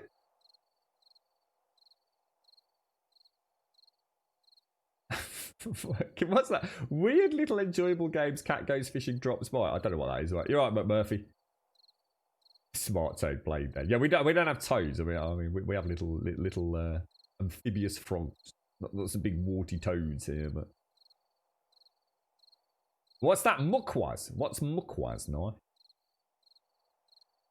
The feet hurt because the wife and I went on a long walk yesterday. Did you have a nice time though, Piranha? I hope you did, mate. Sometimes nice to get out and go for a stroll, isn't it, mate? I think there's been a lot of people doing that over recent months, hasn't it? And enjoying the little things in life again. Let me just get my coffee up. Chill, long, dark. Pun intended. Not sure what you mean. It's funny you mentioned the Rubber Band game. Mine was the NHL series for Xbox, but it is falling out of favour for me. So now I feel lost when I so you that's interesting, Des. So you fall into a whole new category. You had your Rubber Band game, but now you don't. Interesting. Oh, so Among Trees is the long dark without constantly freezing to death unless you stay out at night. Right. I'm not sure because I've not played Long Dark, so you take away the freezing of Long Dark, and that's all I really know about Long Dark is that it's cold. So I've got no idea, mate. I might check it out on YouTube then. You're right, Daddy boy. What do you mean by final chapter? Because Alpha 18 is coming to an end, dude. This is probably my last time I will ever play Alpha 18 because Alpha 19 is due very soon, Danny boy. You found the Long Dark quite depressing to watch. Yeah, I mean, I know very little about it. I mean, all I know is I think I did boot it up to see if I could get the Steam controller up and running. And I think I came to the conclusion that it had full controller support anyway, which wasn't too bad. And all I know is I had to gather some sticks. I think that's about all I remember. So I assume I needed to make a fire or something. I didn't even see like the opening intro. I think the girlfriend got me to the point where I could move my character. So I don't even know if there's like she does that quite a lot for me. She'll sit there with a cup of tea, yattering on the phone to a mate, and she'll just get me to a point where I can actually move a character in a video game. You see, which has led to some hysterical moments, like where she's kind of like not clicked a button to progress. So she sat there for like 25 minutes. I've come back into the house. It's like, can we move yet? And she's like, I don't think so. It says, look, it literally says there, press A to continue. And then she has to watch another half-hour cutscenes. I forgot which game that was. I did laugh. I think I nearly lost her as my my go-to over that one. It's ridiculous. I didn't say I had to press any buttons. Yeah, a divorced Rubber Band game, yeah. Oh, is that what you were talking about? Well, we call it Barfy here. I know that's what it's called in. So that's Mukwa. They bring it around at the end of the career. Lots of little seeds. Oh no, not seeds. No. It's a very, very, very fatty. The only way I can describe it is almost like not cold ice cream. It's the only way I can describe it, Knife. And it comes. You normally get it in like I'd say 3/4 by 3/4 cubes. And you might have a selection of 3. So you might have a chocolate one, you might have a mint one, and you might just have a vanilla one, for example. So very similar to ice cream, but without actually being a frozen product. It's definitely called Barfy. I think Barfhi. I think. Very, very popular. And a lot of the Indian delicatessens that do like things like the samosas and stuff like during the daytime, they all sell Barfy. It's a very sweet palate cleanser. Very tasty, mate. Very tasty. I'm quite partial to the chocolate ones that they do. And sometimes they'll actually have, they'll have the bar for, but they'll also have a little bit of like softer chocolate. Almost like a fudge. That's not barfy though, then that's something else. But you have a couple of rubber band games, Hashi. Never really needed them. With 18 years access games in my list at the moment, there's always something that's just updated. Yeah, I need an early access addict intervention. Yeah, I get you, Hashi. Yeah, yeah. What are you going to play instead of 7 Days Start? I'm not, Danny. I just said Alpha 19's coming out, mate. It's what happens when a developer listens to a small vocal minority that wants to take a game in a direction the majority doesn't want. Then sales tank and less improvements are made. Is that what happened then, Des? That's the NHL series, was it? Right, let's... oh, hang on. Where's my bite? Where's my bite? Is that mine down there? We don't really know, to be honest, Atlantis. They did I mean, we've got an idea, but I don't think anything's set in stone. It's almost like everything they say is going to happen. So it sort of comes with a caveat of sort of like, but maybe not. We're going to get new POIs. We're going to get the new ISS systems. We're going to get the new food and hunger and debuff systems. We're going to get some new HD zombies. We may or may not get drones. We're going to get a new shotgun. We're going to get the new lighting implementation. We're going to get to see a whole bunch of new textures that we may not have access to ourselves, but the world builders will, which will bring, I guess, a lease of life to POIs. Hopefully some steps forward in terms of block selection and geometry. There's still a lot of stuff that has to be made in, you know, the table saw or in your backpack, and hopefully we'll see some of that get streamlined. Possibly some optimization, but I'm really not convinced that's the case. What else? We may get a sledgehammer turret. Like I said, we may get the junk drones that follow us around. We're going to get the new irradiated zombies. To be honest, not a fucking lot, mate. If I really break it down, mate, you're not getting a lot in Alpha 19.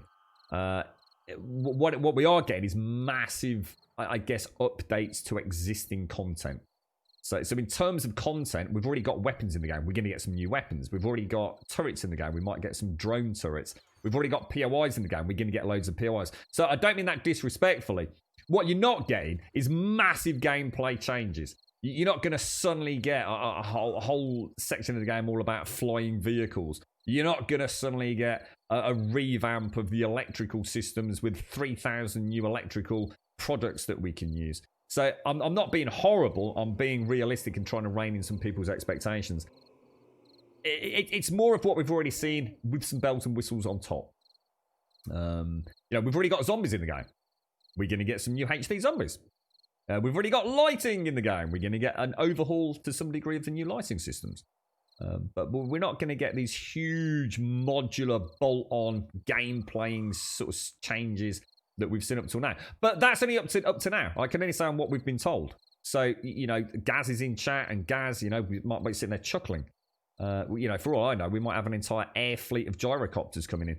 But I'm only going to tell you without any speculation what we've seen from a single VOD on Twitch, which was between Fubar Prime, who's one of the developers, and Rick, who's obviously one of the co-founders of the Fun Pimps.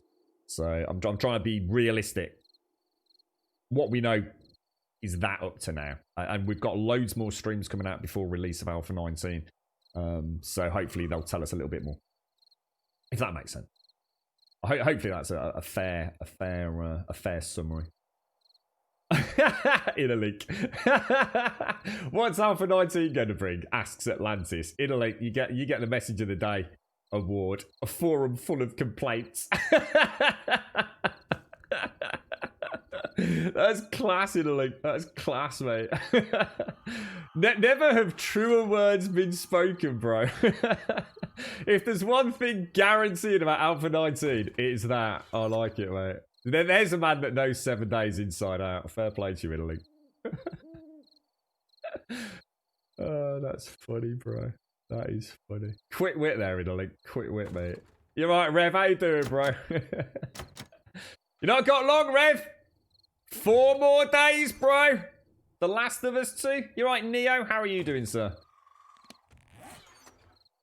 Okay, so what are we doing? What are we doing? What are we doing? What are we doing? That's my mini bike. Let's go and throw my cash over there. We have got a quest to do, which we'll do in the mornings. Oh, that shouldn't be in there, should it? They shouldn't really be in there either. I'm just... Yeah, we don't need those. Oh, what the hell? Don't want to be throwing them away. Let's go and get my casing sorted as well. The reviews will end with "you'll be tired at the end of it." What's that? With really? You're right, Adam. Oh my gosh, Adam. You look very big, mate. You look like you only just fit through the door, dude. Oh, look at the console. Oh, what a lovely button nose, mate. Ain't you beautiful? Oh, look at you. What's this about, Rev? Is this about reviews for The Last of Us 2, or? You look quite, I don't know, you look like quite a good model, actually. As in character model, Adam. Wait. Your features aren't as out of whack as I sometimes see them. Have I, look at that. Even a little bit of texture work on the old freckles almost there, mate. That's quite impressive. Is that a real shadow? Holy fuck, is that real reflection in your sunglasses, mate? It fucking is, isn't it? Apart from me, you can't see me, but you can see. I can see the candles. Holy shit!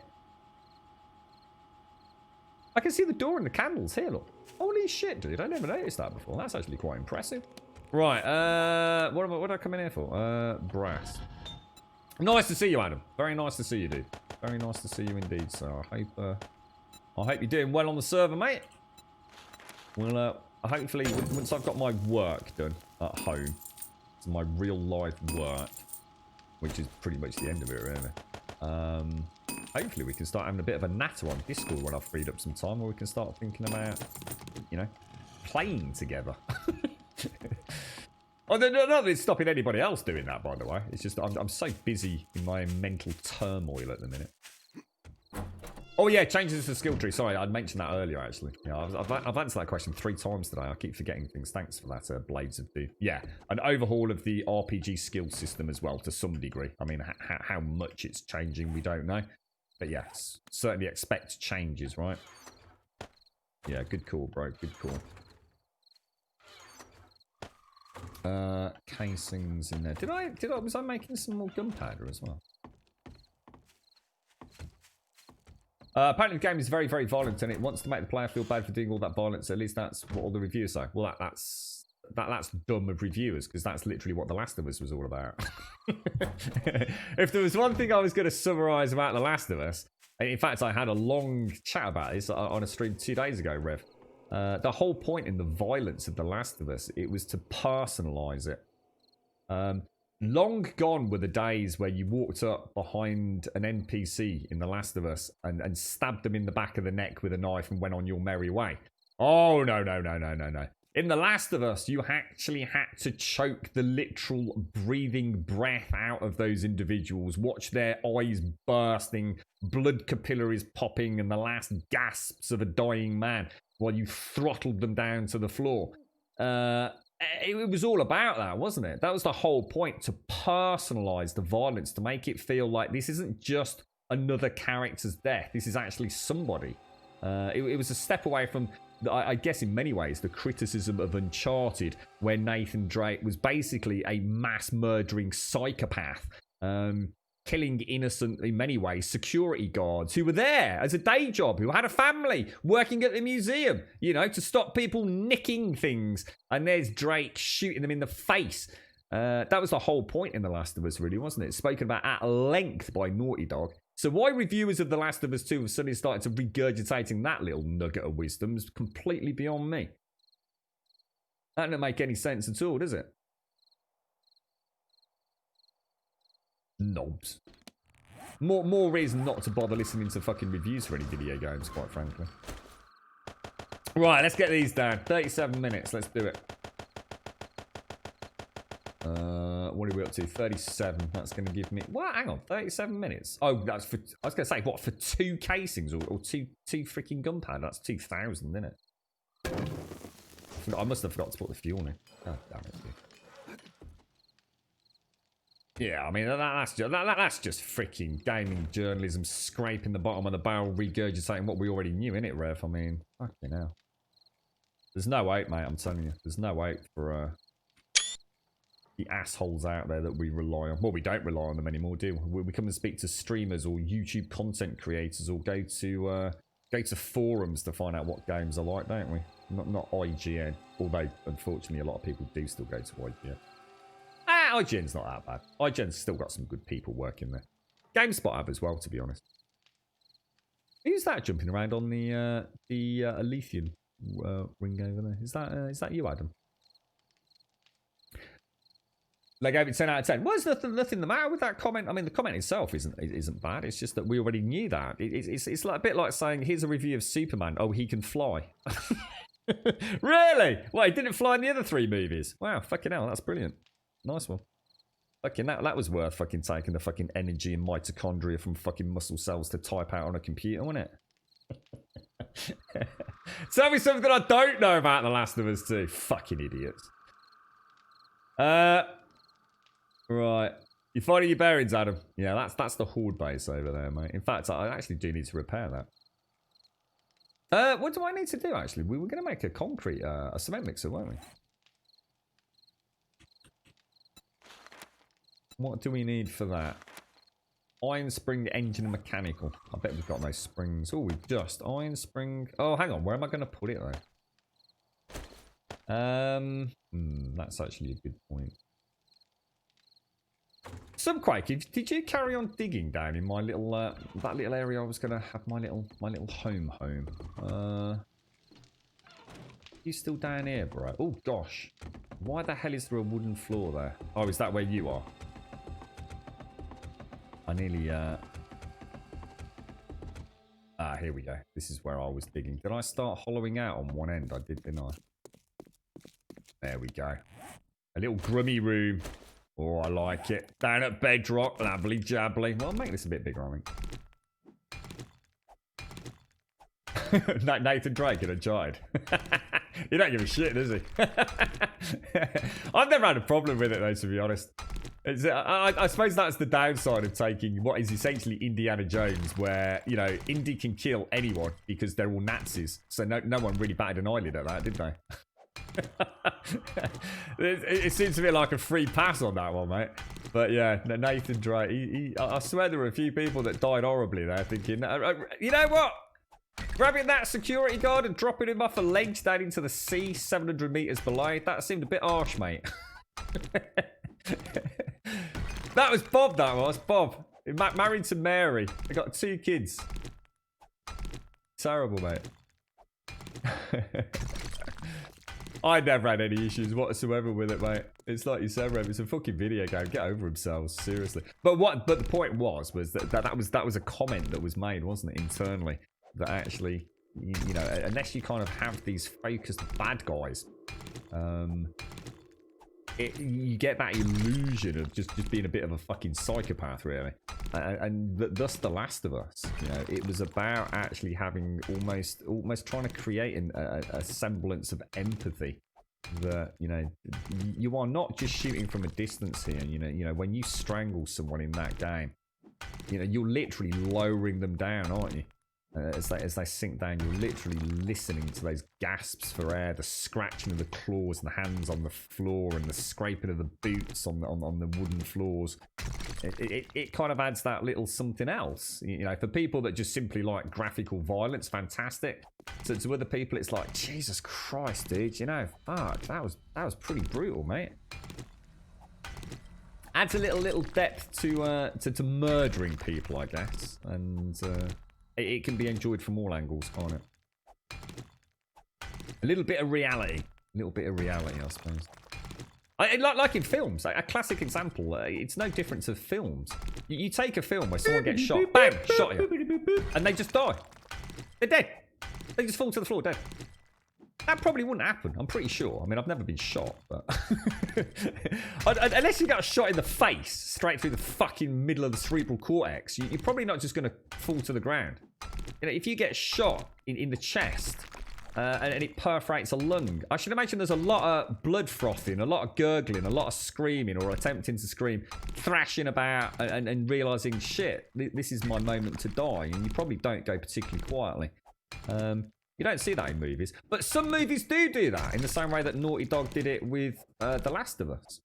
And it adds that little semblance of, you know, it's not as clean cut as a video game might otherwise have you to believe. You know, you shoot someone in the leg, they don't just fall down dead. They probably have quite a lot to say about it. What'd you do that for, you knob? That really hurts, bro. That really hurts, dude. Exterminator, thank you for the 2 years, my friend. Thank you for the Prime. Thank you for the 24 months, mate.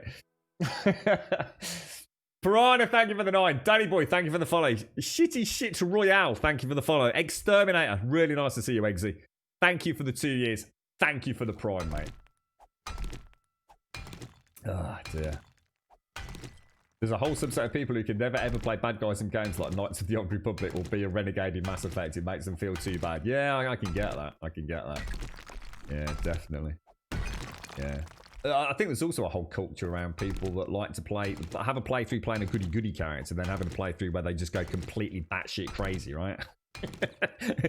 And you know what's really interesting about that is I think there's a yin and yang thing around that as well, Rev. I think people play a goody two-shoes variant in order to sort of try and balance the karma for the fucking mayhem they're going to reap in the second playthrough. It's kind of like, literally, I'm speaking to this NPC and all I want to do is beat them to death with my bare knuckles. But this time round, I'm going to be nice to them.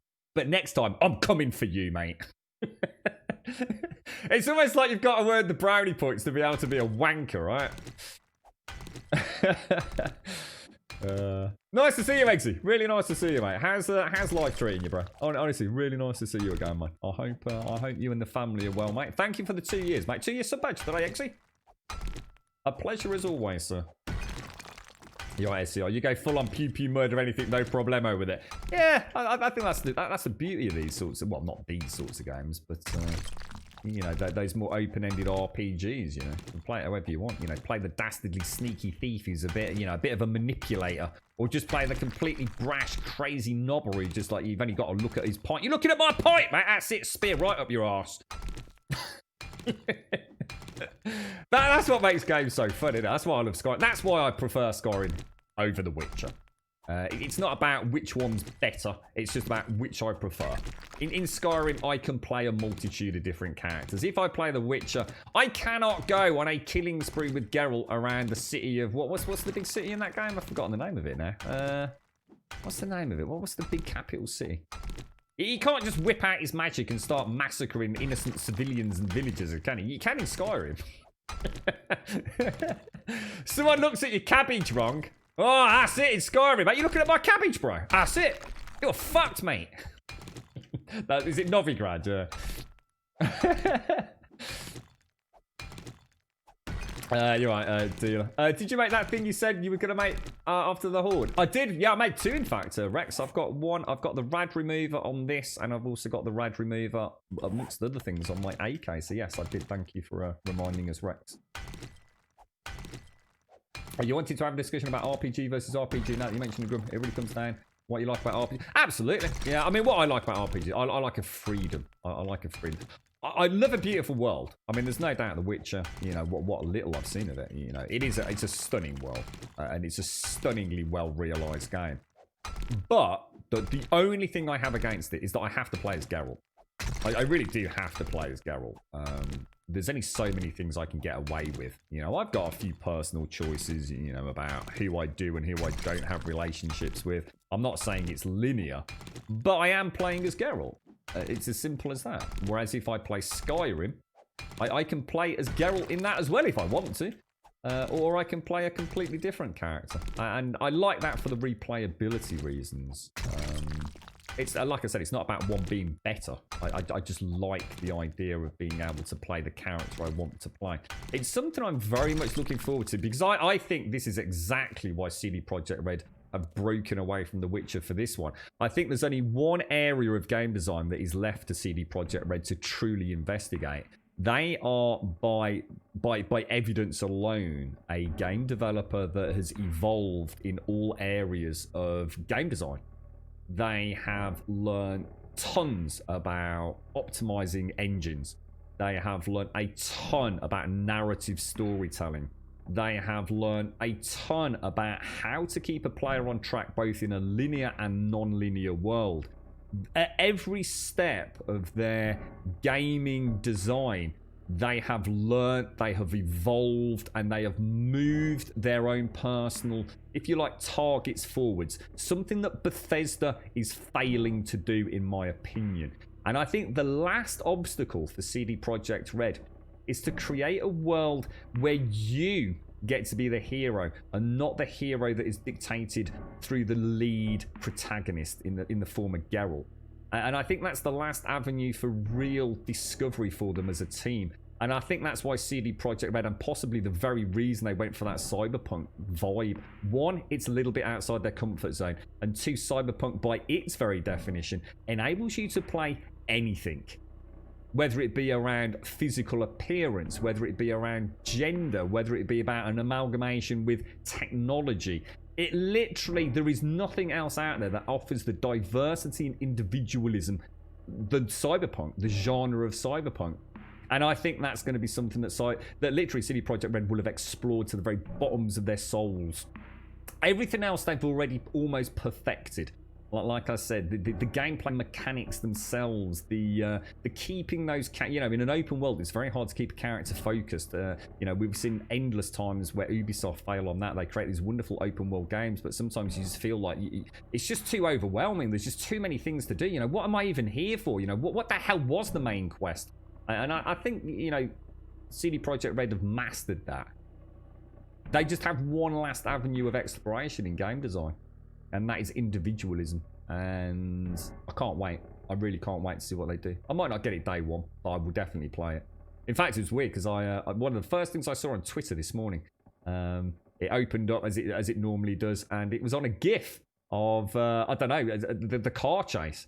I don't know why it was there. Just completely random. Just someone happened on my timeline just happened to have said, "Looking forward to this," and it was the car chase on from that 46-minute video that we had of Cyberpunk.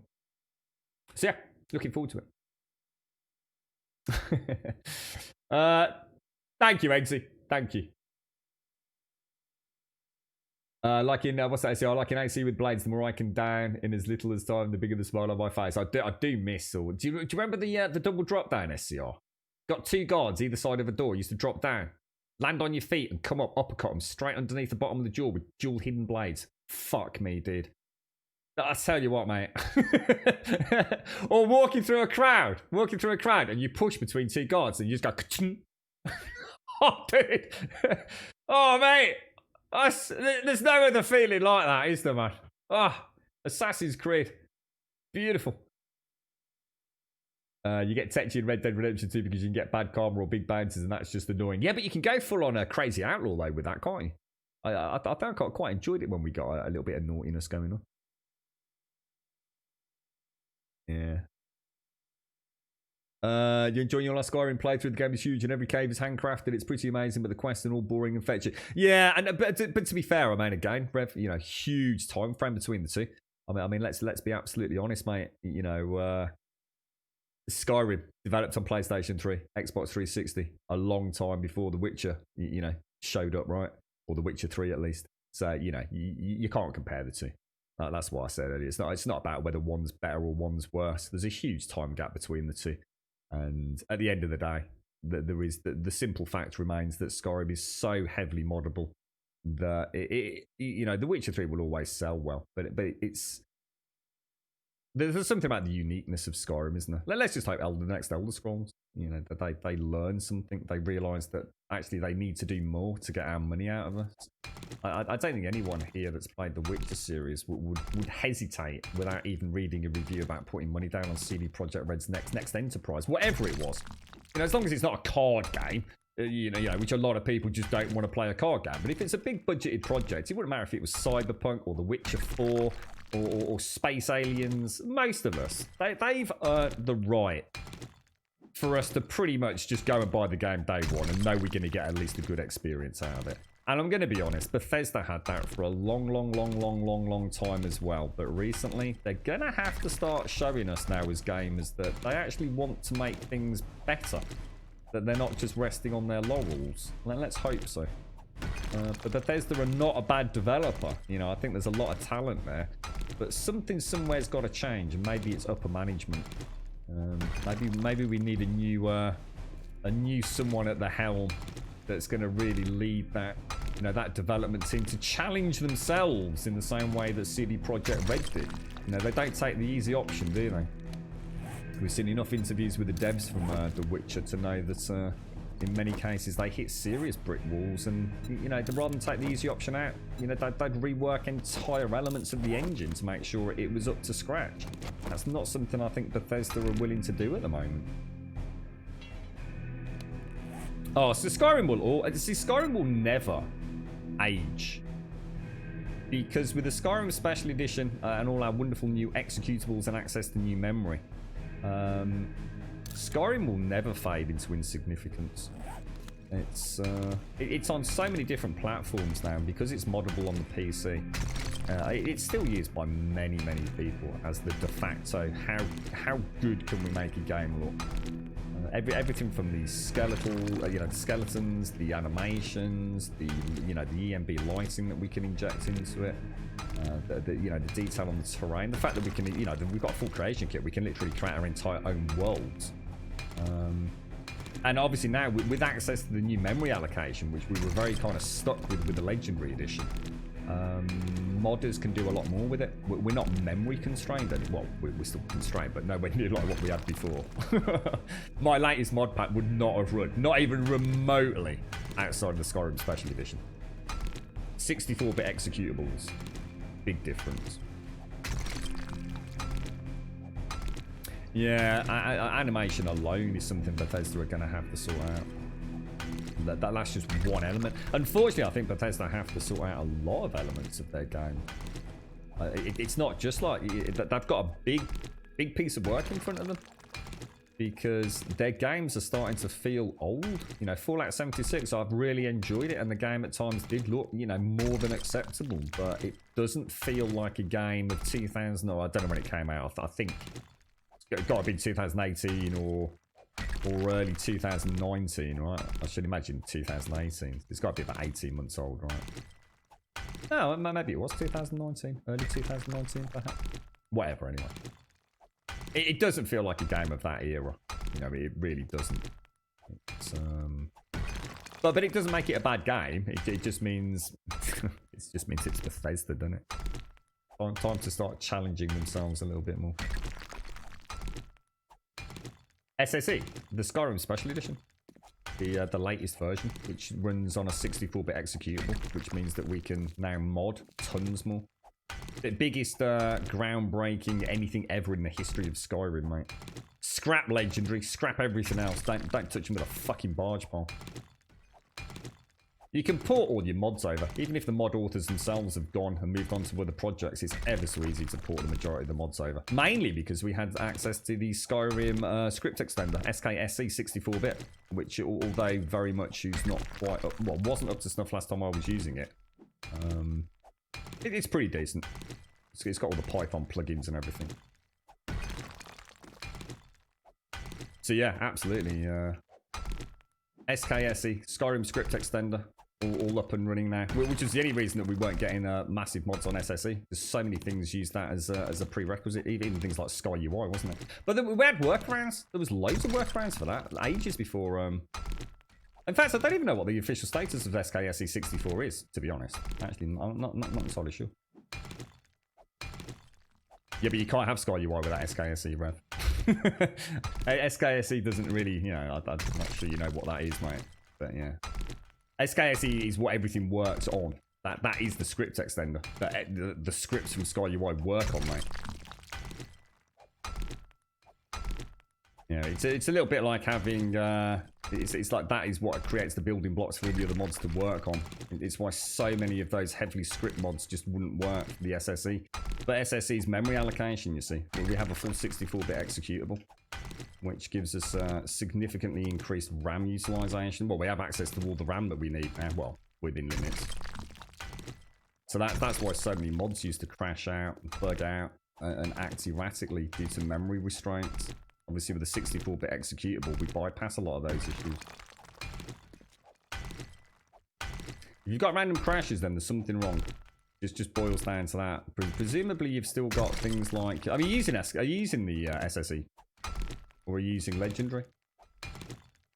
Highly recommend ditching Legendary. Just ditch it as soon as you can. The Havoc fix is amazing. Skyrim at 144 FPS with no bugs. If they got that all sorted, I was reading about this a good few months ago, to be honest, Luke. So, to be honest, mate, I've never pushed Skyrim beyond 60. One, because of obviously the physics constraints that we had. And to be fair, there were works around for that, even back on the like Legendary Editions sort of era. But to be honest, mate, the thing is, if I try to push 144, I need consistent 144, and I would rather have 60 consistent and be able to throw everything but the kitchen sink at it. A lot of my mods are very script heavy, especially with combat modifications and AI modifications, in particular around stealth. So the scripts can start getting pretty rough. So to be honest, I've never gone beyond 60. I mean, like you said, I should mention that. That's silky smooth, man. Silky smooth.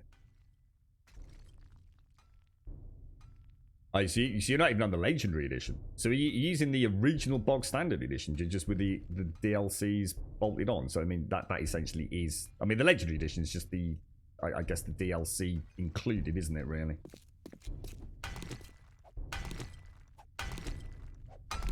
Yeah, I'd be interested in seeing that, Luke. I'm a bit out of touch because very rarely does a week go by that I don't have a tinker with at least one or two Skyrim mods, because I think it's important to stay up to date with what I know. I'm not always up to date with what is the latest. In fact, someone was in chat the other day talking about what was it? What's the new mod manager called? Because we obviously had the Nexus mod manager, didn't we? And we had mod organizer. And then mod organizer author came along. Can't remember his name there.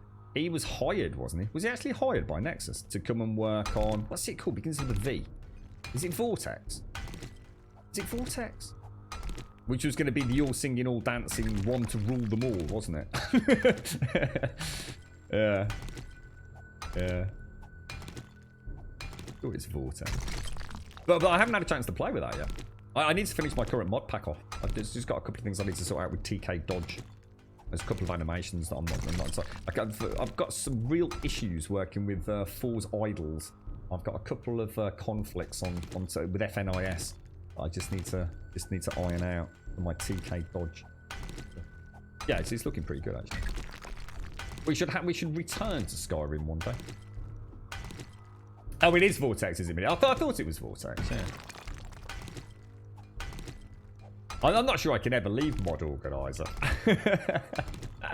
I know so much about Mod Organizer. I'm not sure I want to try anything else.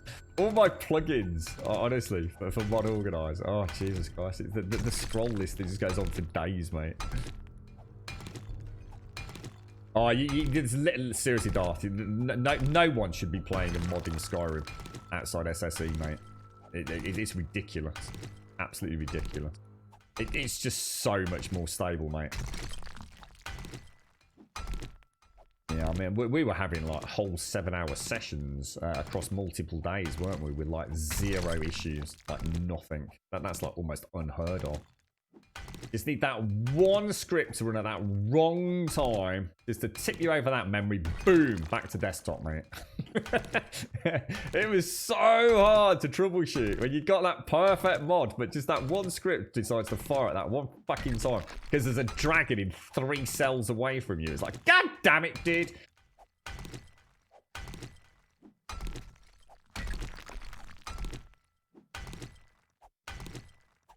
Alright, let's get this out of the way. What are we doing down here, by the way? What was this room? What were we actually down here for? I've forgotten now. In fact, oh my god, it's way gone 4 o'clock. I was looking at the clock thinking it's like evening. We've still got ages to go. It's bloody morning. Let's get the hell out of it.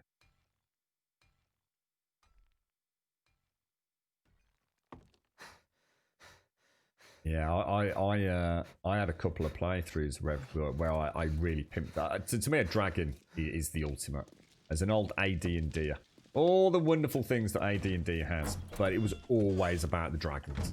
You know, vampires, crazy powerful. Liches, crazy powerful, but fuck me.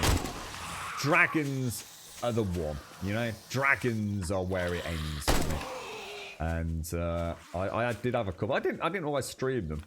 But we did have one where I used a couple of dragon mods and then fine-tuned them a little bit. Not massive personalisation on them. And if you went up against the fire-breathing dragon and you didn't have fire protection, magical fire protection, no way. You were going to die. It's a fucking dragon breathing fucking fire on you, dude. You ain't getting up from that, mate. Loved it. You saw a dragon in my playthrough, you fucking legged it, mate. You tried to stay the hell out of there, man. But later on, you go on a quest specifically to get some fire protection or what have you.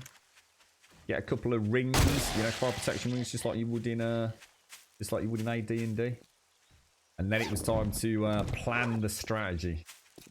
Loved it. So immersive. To be honest, it was just like playing AD&D. It really was. It felt like as close as you were going to get to playing AD&D as a single player with your very own DM. I loved it. Loved it, mate. Had to be a bit careful with some of the mods for the stream games, though. Because, obviously, it's really, really disruptive if you have a lot of crash the desktop. So yeah, I had to be a bit more friendly until SSE came out. A little bit more delicate, I think, is the word I'm looking for. SSE was like the dawning of a new age for modding Skyrim. It really was. It kind of came out of the gate very slow because of the lack of the SKSE64 script extender. But once see, there were ways to sort of pigeonhole in the old versions, weren't there? So you could get, at least you get the basics like Sky UI up and running. But that whole project, I don't know what happened. There must have been a few, I don't know, hoo-haws with the team. I know a lot of them just didn't have the time, did they? But they just, you know, some of those boys and girls have, got families and real-world jobs and commitments. So sitting there playing about with a script extender was not exactly high priority in their lives. So there was quite a hefty delay in that releasing, wasn't there? Yeah, exactly, Darth. That was it. Exactly. A dragon is a freaking behemoth, mate. But things don't get much worse than having a dragon land in front of you, mate.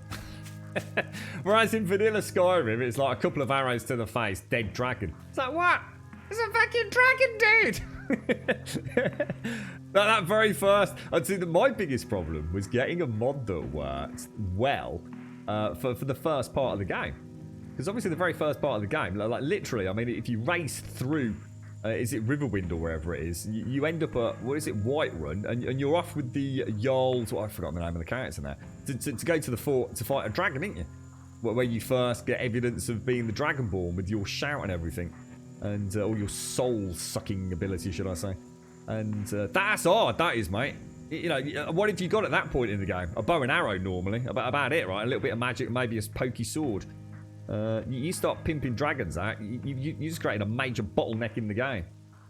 So I did have a play about with a wonderful mod that actually it was a diseased dragon, and I'm not sure if I don't think it was on the Cerisial playthrough. It might have been, but I managed to get in. I sort of merged a couple of 3 mods together, and we ended up having what was essentially a diseased dragon, and I could therefore role play into that actually was a very ill dragon.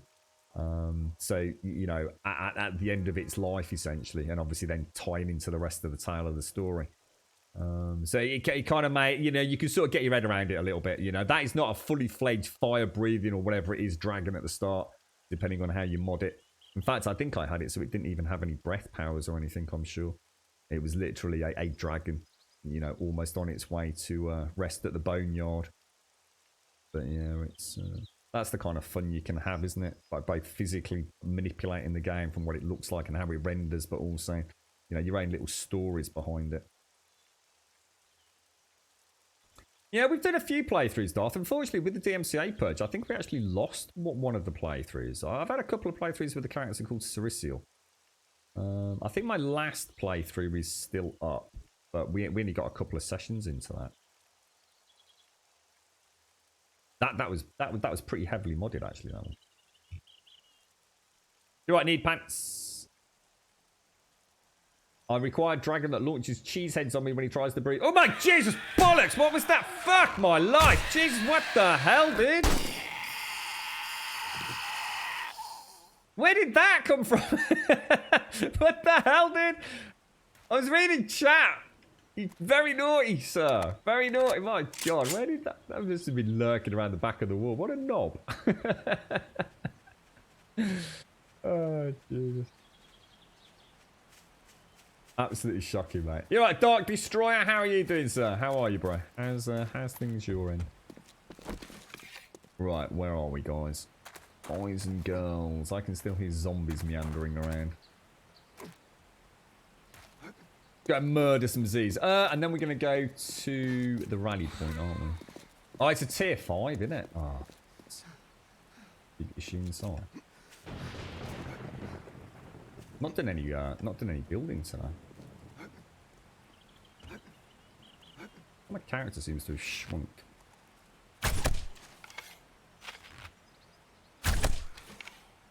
Oh no, you don't, me darling. Alright, so what have we got weapons wise? Let's go and throw some of this stuff back down. I'm gonna scrap that. If we take that and that back down, that can go upstairs. We'll go and hit what is it? The old apartment block, I think. Oh, hang on, where the hell's the hatch gone? Oh my God, we haven't had a zombie get down, have we? Oh, that's a bit dodge.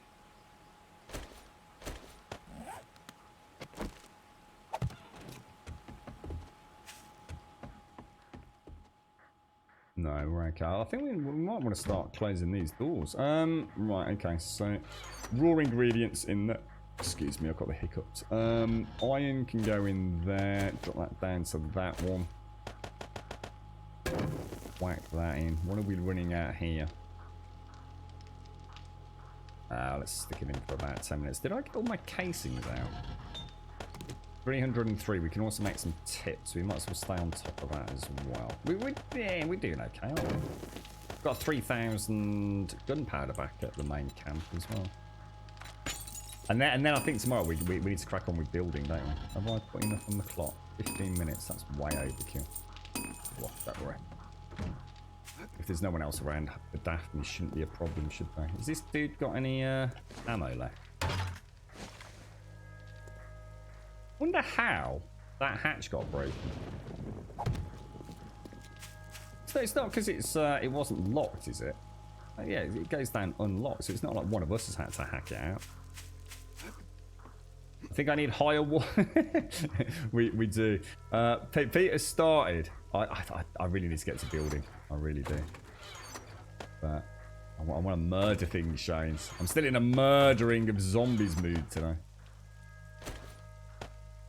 So I've got one meat stew. So if what should we do? Let's take those. We've got that, we've got that. Let's take some more red teas with us.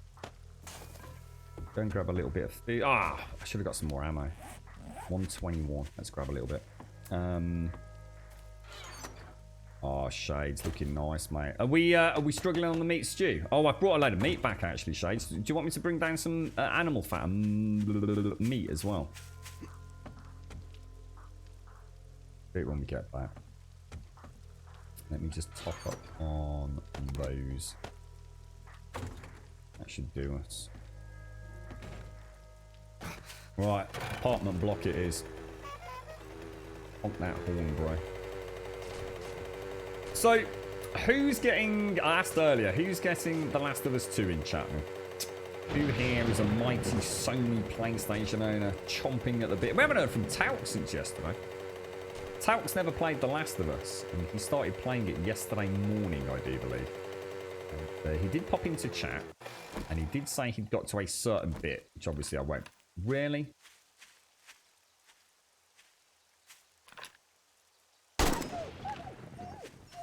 A certain bit with a certain character called... Well, let's say.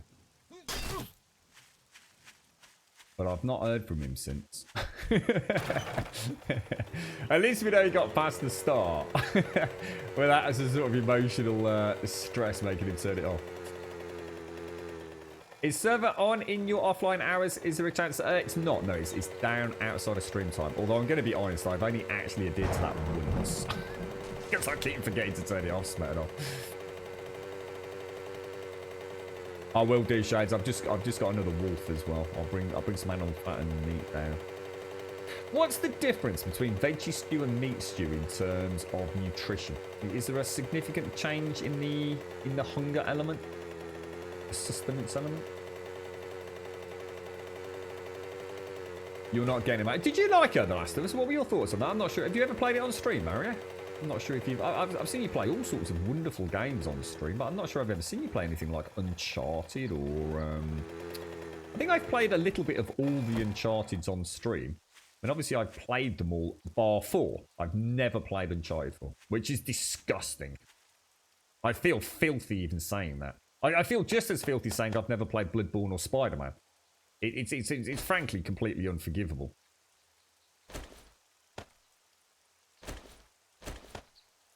Keep that with us. Alright, here we go.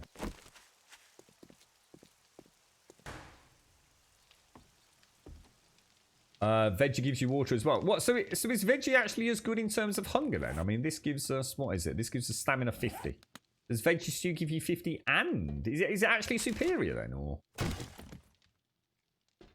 Yo, wait sex. Phew, I'm back. Plumbers arrived to fix the leaking toilet. They can't fix it. Yay. So now we have to wait for the landlord to arrange it. I'm confused. Surely all the landlord's going to do is call out a plumber. Is it because they can't get access to something they need access to, Wentex, or... I could, get you billions and billions of building materials offline for the Sphinx or anything. Yeah, but the problem is with that, time's ticking, Smatano. Which means that terrible things happen with Horde, unfortunately, bro. You played Uncharted 1 to the Lost Legacy, accidentally wiped Lost Legacy, but not touched The Last of Us ever. What, if you've never played it? You've never played Last of Us, mate? They have to arrange it with the owners who live... Oh my god, Wentex. Is it causing damage, bro? I mean... Jesus. I reckon I can shoot through that car. No, so that's one thing I have to say Bethesda got very good. Was general environmental collision detection. There was very few times where I couldn't shoot something, even though it was like the tiniest little gap between, a chain link or crossbar wall or something. I was quite impressed with Fallout 76 on that front. Bloodborne's the dog's box. Yeah, unfortunately, there were rumours the other day that Bloodborne was releasing on PC in a similar fashion to how Guerrilla Games and Horizon Zero Dawn was releasing on PC, but it turned out to be exactly that, just nothing more than a rumour. No reasons to even begin to think it was going to happen, which is a shame. I am really hoping we get a remaster of Bloodborne on PlayStation 5 running at 60 FPS. But if we do, I might boycott it anyway as a result of that. Because the reason the devs gave for not providing a 60 FPS version on the PlayStation 4 Pro was not because they couldn't do it, was because it would mess up multiplayer. Well, what a load of fucking ballsacks argument that is. Give us a 60 FPS single player freaking storyline and just lock multiplayer at 30. It ain't freaking difficult, is it? You bunch of lying knobs. Basically, you can't do it. You know you can't do it. You're talking out your ass. Or you're a bunch of morons. So, to be honest, that's part of the reason I've never really given a fuck about Bloodborne. I don't trust the dev that literally just bullshits. Nonsensical arguments.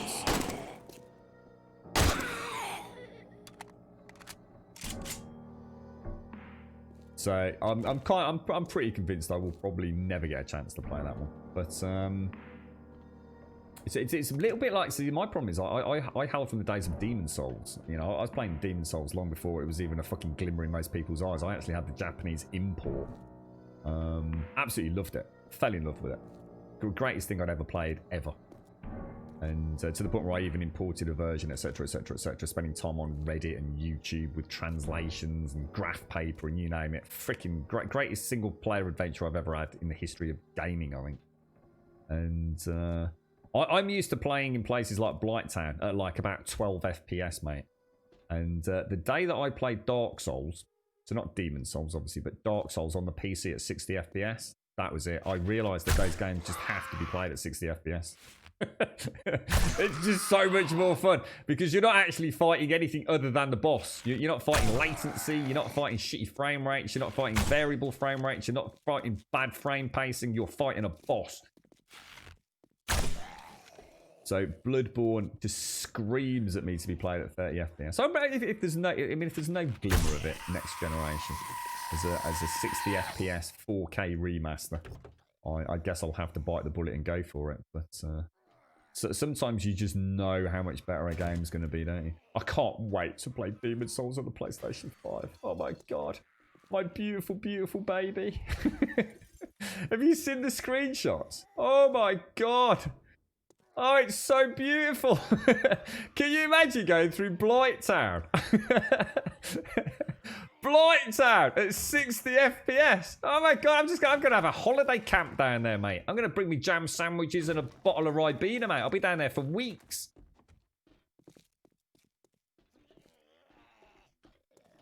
Oh yeah, 30 FPS. Yeah, so it's more cinematic at 30 FPS. Yeah, whatever. Yeah, that one as well, Leaps. Oh dear. There we go. Yeah, it's not so much about having a horde every day, Smell. It's more about not having to suddenly come on the stream not knowing when the horde is. It's like today, I hate coming in the stream having a horde straight away. I really do, mate. Mornings are for coffee and, you know, asking everyone how the weekend went and having a bit of a chinwag, not sitting there pew-pewing zombies all night long. I know most of you would be kind enough not to log out 2 minutes before a horde's going to hit. So I know I don't have that problem with this community, but you still might log out an hour, you know, or well, obviously not an hour, but, you know, 30 minutes before one. And it just throws my whole routine out, mate. If I was a full-time streamer, it wouldn't matter, mate. If I actually had this as my only, you know, worry in the world, I'd honestly, it wouldn't matter. I could live with it. But my stream time is so just hard to get as it is with the schedule that we have. I can't really afford any curveballs, mate.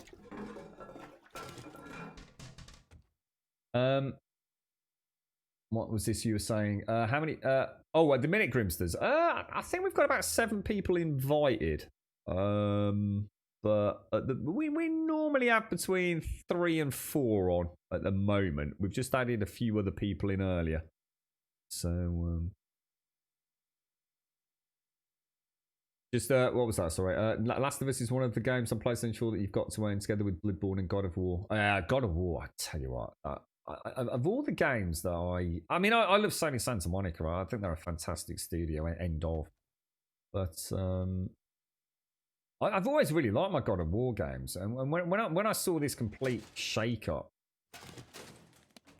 you know, I was sitting there like, look, this is fantastic. You know, this is an example of a dev just, you know, taking an existing and very much beloved franchise and actually going to do something different with it. You know, this isn't just like God of War 4. You know what I mean? This is a brand new God of War, but it's got freaking Kratos in it. So it's very much God of War. And I was so, like, excited to see what they did. And my God, did I enjoy that game. That really was a lot of fun. It was so weird playing a God of War game like that. And I will never forget the moment. The return. I'll keep, obviously, spoiler free. The blades. Oh my God, that moment. I was just like, oh my God, he's not. Oh my God, he is. Oh my God, he actually. Oh my God, I actually have them. That was just crazy, man. That was great. That was one of the greatest things ever. Is he? Is he? No, he's not. Is he? He is. Oh my God. Oh my God! Absolutely brilliant. And as we know, Corey Balrog, as I always call him. What a name.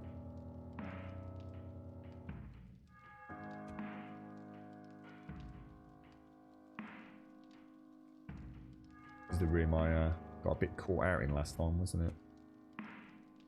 So you've just never fancied it then, Mario? No.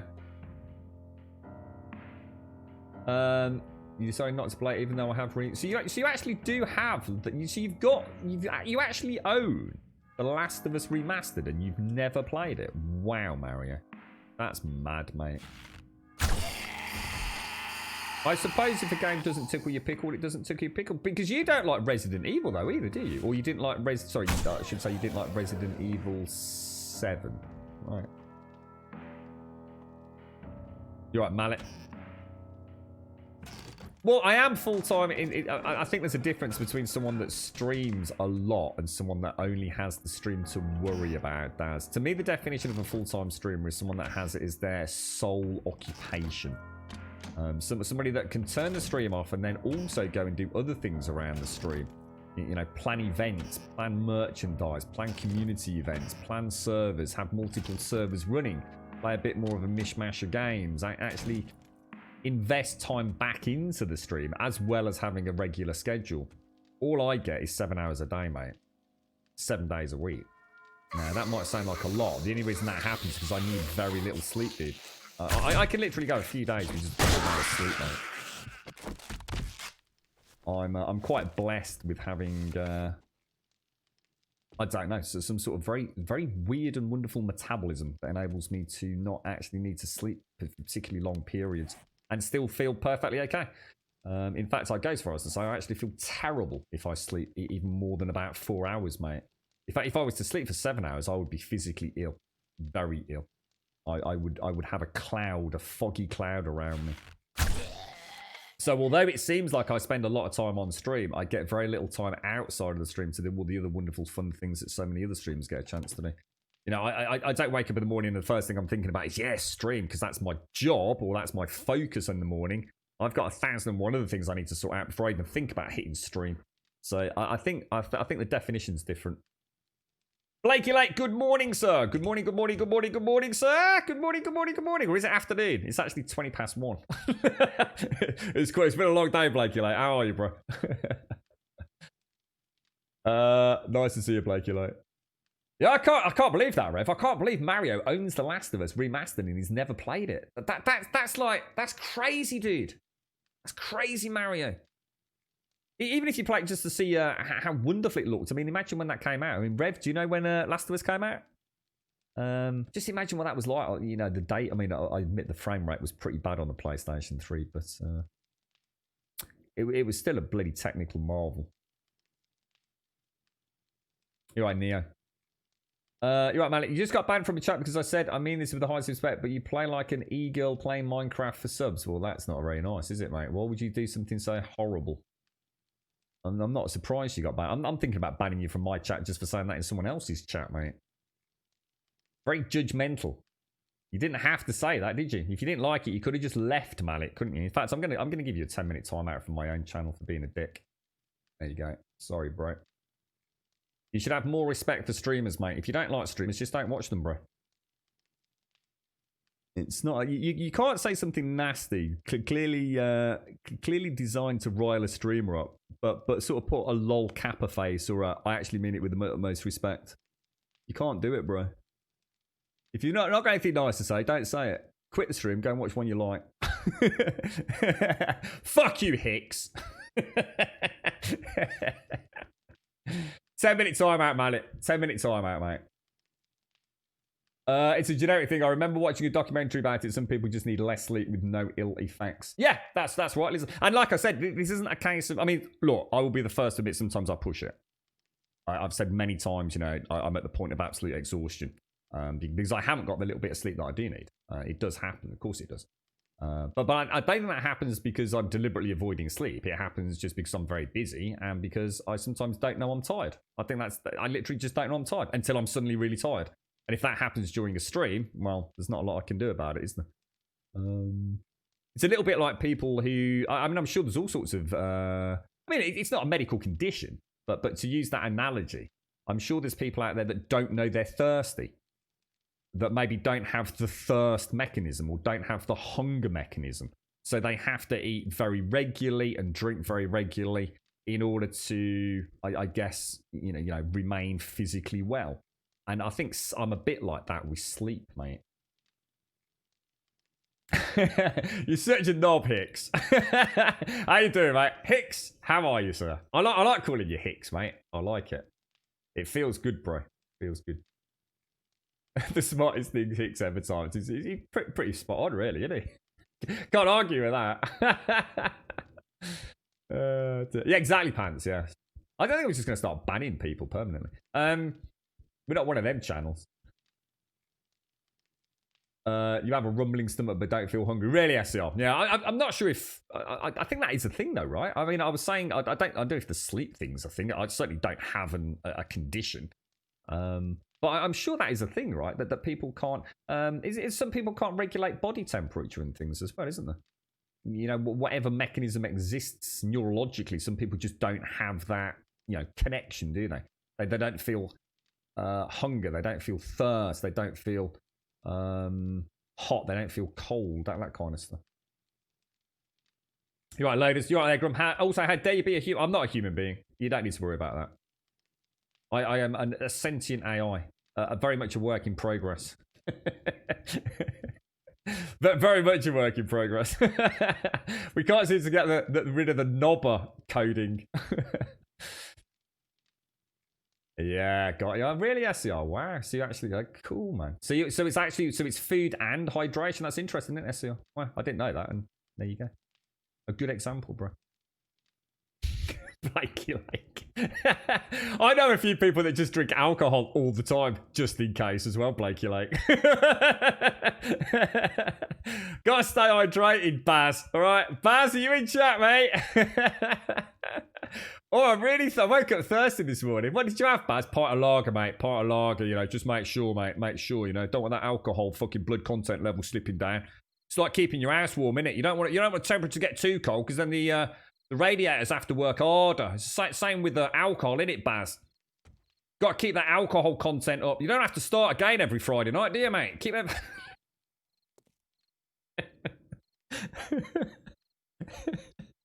Oh, thank God for self-isolation. You can't touch me. Oh, fuck my life. Where's he going? Come back here, Nova. You right, Pixie? How are you?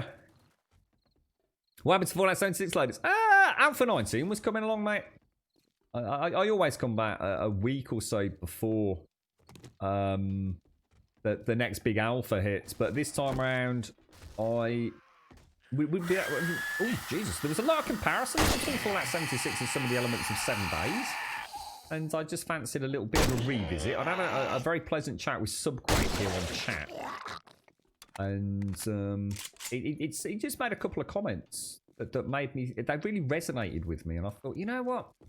I need to just quickly jump back to 7 Days and go and refresh myself just exactly what Alpha 18 was all about. And so I did.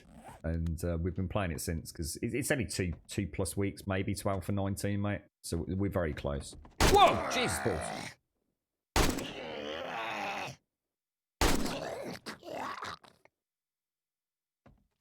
Be interesting to see the... Oh, I tell you what I did see on the forums.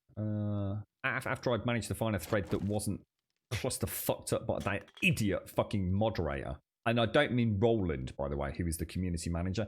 But that absolutely self-righteous piece of shit community moderator, who any thread he's even a part of, I won't read on the forums. He's an asshole, and they need to sack his ass. Oh, he's probably not even paid. He's just a community moderator. He's literally jumped up. But yeah, I managed to find a thread that didn't have him too actively involved in it. And I think it's Fatal has put a link up of the new night vision, which looks great. That actually does look really cool. I don't know if it's coming in Alpha 19 or if it's just a work in progress he's doing, but yeah, that looks really nice. And there is a couple of screenshots. And someone asked a really pertinent question, which was like, that's great. So it looks like a nice implementation compared to what we have had in the past. Because I hadn't actually put 2 and 2 together, but you do know that gamma and brightness are basically exactly the same thing in this game, right? Which is not the way that gamma and brightness are. Gamma and brightness are two completely different things, but not in current implementation. And it actually, the penny dropped when I was reading about this when Fatal was talking about it on the forums. And it was quite interesting, actually. The part of the fix with the new lighting has enabled them to obviously now have true gamma back. Not tied directly into brightness, essentially. But someone asked a very pertinent question, which is, okay, it looks great. What about ferals? Irradiated zombies. Can you tell the difference between an irradiated zombie in night vision? So almost immediately posted a screenshot up. Yes, you can. Not as easy to tell as you can like with full spectrum color, but you can tell the difference. So it looks good. You all right, Pixie? How's the weekend gone, mate? How's the family, Hicks? All good, mate? Hicks has come out fighting today, ain't he, look? He's calling all streamers knobs, and apparently all Russian vodka tastes like poop juice. If there's a man that would know what poop juice tastes like, it's Hicks, with his extensive nappy changing skills. I bet he's had a little bit of poop in his mouth over recent weeks. a little bit of nappy slippage, as we'd call it. A nappy spray. Yeah, that's right, Hicks. Yeah, I think that's what Baz's subscription to the alcohol leniency sort of theory is. It's just gotta keep it topped up. If you let it slip, the liver might panic. And cirrhosis might start actually fucking taking place, right? If you keep the liver in a constant state of shock, it won't be able to slip into cirrhosis, right? Shouldn't laugh about that, actually. Fucking terrible, really. I dread to think what yours looks like, Baz. What time is it in Britain? It is 1:28 according to British summertime, mate.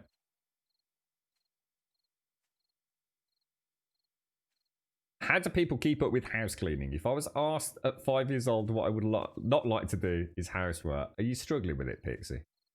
So Reb's fault. He's been sitting here talking about Skyrim all morning, mate. I think he needs to start pulling his finger out. Sorry, Rev. Dropped it right in it. Sort it out, Rev. Go on, get a vacuum, lad. Get a vacuum. You can do it, mate. You can do it. Put them muscles to good use, mate. Get that vacuum around the living room. 8:30. Yeah, it's what? 1:30 in the afternoon here, mate. Pixie. Wanker. It's almost tomorrow in Australia. I tell you what, you've been drinking it, you Hicks. You're very erratic today, Hicks. Very erratic, mate. Are you going to play Death Stranding when it comes to PC? I will definitely play Death Stranding at some point. 100%. We'll probably pop it on for an evening stream where I can get it at a nice reduced cost, or grab it on the PlayStation 5 or something like that, mate. At the minute, the big ones are Uncharted 4, Spider-Man, The Last of Us Remastered, and what was the other one I was talking about? Bloodborne, maybe or not. So I guess Death Stranding's kind of at the bottom of the list, to be honest, mate. Well, we'll see. We'll see. You've only got 2 hours sleep, Pixie. You all right, mate? How come? What, just a bad night? Or were you partying hard with the old neon sticks, mate? Dancing to a bit of Timberlake around the living room. Vasalgia. What is Vasalgia, right? I'm afraid I don't know that one. You'll have to forgive my naivety, Hicks. Sorry, I went to go call you Chicks then, mate. Is it pronounced Vasalgia? Vasalgia. What is that, dude? It's an interesting term. I was wide awake and couldn't shut off. What? Just one of those? Just the brain just wouldn't shut down, Pixie. Look, that's like essentially. I guess that's full-blown insomnia, is it not? Oh shit! That's not. Oh my god! Oh Jesus! What just happened there? Oh no!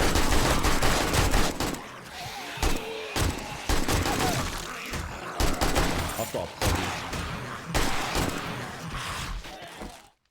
problem. Wow. I actually went to close the door.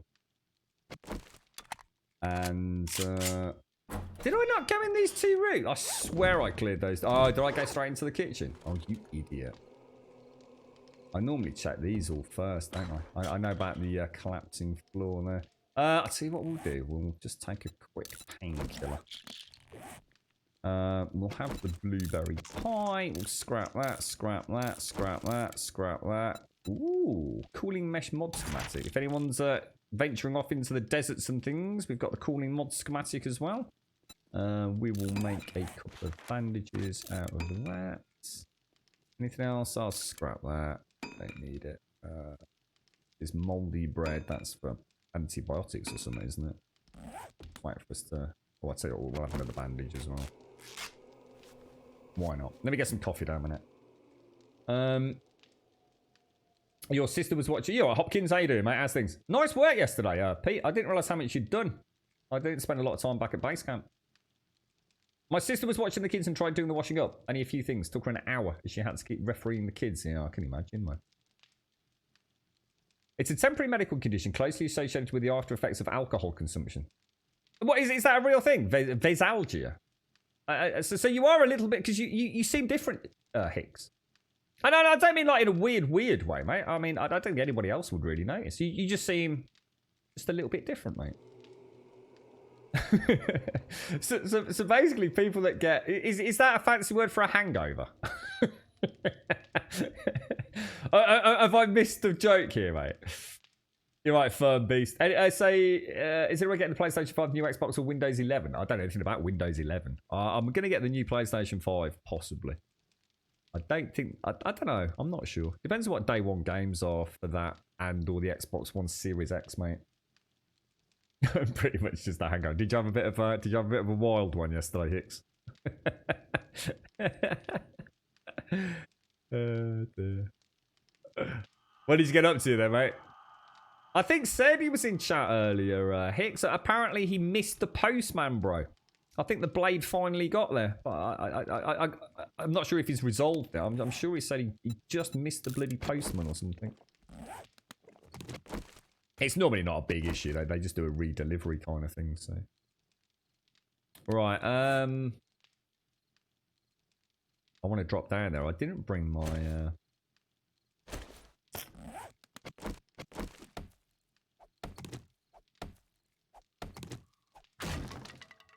A nice cold beer and a 4 fingers of bourbon. Sounds... Oh!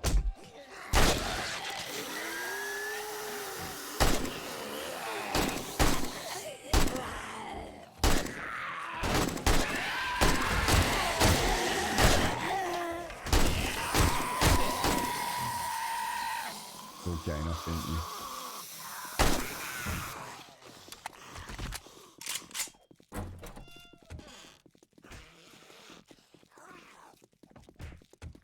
Sounds like we've got one. Interesting.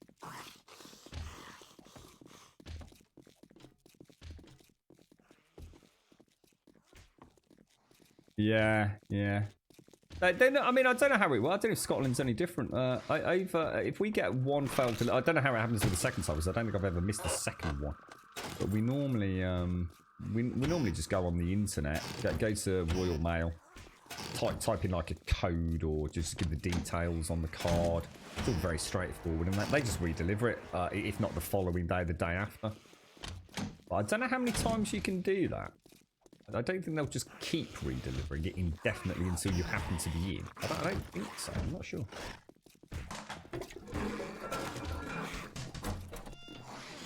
I don't know. Do you reckon they were not 2 meters away, Daz? I don't know. They might have been, mate.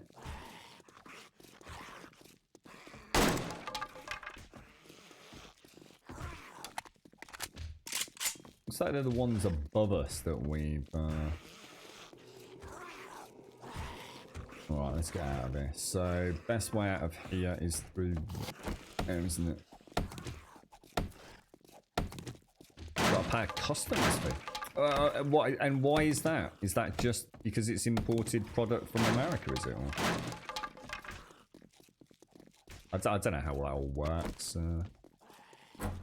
Always been a mystery to me how...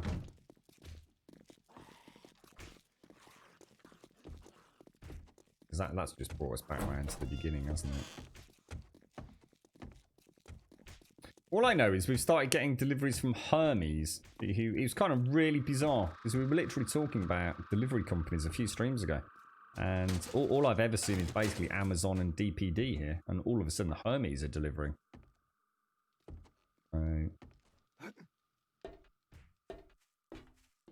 Strangely coincidental.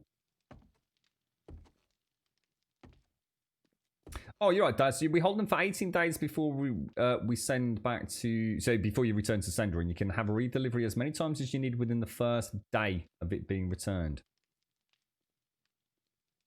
I'm not sure I understand that. You can have a redelivery as many times as you need within the first day of it being returned.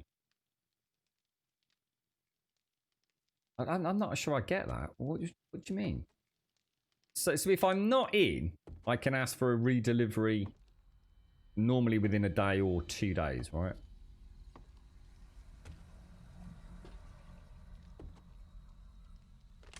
But if I don't ask for a redelivery, it will be returned to sender after 18. But what happens if like you deliver it and I'm not there, and then you redeliver it and I'm not there, and you redeliver it and I'm not there, and that goes on for 18 days?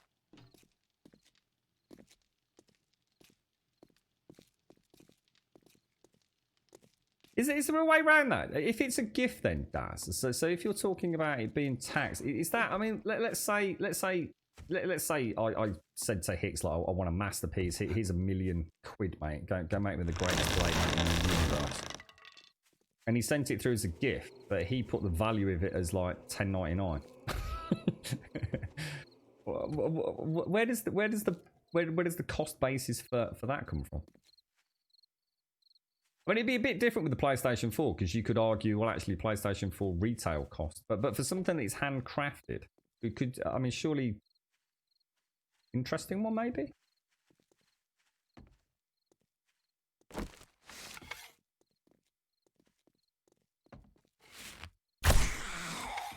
I've had a few strange things coming from... I've had a couple of deliveries from America and China that always come with a whole bunch of... I don't know how to describe it, like... additional notices on them, you know, checked by and sales tax checked and things like that, always and what it all means. I've never had to pay anything else myself, but you're right, Trump.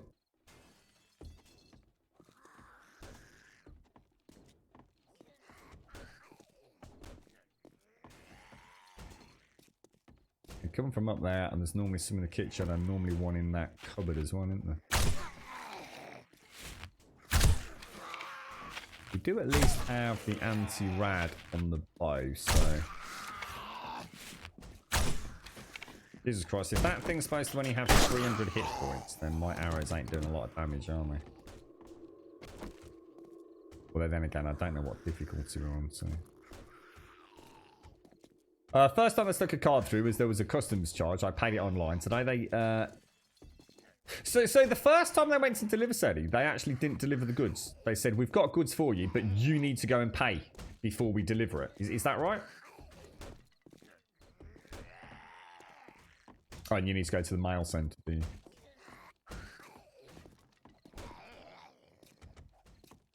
And they're only open between 7 AM and 9 AM. Yeah, we've got a depot not that far from here that's got really tight opening hours. It's always really frustrating as well, especially if it's around Christmas, because the queues are absolutely ridiculous, and you have to take like your passport and all sorts with you, sir. It's a bloody nightmare, mate. I dread it, honestly. Absolutely dread it. And the thing is, it's not inside either. It's like a little... I don't know, you know, there's like car park attendants have like those little booths. It's almost like that, but obviously on the side of the building. So obviously they're all internal, and you all have to wait outside. So if it's pissing it down or snowing, you end up queuing in the actual postal car park. It's actually, I think it's really dangerous. You've got all the trucks and everything all backing in and out, mate.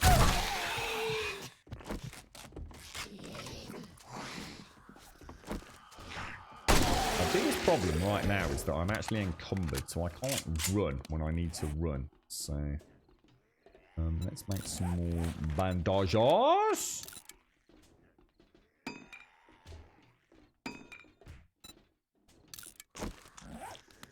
Have I got anything to get rid of that infection? I haven't, have I? Oh, I have got a jar of honey. I'll use it if I got to.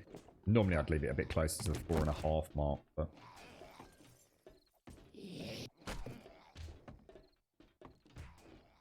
So once the item has had an attempt and you get a red card, it's given an item number and it starts a countdown. Ah, I've got you. So it's a rolling, well, a ticking 18 days. That's between you and the tax man, yeah. I was going to say, I was just thinking, I mean, technically, I mean, you wouldn't want to do it all the time. I mean, I suppose technically does. Yeah. For a one-off, I should imagine very few people give the real cost. I mean, obviously, if you're running a business, it'd be a completely different kettle of fish, wouldn't it? But I guess for a one-off thing.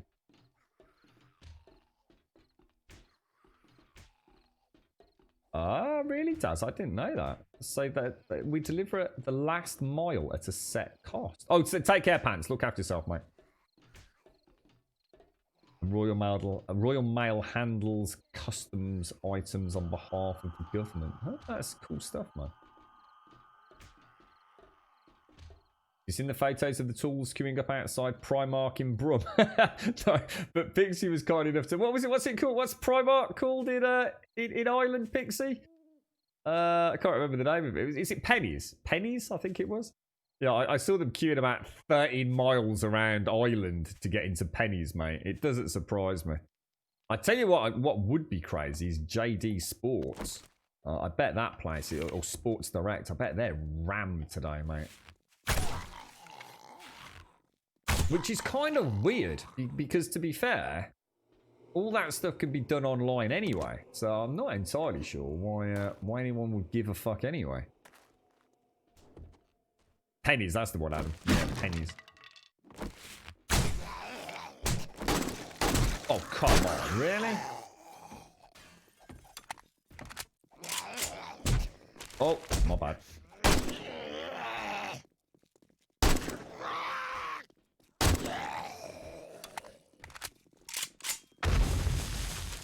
Ooh, that didn't sound good, did it? What's that all about? What the hell? I should imagine the city centres are absolutely just chaos today. I don't understand it. I just don't. I don't know. I suppose people are bored.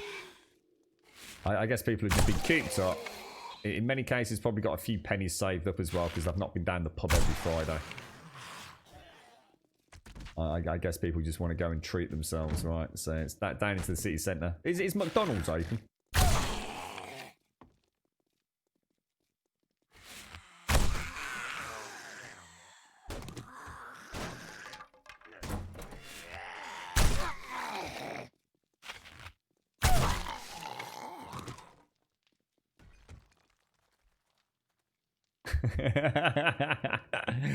That's very true, Daz. That is very true. Those stores are something else, aren't they, mate? They really are. I always liken JD Sports to a little bit like, you know, like you see those horror films where you go through the fields of corn. Can't see over the corn. It's just all you see is the corn.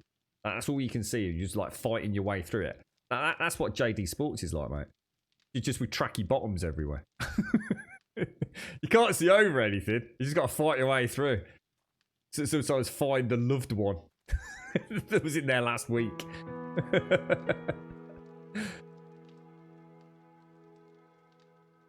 But the thing is, I get that if it's something. See, I totally appreciate that, Link, and what you're saying is absolutely right. You know, if you're buying a particular, you know, a dress shirt, and let's be honest, there's loads of different styles of shirt out there. I get that, but for something like JD Sports, they don't really have any fancy fitting stuff. You know your waist size, you know your shoe size. You don't really need to overthink something like sports gear normally. You know, if you're a 30-inch waist, you're a 30-inch waist. Shirts and other things, I can get it, or a jacket, or an expensive overcoat, or even a pair of trousers. You know, they don't all necessarily get made equal. But when it comes to running shoes, t-shirts, caps, beanies, socks, all that stuff that JD Sports sells en masse, I don't see why I'd ever go into JD Sports, to be honest, or rather than order online. Other than for pure convenience, because I just happen to be walking through the city centre, I just go and pick myself up a packet of socks. I don't think I'll probably bother. I think, to be fair, I mean, I also understand the enjoyment of actually shopping. I mean, sometimes it is nice to go and have a look what's in stock. And that's very difficult to do on a virtual web page, you know, where you kind of get tunnel visioned. But I must admit, I don't think I'll ever go in and worry about fanning about with running shoes again. And to be honest, I think this is going to be sort of symptomatic of one of the outcomes of this pandemic. Whereas I would definitely have gone in and bought my shorts in store or my trainers in store, I probably won't in the future. I will still pop into the store, you know, probably once or twice a month as I go through the city centre. But I probably do a lot more of my, if you like, keep fit, presumably, you know, if things keep working out. My general day-to-day jogging, running, sporting gear, probably online. I saw some amazing deals, absolutely amazing deals. And whether those deals will still be there, you know, when we return to normal, I don't know. But, I wouldn't want to buy a nice... to say a nice tight dress shirt without trying it on, I guess.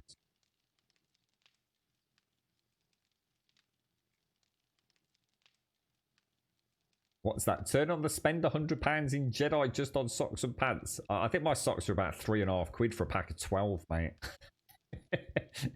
Donne socks, ankle socks from Sports Direct. Posh tracksuit for the wedding. Oh, totally, mate. You get a proper shell suit for the wedding, mate. Proper shell suit. Nice and crinkle cut. Beautiful.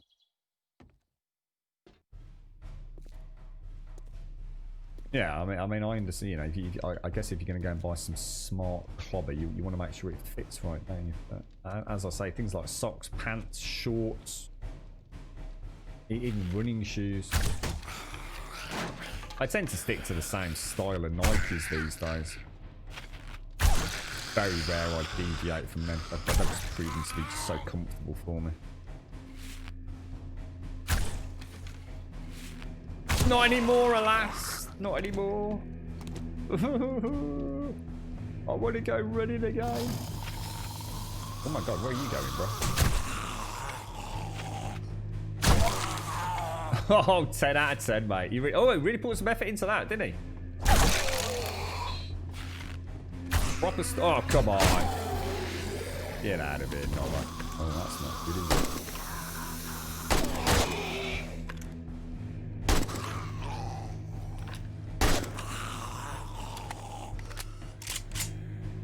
Stay down, zombie scums. Stay down. Wear a pair of boxes once in, throw them out. What's that? What, you throw away boxes after you've worn them once? Jesus Christ, I don't wear boxes for days, mate. Days, bro. Socks for days. I ain't do no washing, bro. It's only me bum, innit? I must admit, I'm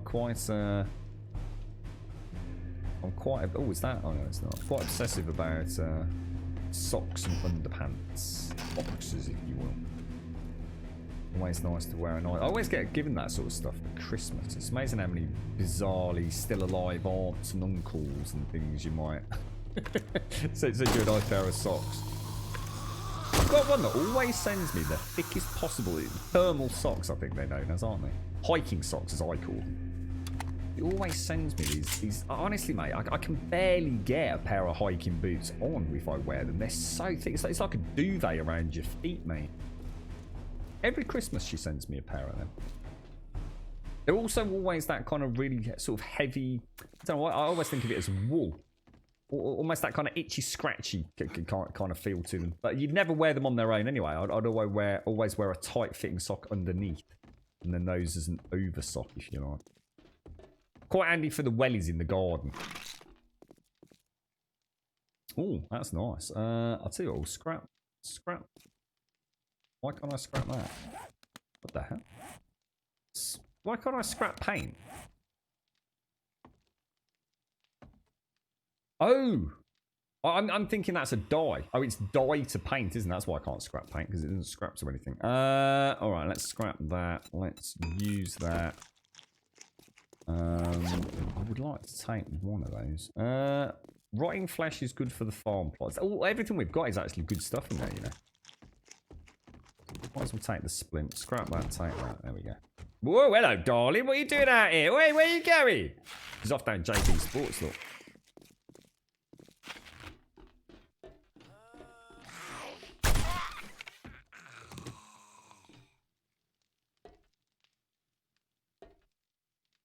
You know, I do a lot of running, mate. My running shoes don't necessarily last me that long, and not because they're not good quality,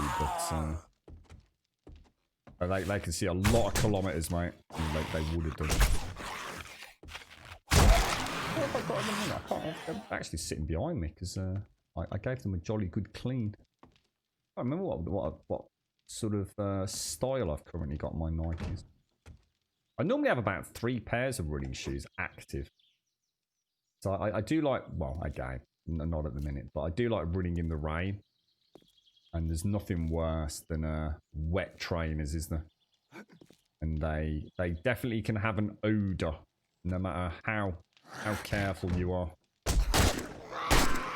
Want to make sure they're properly dried out, don't you? You can clean trainers, yeah. You can definitely clean trainers. I like to make sure there's no... it's amazing how... the ones I have quite an interesting grip. They've kept the same stylized grip for the last few years that I've been buying them. And they are, unfortunately, rather... as much as they're fantastic for what they do, and I have a really, really good traction with them, and they're great for sort of road running and a little bit of... I wouldn't want to go full proper cross-country in my normal Nikes, but, you know, pretty good. But they have a nasty habit. You know the... You know when they grit the roads, Serdy? That really fine... I don't know if it's the same thing in Scotland, but that really fine grey gravel. There's a lot of the walk tracks, if you like the dog walking tracks, where they just like layer a little... or place a little layer of that gravel grit down. And even though I wouldn't normally run on that, I'd be running on the grass adjacent to it. They are an absolute bugger for catching... It's almost like as the sole... expands and stretches and then contracts depending on the movement. You get little pieces of grit sort of stays in it. And it's a few times I've come home after a recent gritting and I've got these little gravel pips deeply embedded in the grit. Or dog poop, mate. Always bloody dog poop. Bleeding everywhere around here, mate. Too many bloody dogs. Oh god, oh, I'm panicking. Stop the panic. Stay calm, Grum, stay calm. A lot of folks put their trainers in the washing machine. It's not something that I would normally do myself. I'm not... I think they do. A lot of them do wash very, very well. But I think for me, because I just don't wear them for generally walking around, mine don't last that long anyway. The soles do get battered. So I don't think mine last long enough to worry about shoving them in a washing machine, to be fair. That's right, yeah, put them in a pillowcase, that's right, yeah. Put them in a pillowcase, not the top, whack them in. Bit of, you can get that antibacterial, can't you, as well? It's a little bit like that thing, Advena. It's like a flannel, isn't it, as they call them? Like an actual trainer antibacterial flannel you put in along with your bio, whatever it is, washing powder and things. You go through the soles of walking boots in 12 months easily, especially that I use your own footwear. Yeah, well, at the minute I don't, but I do get through a fair bit. Put it in Vegas. I have done it, Pixie. I've even dried shoes in the tumble dryer. You just have to be careful, because obviously they can melt. But yes, I've even dried them out. You know, if I really need a pair a bit sharpish and they're still wet from the night before, and the pair from the day before that are wet as well, I have thrown them in the tumble dryer very quickly. What are the top 3 skills to put points into? Personally, I think one of the most, you know, everyone's going to have a different angle on this, but one of the most important ones for me is pain tolerance. But before I get to pain tolerance, the other one that I really like is, let me see if I can find it for you. Never sure where they are these days. MasterChef. MasterChef for me is my first point seems to always go in MasterChef, so that I can basically make the teas because red tea with efficient digestion is fantastic at slowing your hunger and thirst degradation. So red tea. So a point in MasterChef, I get red tea, which slows my hunger and thirst. And also I can make bacon and eggs. Fantastic start, really. Because your biggest hurdle to start with is stamina. And stamina is based on hunger, obviously. Other than that, I really, really like to pop. If I'm going to do a lot of mining, Sexual Tyrannosaurus and minus 69 are obviously, I tend to go into. I mean, you can see I hardly ever spend all my points, mate. Craftsmanship perks, advanced engineering, nearly always go into that because of Tinkerer. That gives me the workbench and the cement mixer. Can't go wrong. Grease Monkey gets me the mini bike. So again, if you think about it, everything I'm showing you here really enables me to offset. The secret of this game isn't health, it's stamina. If you have stamina, you can do stuff, and you can do stuff efficiently. So by having MasterChef with efficient digestion through chrysanthemum tea, I'm slowing the rate with which I get hungry and thirsty. With a mini bite, I can get around without draining my stamina, which again is affecting my hunger rate. Advanced engineering enables me to have the workbench, if there isn't a convenient one, to actually make things like the mini bike. Yes, science is really, really nice for the first aid bandages. Not essential. This time around, I decided to pop it in a bit earlier than normal. But my strong recommendation is MasterChef for the teas and the bacon and eggs. And the next one is pain tolerance.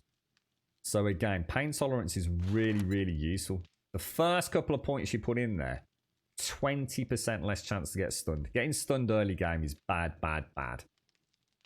The next one is actually there's another one. Oh, and healing factor. So sorry. So pain tolerance is great. The more points you get in that, I mean, all the way through to like no chance of getting stunned, basically.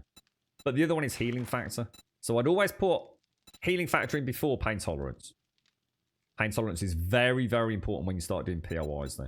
Healing factor is a must-have. So get the teas through MasterChef. Healing factor, brilliant. You gain passively hit points every 60 seconds. Can't beat that. Second one, you gain a hit point every 20 seconds. It means if you go AFK to take a drink, if you take a phone call, if you just want to go mining of an evening, you're getting your health back. As soon as you hit tier 3, game over, mate. That's perfect because you're also gaining a maximum health every 40 seconds as well. You go AFK for 5 minutes, you've just gained a significant amount of max health back without having to worry about bandages or passively healing or anything else. So that's where my points go. Well, I don't know what that means, Rondon. Does that answer the questions, Captain Fruit? I mean, to be honest, if I wasn't playing multiplayer, it would be healing factor and MasterChef. Only regards a couple of points, mate. Just a couple of points. And the other ones would obviously be things like minus 69 to get better tools, mate. There's nothing the matter with putting points in minus 69, bro. But see, that has a huge impact. In early game, you get better quality stone tools. Later on, you'll get better quality iron tools. And later on, you'll get better quality steel tools. So it's the skill that keeps on giving. Although I think that's actually... Is it in minus 69 that does that? It is, isn't it? Yeah, crafting tier. And Sexual Tyrannosaurus, just to get, again, to keep the stamina down. Okay. Ouch potato. Reduces melee and tool stamina use by 5%. You know, I can mine. And mining gives you experience points. And mining's a great thing to do for an evening. Other than that, I don't really worry. I never put points in pack meal. To me, that's an absolute waste of points, mate. I'd rather focus on getting the mini bite and spending points in advanced engineering and grease monkey than worry about pack meal. Because, I mean, if you look at my character now, I only have one row left, bar 2. And that's just from getting pockets and things. And I'm not even trying to maximize that. It's points that literally you've spent early on you didn't need to. You know, if you got a mini bike, who cares? It's you know, if you're a kilometer away, it's like 30 seconds of your time, so you just do a couple of shuttle runs. Why spend points on something that you just don't really need? But yeah, hopefully that gives you a little bit of insight into how I think about the game anyway. You're ACR, you don't do expensive boxers? No, same here, mate. Boxers, you're talking about boxing shorts? Sports Direct, mate. Sports Direct do some really nice soft flannel, like cotton ones, don't they? So same with their Donne socks, mate. They have crazy offers on them, mate. Buy a packet of 3. Like, you get them in the sort. You normally get like a black pair, a grey pair, and a dark grey pair, don't you? So same with the Donne socks. Ankle sock. Right, we'll get rid of that. Ooh, hello little zombie. Where did I put all the meat? I didn't take it out yet, Shades. Yeah, I said I'd have to do it when I got back, mate. I've not done I've not done that because I found a wolf on the way over here, mate. It's still sitting in one of my boxes, I'm afraid, Shades. Yeah, I wouldn't worry about the carry weight one, honestly, man. You'll get these really early on. These pockets, storage pocket mods that you can start adding to things. So you can add that to a whole host of stuff. You can add it to the puffer jacket. You can add it to the BDU top. You can add it to your trousers. I think you can add it to a few other things as well, can't you? You start finding these ones. Is it these? No, what is it? I don't know what it is. There's a couple of mods that essentially just these look. Triple storage pocket mods, look. So why spend valuable skill points in something that actually becomes completely moot later on? Now, to be fair, you got to bear in mind that I don't spend all my skill points, mate. So there's nothing wrong with spending points in storage, because I could easily have done that. I mean, you've just seen. I mean, I'm day 61. I'm level 45, and I still have 24 skill points to spend. So take what I'm saying with a pinch of salt. It's not there's anything inherently wrong with getting storage slots early on. You know, one could argue it actually ties into what I was saying. You're more efficient. You don't have to run backwards and forwards twice, which means you're not draining your stamina as much. So don't think there's anything wrong with it.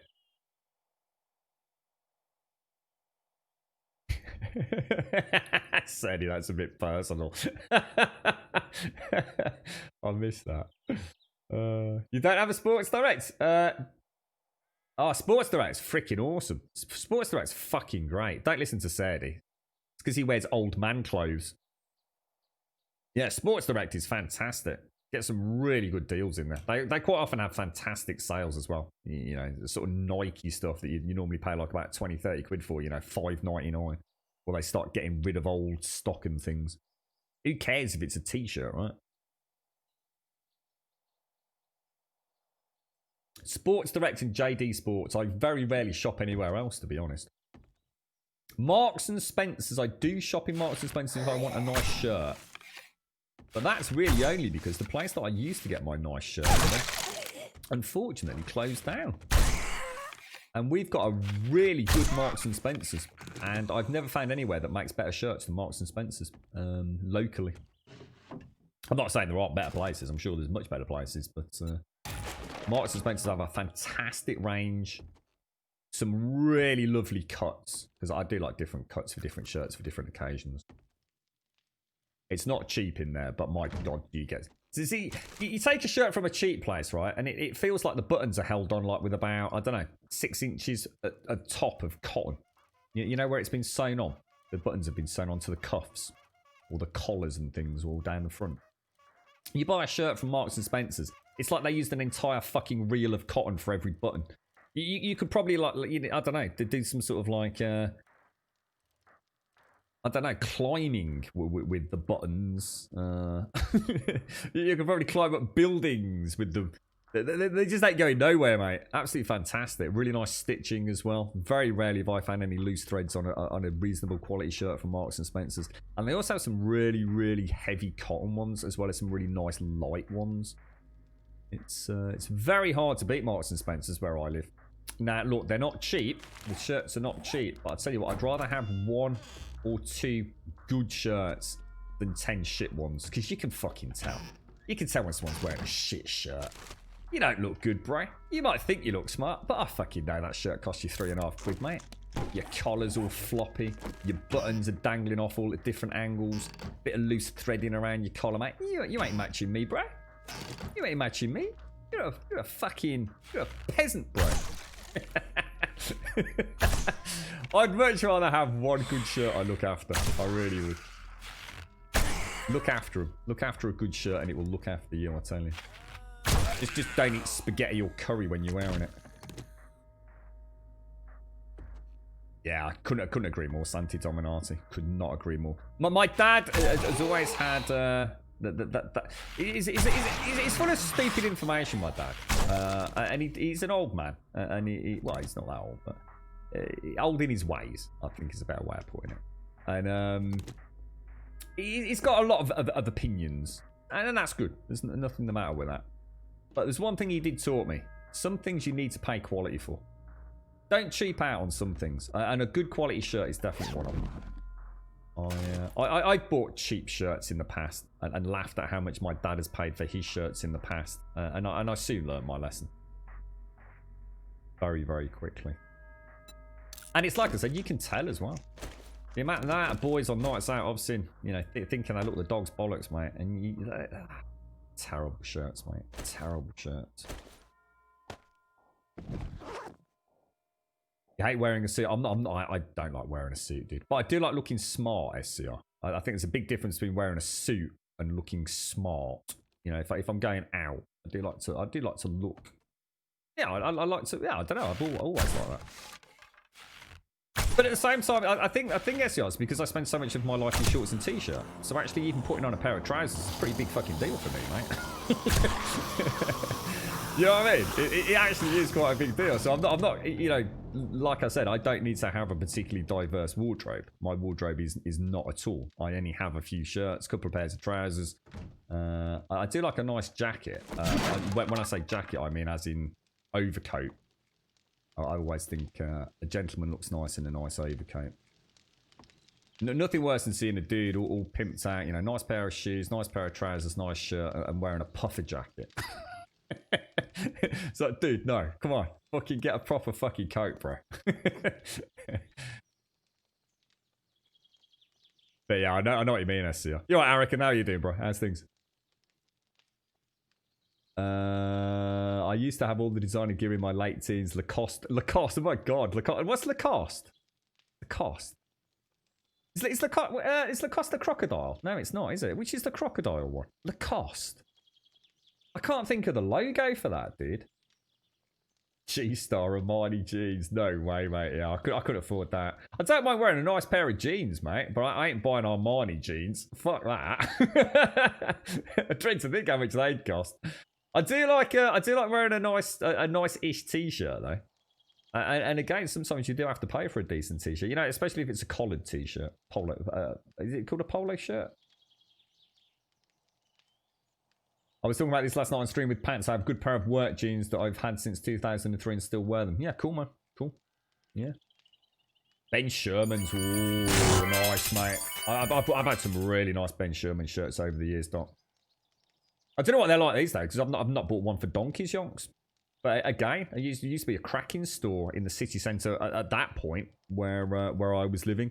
And they had, I mean, I don't know, it wasn't a Ben Sherman store, I know that for a fact. They had all sorts of designer stuff in there, but the Ben Sherman stuff was always dirt cheap. And it was legit, I mean, it was a proper store, it wasn't like a knockoff shop.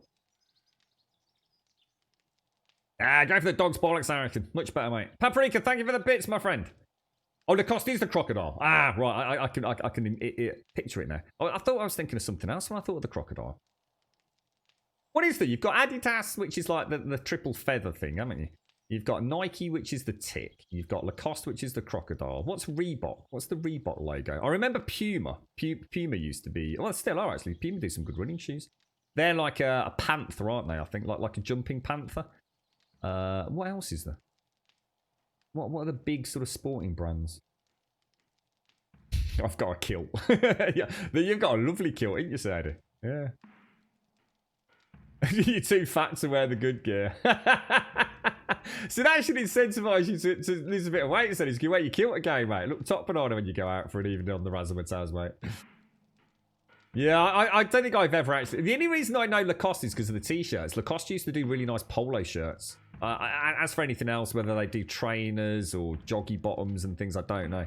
But I know I definitely own some Lacoste what I call a polo shirt, which is basically a collared t-shirt. I couldn't agree more, Hicks. Could not agree more. Yeah. And the same with shoe wear as well. Boots, Hicks. Hiking boots, walking boots, running shoes. It's worth getting something. And sometimes just because someone else says something's good doesn't mean they're great for you. I've had all sorts of running shoes recommended to me over the years, and sometimes that they are just not up for where I run. You know, it might be great for someone that runs on a track or someone that only does road running. Puma's a puma. Ah, well, there you go then, yeah. A cat, whatever it is, yeah. A jumping, sort of elongating out puma, yeah. Reebok don't... Yeah, I can't think of a Reebok logo. No, I couldn't think of anything for Reebok, yeah. Yeah, I'm sure there's another one I'm forgetting that's quite big on the sporting arena. You don't like collar t-shirts? See, I like a collar t-shirt because if I'm running, obviously I'd like to wear. I don't like V-necks. I hate V-necks. It has to be round collar or as in round. What's that called? It round neck. That's it. V-neck and round neck. Is that right? But I do like a collared t-shirt because then I feel I could go into Radges in a collared t-shirt, shorts and running shoes and I feel alright. Whereas my round necks I use for my actual exercise, if that makes sense. So again, SCR, it's just to differentiate. It's like I said earlier, you know, me putting on a pair of pants, trousers if you will, is actually quite a big deal. It's not often I would do that anyway. Yeah, definitely. It's very personal, aren't they, as well? You're still rocking the Doc Martens. Yeah, I remember you saying you're a big fan of Doc Martens, Paprika. Thank you for the bits, dude. Thank you. You do a lot of running, do you, I reckon? Bet you got some nice places where you are now, ain't you, mate? A6. Oh, I don't know what they are, Santi. A6. Oh, I don't know what they are. Not heard of A6. A6. A6. Is that the one that I think of as... No. A6. That's not like basics, is it? A6. I don't know what that is, mate. Hummel is a very big brand there in Denver. Oh, really? Hummel. I don't think... maybe we do get it over here, but I've certainly... It's not something that stands out to me, Missy. I'm sure if I went to JD Sport, no doubt all these other more obscure ones would be there, but as in for over here. I remember you mentioned the Salomons. Or although I thought they were Solomons last time you mentioned it, Hicks. I remember you highly recommending them. Salomons, so you get a lot of Salomon. Is that fairly easily gotten over here, SC? I do remember you mentioning them actually, chicks, and I did wonder if I should consider trying. Never hurts to try, does it? Just because you have found something you feel is spot on doesn't mean that you can't find something that is even better. And I do remember you spoke about them very highly, mate. What you've just said, I'm assuming we can get them in the UK, can we? SCL. The other one that I used to wear a lot of was it was quite closely associated in the UK anyway with like skateboarding, crews and things, Kangol. Now, I don't know if that was, you know, sort of like the city I lived in specific, because we all went to the same shop and that shop just sold everything Kangol. And Kangol was just totally synonymous with like the skateboarding scene, basically. I used to wear a lot of Kangol. No fear. I'll tell you what I do like. To be honest, mate, here's an interesting question. It's worth me asking. What's it? I think it's a Japanese. Well, I think it's branded as Japanese, whether or not it's made in Japan, I've got no idea. What's it called? You must all know it. Known for like waterproof coats and general outdoor equipment. What's it called? Japanese. Right on the tip of my tongue. My girlfriend bought me one a couple of years ago. Not North Face. There's another one. Oh, God. It's driving me mad. The question I was going to ask you is, are they actually any good? I mean, the coat I got was freaking amazing. It had like a triple layer zip on it. you could have stood in a hurricane. You know, you might have died, but you wouldn't have felt any wind around you. What's it called? Very heavily Japanese associated brand. I think it's just got like an orange circle. My chat just died, actually. Warning, server not responding. I wonder what that's all about. Oh, Superdry, that's the one. Oh, my chat just caught up. Holy shit. Supreme. No, not Supreme. Yeah, Superdry. Superdry, that's the one. Are Superdry actually good? Are they? I mean, like I said, I've only got one product from Superdry. And I have to say, it is absolutely... I mean, the zip alone is one hell of a work of art. I mean, you know, I'm not taking the piss at all. The zip structure, this like 3-zip tiered system, it's amazing. And on top of that, it's got like flaps over the front. I mean, it's designed to not allow wind in. It's very heavy. It's waterproof. You know, I could go... I don't feel the cold. You know, I really don't. I could go to some pretty extreme corners of the planet wearing that thing. But I know nothing about super dry. I see a lot of my friends wearing it, and I've never asked. It's one of those things, you know. I suppose it always feels like a silly thing to ask, you know. Is super dry and has it got a good reputation? I know it's not cheap because we've got a super dry store in the city centre, and I actually bought myself a super dry watch. Many years back, and I think my girlfriend had bought me. Actually, no, I'll tell you what, she'd bought me. I did know something else as well. It was like one of those high-collared pullovers, you know, that come right up to your jaw with a zip on it. She bought one of those, and it got like this orange streak, and I bought an orange watch to go with it. It looked very nice, actually. Yeah, so lots of good experiences with Superdry. I'm glad, because my first impression is that they're bloody good. Yeah. Yeah. Yeah, I've got a lovely one. It's like a really heavy blue one with a hood and everything. And like I said, when you're zipped up in that, oh my god. Like I said, you're not feeling the wind out there. And I forgot about that. I did have a really heavy up to the collar pullover from Superdry. Very expensive though, not cheap. No, not a super dry mug. Pixies super dry are amazing. I'd have been alright if it had been a super dry mug. I wouldn't have minded. I should have got away with that. What's that? I was so excited. There was a something raven, Fjall Raven in my neighbourhood, but they closed after being looted in the riots before I could even go there. What's that then, Sunty Dominati? Is that like a clothing manufacturer? You call your super dry coat my proper moist coat. He's such a knob. I think, you know what, I'm starting to, the one thing I actually, you know what, I've just suddenly remembered. All things super dry are not great. I remember I had a pair of super dry shoes. I actually had a pair of super dry shoes. And the heel fell off them. Men's heel. And it fell off them. They were those sort of shoes, mate, those that, you know, you get those horrible shoes that some men wear that are like plastic. I like a pair of shoes that click-clack as I walk. You know, proper sole, proper shoe. Clickety-clack, clickety-clack. And the super dry ones have got this wonderful... obviously, they weren't wooden, but worked with me. It kind of felt like that. It felt like almost like a wooden sole and a wooden heel. And the heel just literally fucking fell off them. I'm just suddenly realizing I actually have owned a little bit more super dry than I remember. But yeah, don't buy super dry shoes. They were literally just glued on heels and one just fell off. Well, all men's shoes have heels, Paprika. What sort of heels do you not have on your shoes? A good pair of shoes has got a heel, right? Vans, yeah, Vans. And what were the other ones we were talking about? The other, what were those like? One's kind of associated with like baseball. What were they called?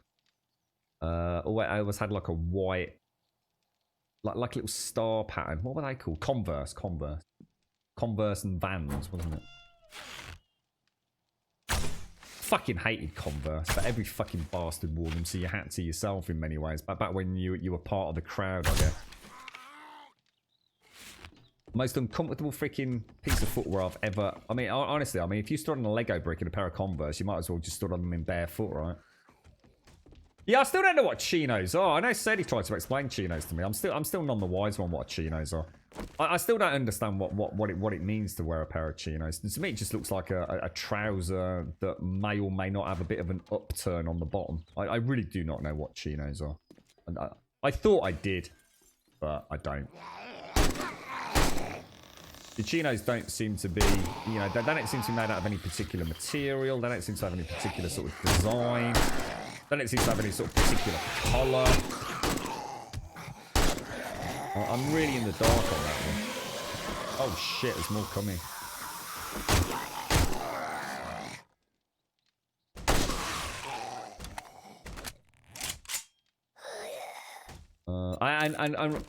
Unless I'm wrong, chinos are not a brand. Like Levi's jeans are a brand. Chinos are not like a brand of just long trouser, are they? Adidas are massive, Santi. Fuck me. Adidas are freaking huge in the UK, dude. I mean, I don't know if they're massive still elsewhere. Adidas is insanely popular.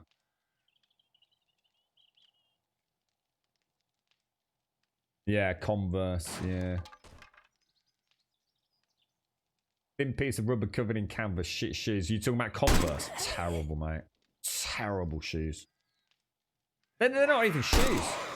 You'd only be comfortable walking on carpet in Converse. And like I said, God forbid to be a Lego brick anyway. So it's a twill fabric originally made of 100% cotton. But on a lot of trousers basically made out of 100% cotton. And then later on it says it's also found in cotton synthetic blends. So in other words, chinos are nothing. There's nothing identifying chinos. On the one hand, it's like cotton, but nearly all trousers are cotton. And it's not like it's 100% cotton, because now you're telling me it's mixed with synthetic branding. I mean, chinos just sound like another word for fucking trousers to me. I really don't get chinos.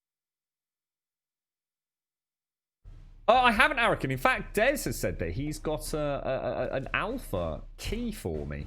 But I don't think it's playable yet, Arakan. Dead Matter was one of the... I had to leave all Discords a little while back, Arakan. I was just spreading myself so thinly, and I felt like it was just like, look, I can't cherry pick which ones to stay a part of.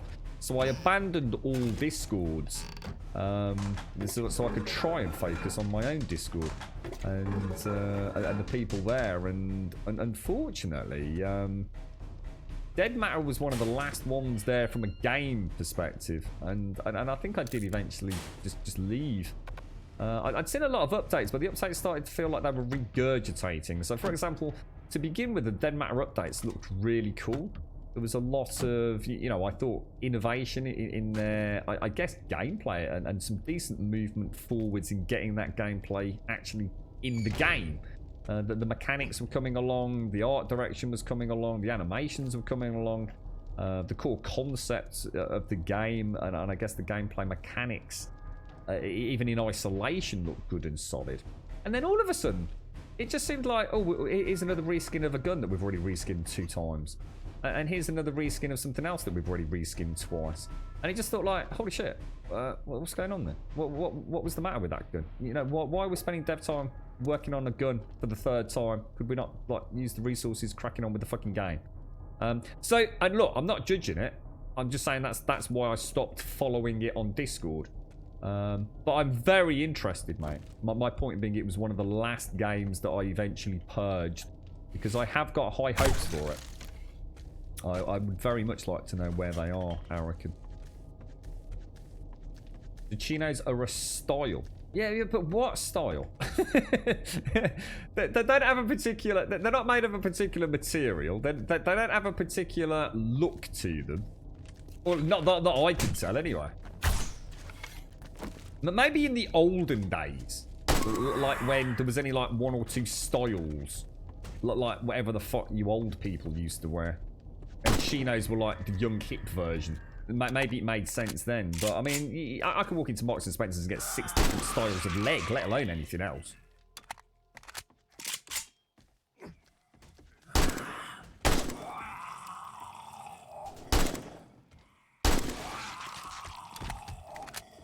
Well, make your mind up. First you said it was a style, and now you're telling me it's a type of fabric, so... Way to add to the confusion. Is it a style or is it a fabric? Are 2 completely different things, mate. Or is it both?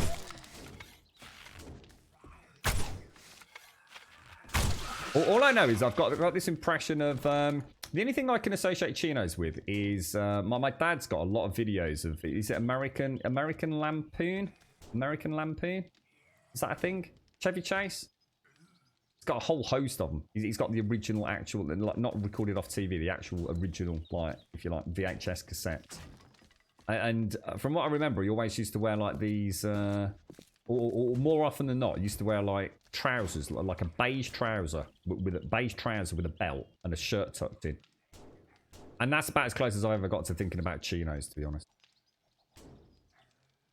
So chino is the type of fabrics, and chinos are... I give up. Fuck it. I don't care. Thank you for trying. This sounds way too fucking complicated to me. Fucking trousers, mate. Fucking trousers. Trousers that aren't jeans or work trousers is what they are. Thanks for persevering. I give up. So Dead Matter is hopefully releasing their closed alpha in July. Yeah, I know Des was saying. I'm going to assume closed alpha means under NDA, so no streaming anyway. So, yeah. Cheetos are a way of life. I'm sure for people that grew up when chinos were a thing, it all makes perfect sense. To me, it just looks like, it just sounds like a pair of fucking trousers to me, mate. Chino shorts. So I see that now, I'm even more lost.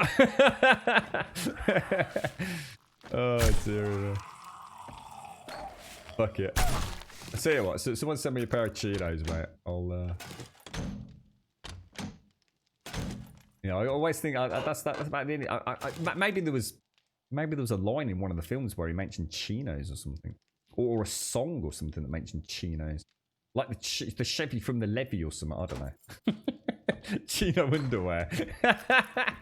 Well, look, everyone that persevered, you did a good job. I'm sure to someone a more capable intellect, it all made perfect sense to me. I'm just completely bewildered. Shorts, trousers, shirt, t-shirt.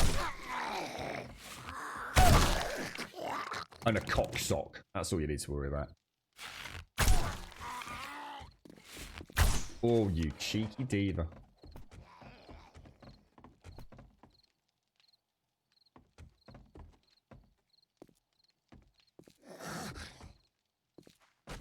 Yeah, well, all right. In that case, to summarize, yeah, very interested, Arrow. Yeah, very interested to see where Dead Matter's going. I had very high hopes for it a long time ago, and I continue to have very high hopes for it until very recently, where I guess it just turned into yet another one of those games I've been waiting far too long to play. So I just stopped caring, you know. Remind me when it's closer to the date, I guess. And now we're there. So yeah, I'm very much looking forward to it. Chinos are 100% cotton, are they? I think that's what Dot was saying about a twill or something, I think. Could be the next new thing. The thing is, Arakin, I've seen these games that look amazing. Look, I'm not knocking Dead Matter. I'm not going to judge a game before it's even out, so please don't think I'll need to naysay that. But look at things like Scum, mate. All the people I knew, you know, rebranding their entire Twitch channels around Scum. Scum. It's going to be the greatest thing ever. Oh, 3 weeks later, no fucker playing it. Yeah, Harold is the greatest thing since sliced bread. And let's be honest, the thing is, it was justified commentary as well. It looked like it was going to be amazing. And it might be amazing. I can't even comment. I've not played it. I've watched it on Twitch. It looked like a great game. It needed a bit more content, but it looked like a good game. Now, no one talks about Scum anymore. Don't even know if they're still developing it, to be honest. I should imagine they are.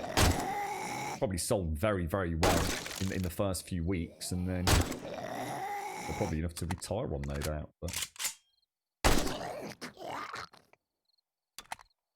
yeah, Survive the Night. There you go. Survive the bloody nights, mate. Did you know there's a film called Survive the Night, Arakin? It is. Honestly, it's as shit as the video game. I know that's really hard to imagine, but it literally is as stupidly fucked up and nonsensical plot-wise as the actual game. Straight up legit. You should check it out, mate. You know, if you're bored of, you know, rubbing a cheese grater over your penis one night, you've got absolutely nothing else to do, check out Survive the Night. Scum is a great game. The problem is, my opinion, is it just stretched way too out. There's not enough actual players in a dense enough grouping like 10 club. So you think the game itself is fantastic, but it's fallen victim of, unfortunately, not having a player base to support its game design. In which case, that's the devs' fuck up then, isn't it? No point making a game that is completely reliant on having a big player base. Too many assumptions. Bad mistake from day one. You ever played Rust, I reckon? I keep hearing wonderful things about Rust these days. I played Rust like literally the day it came out, or at least the week it came out, I think. And I love the way they do that. I think that's so cool. And obviously it was a very different game back then. And it was alright. I actually quite enjoyed it. Unfortunately, at that point, the game was having a bit of an identity crisis, I think. I ended up leaving it when they started tinkering with it a little bit too much. And then, of course, they had a new engine and God knows what else. So I haven't been back to it. But it seems like quite a lot of people get some decent PvE fun out of it before embarking on the PvP madness.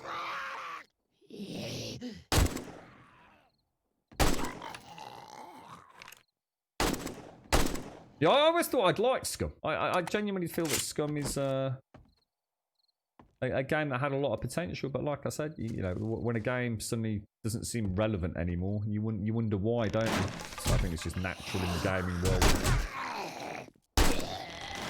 world. Most games tend to have a following either on YouTube or on Twitch, don't they?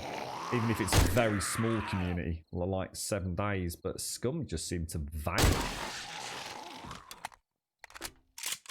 You're right, Dexter. These days I'm only playing some days just for the building. Yeah, why not? It's a good game to build in, bro. Yeah, that's right, Paprika. Yeah, H1Z1. Yeah, absolutely, mate. I honestly, I remember hearing about the pitch for that long before it became sort of public domain. Yeah, it sounded like it was like, oh my god, yes. It was like a tick box of all the things I wanted out of a multiplayer, if you like, zombie survival game, Paprika. And then H1Z1 released while I was very much packed up. We were moving house and I wasn't streaming and all that kind of jazz. And by the time I came back, H1Z1 had released. A lot of my friends at the time had picked it up. And one of the very first things I did when I got back into like the internet and, you know, chatting to the community here on Twitch again, it was like, how's H1Z1? You know, I've missed H1Z1. Is it any good? I was thinking, I can't wait. Everyone's going to say how brilliant it is. And everyone just said, shit. Without a fail, every single person I knew went, don't bother, Grub, it's shit. I was like, no, really? You can't be that bad. No, it's shit, don't bother. If it was designed like Tarkov, where it was instanced areas that were much smaller, that forced interactions, it would be great. Do you reckon, is it too late for them to do something like that, I reckon, and save it all? Yeah, that's what we were talking about, I reckon, about the PvP focus of Rust. Apparently people get a lot of fun out of the PvE content, but it is quite short-lived. I think a lot of folks were saying about, you know, once you know, I mean, obviously someone like me, I'll probably get a month out of it, mate. But I think most people are saying, well, once you kind of know the ways of Rust, your playthroughs are probably going to be over, you know, weekly. A lot of servers do weekly resets and things for PvE. And for PvP, obviously. It doesn't last forever. But there's also people, I think Missy, for example, I don't know if she's in chat. She's spent endless hours in it. Endless hours enjoying it. And not necessarily focusing at all on PvP, so. Take care, Erica. Look after yourself. Nice to see you, bro. You stay safe, mate. Oh, yeah, but there is a lot of PvE. That's because he plays on a PvP server, Dar. There is PvE. As we had a very long discussion around earlier this week. So, yeah, I mean, obviously, your YouTuber focuses on the PvP content, but that doesn't mean there isn't PvE content. In fact, I was quite overwhelmed at how much PvE content there was, especially for a player like me who knows nothing about it. Missy sent me a YouTube video, and I was gobsmacked. I was absolutely gobsmacked. Compared to something like Miscreated, which really does have no PvE, or extremely little PvE, Rust looks pretty decent. Got 6,000 hours, have you, Santi? Do you play like with a regular sort of clan or anything, or are you kind of solo? Yeah, that's right. You played the Sneaky McLurky game, don't you, Missy? I need to watch that video properly. Actually, I've seen probably the first half of it now. as in like actually paying attention to it. Can't believe how good the game looks. I mean, again, I don't know. It's as you know, Missy, that video doesn't exactly showcase the whole game, but freaking out. So I tell you what, sometimes it looks bloody amazing.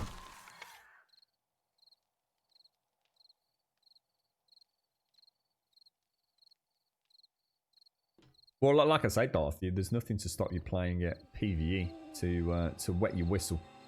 And then, I mean, I wouldn't play on a public server, Darth. So, yeah, I'd obviously play. You know, there'd be nothing to stop us setting up a little Discord section and getting a couple of factions of players to do a little bit of PvP shenanigans. It's always difficult, though, because obviously, whichever team I'd be on would be at a distinct disadvantage because I'd be streaming it, you see, so... We'd have to put some serious thought into how that would work. But, I'm sure we could do it.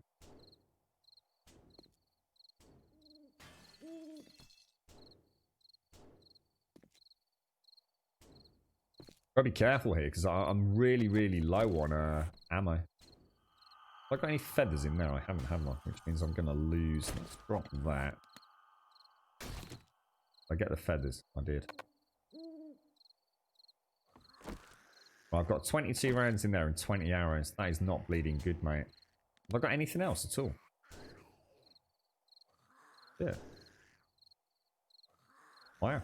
This took more ammo than I thought. Why made you want to puke her? Is that because you're still hungover? or because they're hideously expensive, bro? Yeah, I've got to get through that room in there. Jeez, we got a problem there.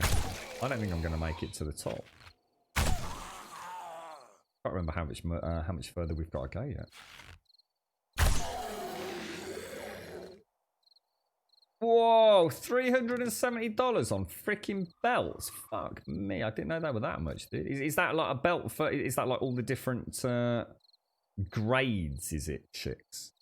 Jesus, mate, that. Fucking hell, I wish I got $370, let alone.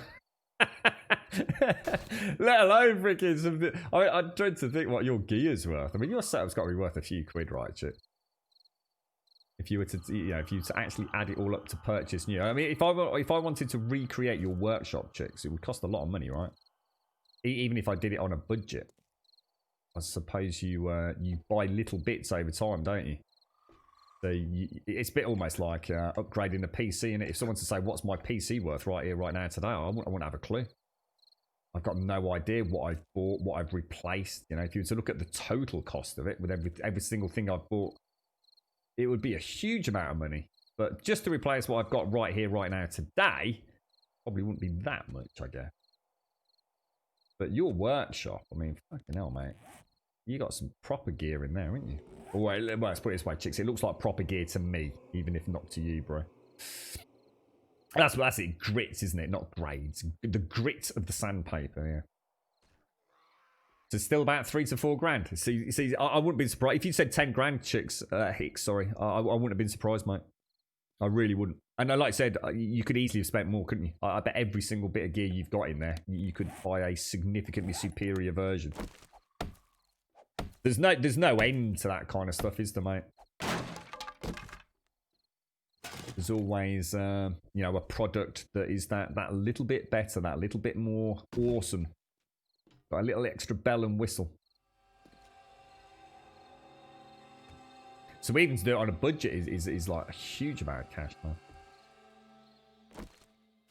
But the point is what an awesome thing, dude. What an absolutely amazing thing that you've done there. I mean, I have to say, I got the utmost respect for it, mate. It's, I don't know, you know, where you were when you started and where the you know, the passion was first ignited to get into that. But I mean, even though I don't get a chance to watch, as you know, some of the stuff I've seen and people have shown me on Discord, mate, fantastic, man. Absolutely incredible.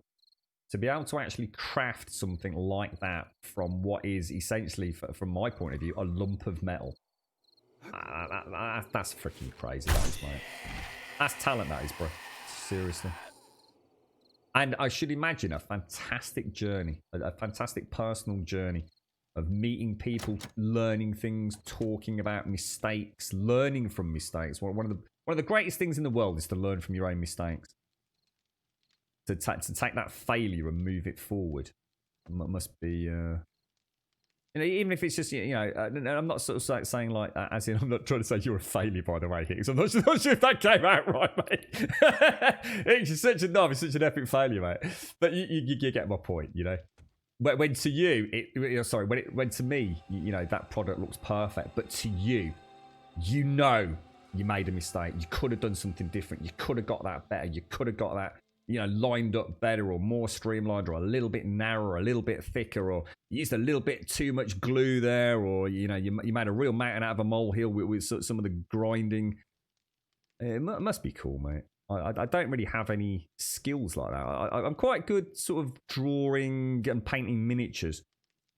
But I've never made anything, chicks. Apart from a crossbow that nearly killed my brother. Maybe that's why. Maybe I stopped building things because I could only make things that would kill people. Now I think about it, it always stems back to one day during a summer holiday where I nearly killed my brother with a crossbow. My entire life was shaped around that and stealing The Hobbit from the school library. Jesus Christ. What does that say about me? There's grinders out there that will run you $4,000 alone. Jesus, mate. And you're going from scratch. So what are you going to be building, Paprika? Have you got a particular interest, or is it just a general workshop? Yeah, you wanted that. And you're quite a hands-on person, aren't you, Hicks, as well? So, yeah. Yeah, I haven't really got anything like that. See, again, I guess that's another reason why I don't do a lot, because I don't really have the tools. I've got a drill. I've got a little rusty hacksaw. I've got a couple of screwdrivers and a couple of pliers, mate. I've got tools that are like my granddad's kicking them out, mate. You know what I mean? I've got the what was that shovel that we discovered in the house? What did we get? I think we decided it was a gravedigger's shovel or something, didn't we? In the end.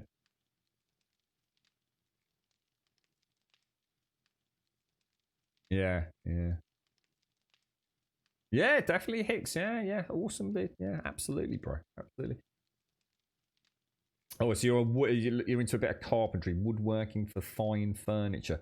And what will that be? So what sort of furniture are we talking about, Proctor? Are you talking about like tables and chairs and things, or is this the kind of stuff you'll do for projects for other people, like banisters for fancy staircases and things? Are you talking about like building engraved wardrobes and chests of drawers, or more intricate thing? I mean, I used to live next door to a guy who he actually made a fortune out of it in his retirement. He was an old guy, really nice guy actually, and his outside garage was turned. He was a chippy by trade. He retired, and he made things like bird tables, mate. Custom bird tables, and he used to sell them at various outlets like garden centres. But they were amazing. I mean, they were beautiful, mate. I mean, absolutely stunning. I mean, the amount of work that went into each one, that really genuine. Like I guess we were talking about games and things, works of art. Completely unique. Amazing. He was in there all day, every day. I think he just didn't like his missus, to be honest. Your grandfather took over when my father came to the US. Oh, and the other thing he did benches for people that are deceased. Quite morbid, really. I don't know. He did explain it one day. I suppose it probably don't really need to go into it, but yeah, he started making like remembrance.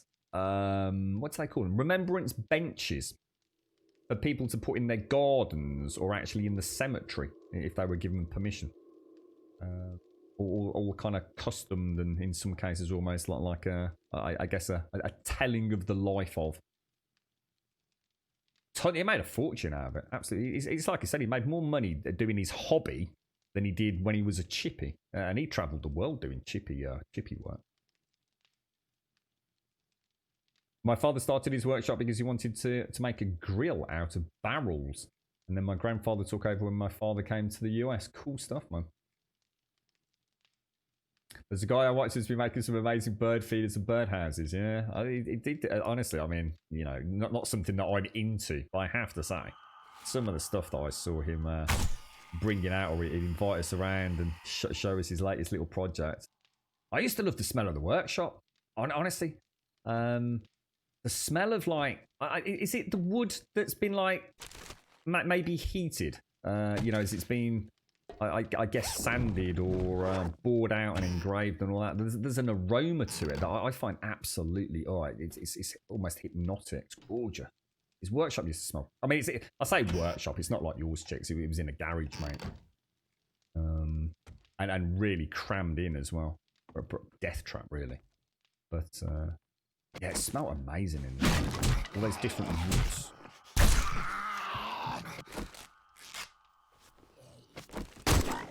Yeah, I'm the sort of bloke that would, really struggle just to put, to build a shelf from scratch, even given all the tools, I think. I'm sure I could do it, but it would be done, I guess, how would you put it? It would be done logically rather than artistically. Does that make sense? It would be a rectangular bit of wood with a couple of triangles to keep it on the wall.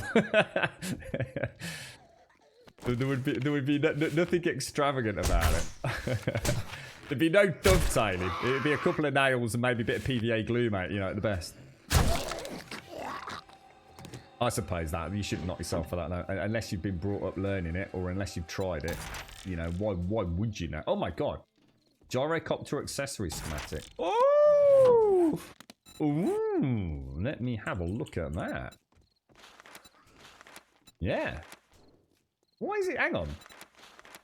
Why is it saying I still need the park when I don't? Did it not just say gyrocopter accessory schematic that I just learned? I'm sure it did. So why is it still saying that I need a park when I don't need a park for it anymore? Does that not work as intended? I know, I think this is that same glitch where it's only going to not show it when I go to the workbench. Because that's where it gets fabricated. Well, let's have a look. Oh shit! Fuck! Put my hand off the controller, mate.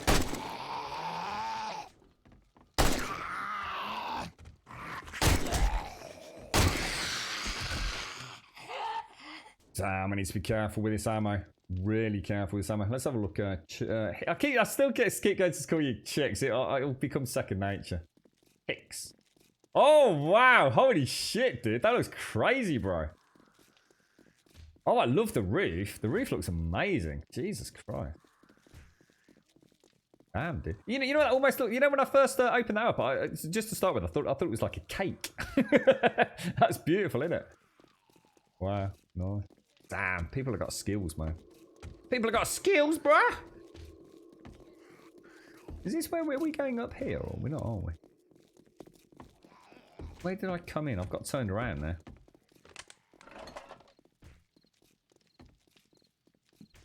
We've got to clear all the Z's, but then I also need to go back down and get the stash, don't I?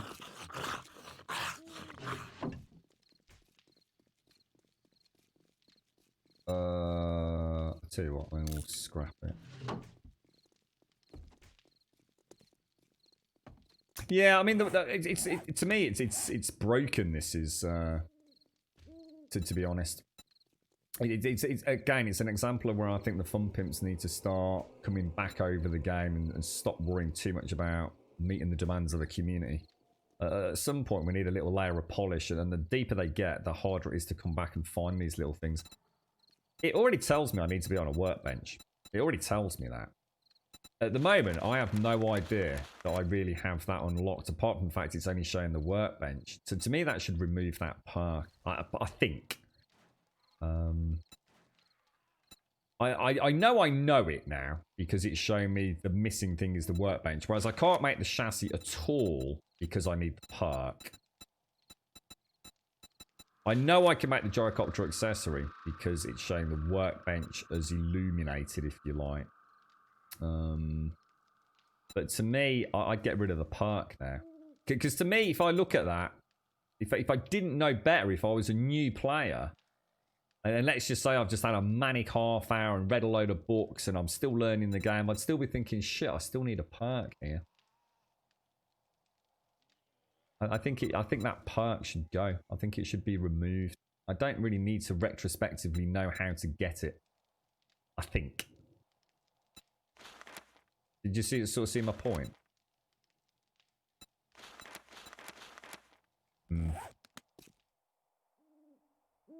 I could be convinced either way, to be fair, but I think my gut instinct is to get rid of that. Grey that out once you know the perk.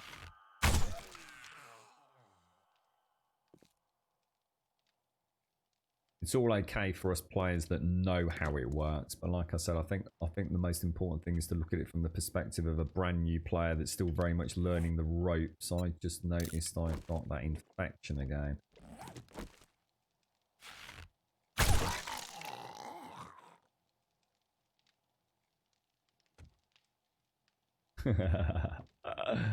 Right time of year for it, I tell you.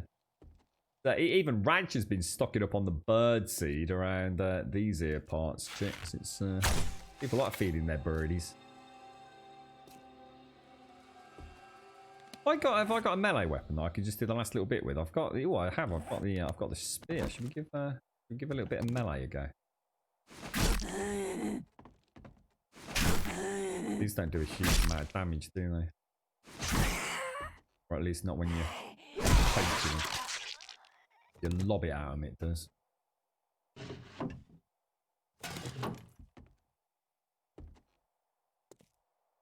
Yeah. It's there's still a lot wrong with. I mean, have you played this recently, I reckon? You still play a bit of 7 days here and there.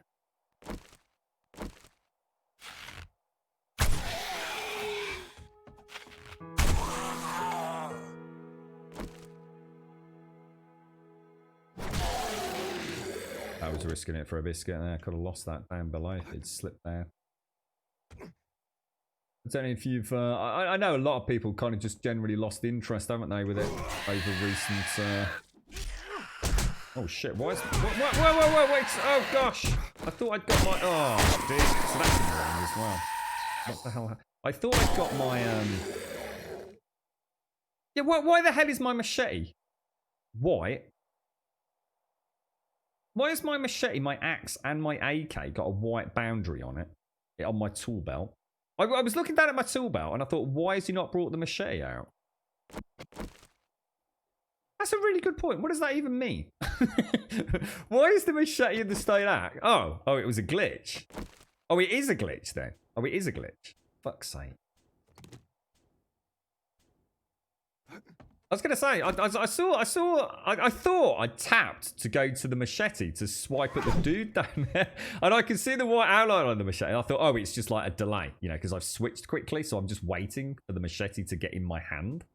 And then I noticed the stone axe had got the white outline. And then I realised I'd also switched to the AK in panic, which had also then got an outline. So yeah.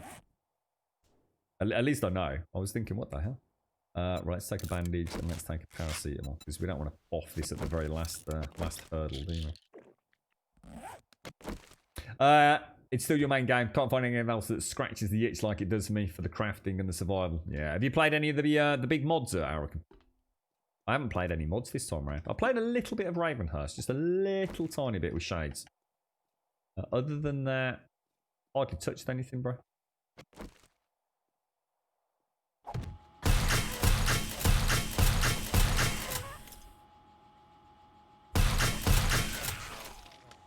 Still not entirely convinced those turrets are working as intended because they don't seem to wake up zombies, do they? It's almost like they're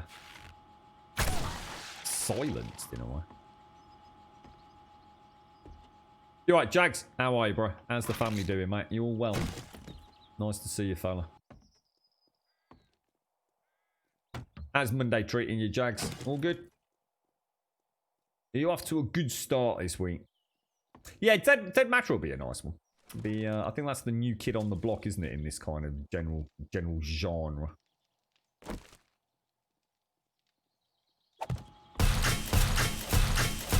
it doesn't, does it?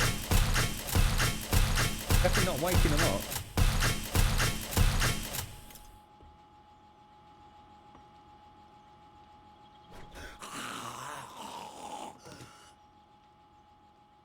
He's buggered off out there.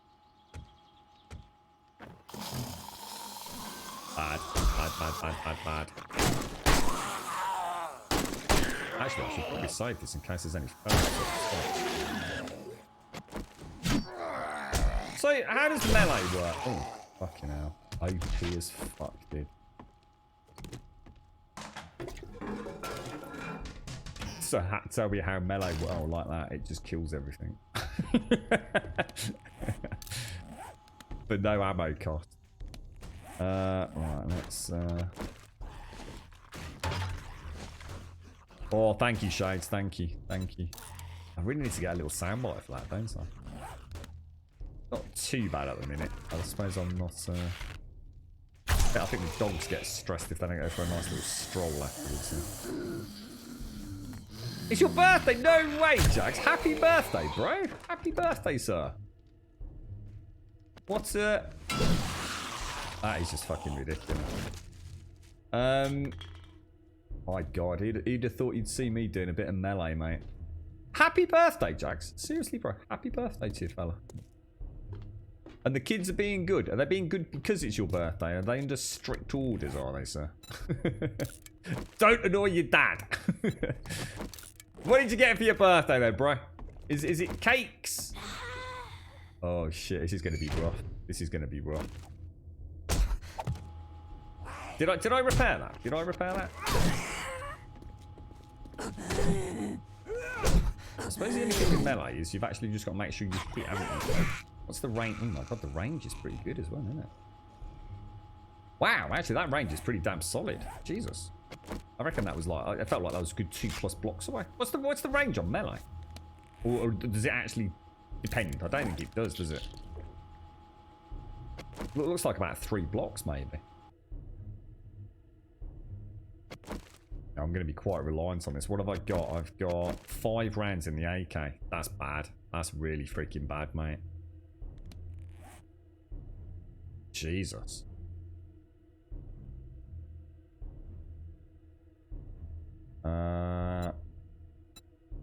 Bloody hell.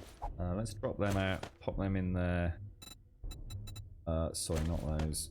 Put them in there. Let's repair those up because they ain't looking particularly good, are they? What's this do? What's this? Strength. Use that. What's we got?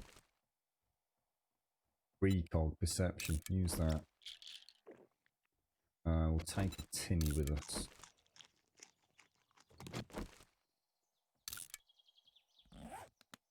Yeah, I'm not sure we're going to be sitting in a particularly good position here, thanks. Depends on how many... that's a lot of red dots over there, bro.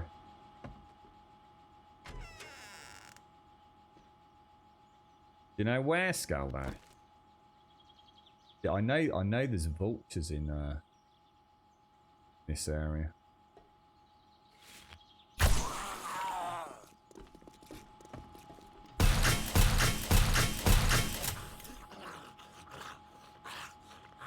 Oh, wow. Oh, what the hell? Whoa, what? How long, bro? Oh, that's a glitch. That's a glitch, right? I was gonna say.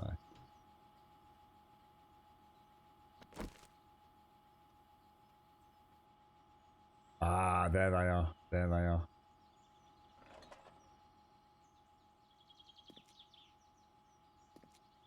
Doesn't look like there's anybody else. It's weird. They normally would have attacked by now, wouldn't they? Because I've not gone loud. Just notice the red laser comes through the wall as well. Never noticed that before. Shit.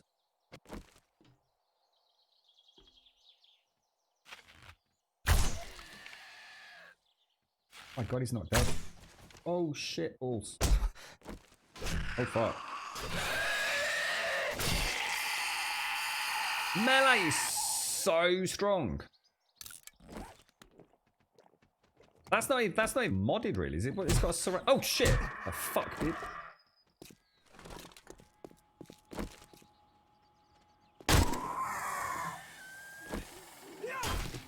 That woke them up. I still think there's one more, isn't there? Gotta jump. Oh Jesus balls.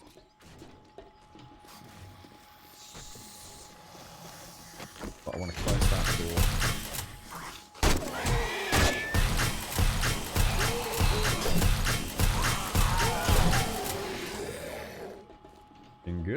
looking good. Kill him before he gets through the door. That uses the weak one down. Oh, come on, that was a good hit, wasn't it? Oh, what the fuck, dude?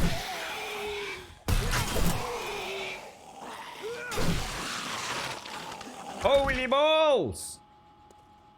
I quite enjoyed that, actually. Oh, was that an M60? Has it got any rounds in it? Do they come with ammo? 34 rounds, bish bash bosh, mate. I think that's the most tactical I've ever played 7 days. I really had to sort of think about that. I was not feeling particularly confident. That was good fun, that one. Yeah, thank you, Smanoff. Cheers, Pixie. Thanks, Shades. Home sailing now, then, isn't it? This is where I want a gyrocopter. So I've still got, it looks like 1 or 2. Oh, God. Get him in the middle part. We know that's a guaranteed hitbox, even if it's been dodgy, doesn't it? Who we got?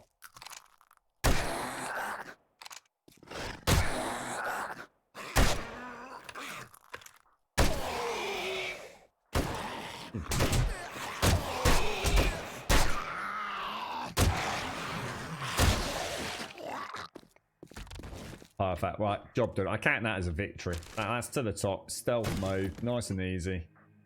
I used 150 arrows and... What was it? 150 arrows and 150 7.62 rounds. Which isn't bad.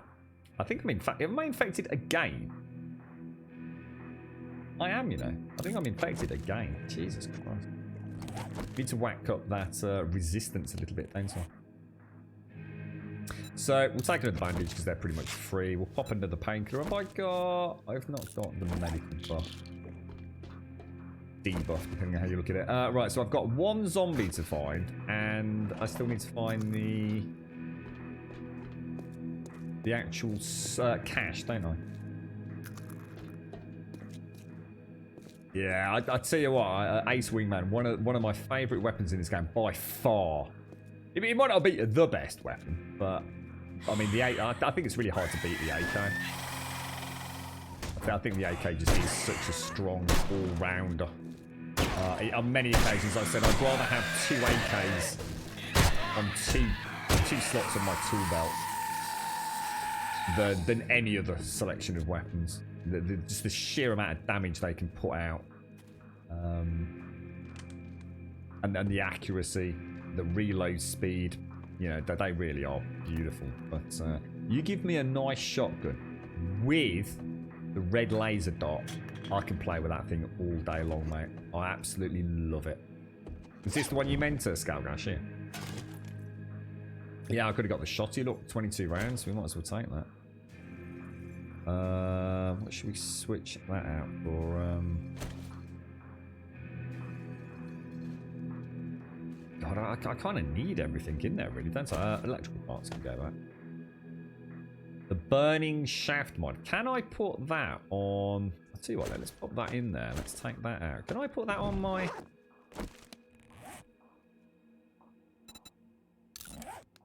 Well, you can. I can have a oh my Jesus fucking God.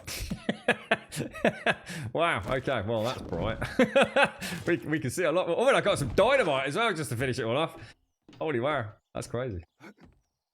I suppose that's where this game actually, it's easy to forget how strategic the game actually can be at times. Because normally you just have loads of ammo and you have loads of weapons and you shoot anything that moves and it's gung-ho sort of Call of Duty action. But actually, well, when I have a little moment like I've just had there, I think I sort of fall back in love with the game, you know? It's not just about coming in with a tier 5 with, you know, a stack of healing, a shitload of ammo, and off you carry on.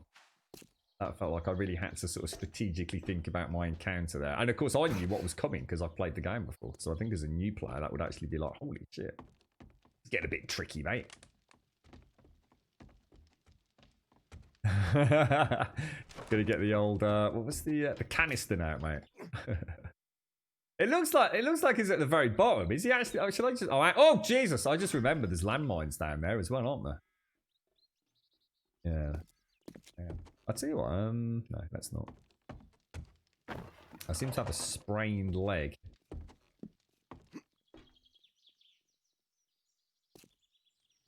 Oh, hang on. We're quite close to the... oh, is it in here? Bit of a waste. Right, I'm going to have to switch out. What shall I ditch? Mouldy bread can go. There we go. Right, that's that part then. Right, I've got no rounds in that, so there's no point keeping it. Where's that shotgun gone? Let's get the shotgun ready. I've got cauterized before. I thought there was one zombie left. I got overconfident, and that one zombie suddenly turned into a pack of like 6 ferals, if I remember. Or irradiated, should I say. Because the red one just means it's an active one that I've missed. They're orange when it's the last batch, isn't it? And the last batch is normally a small cluster, and it goes orange on the radar.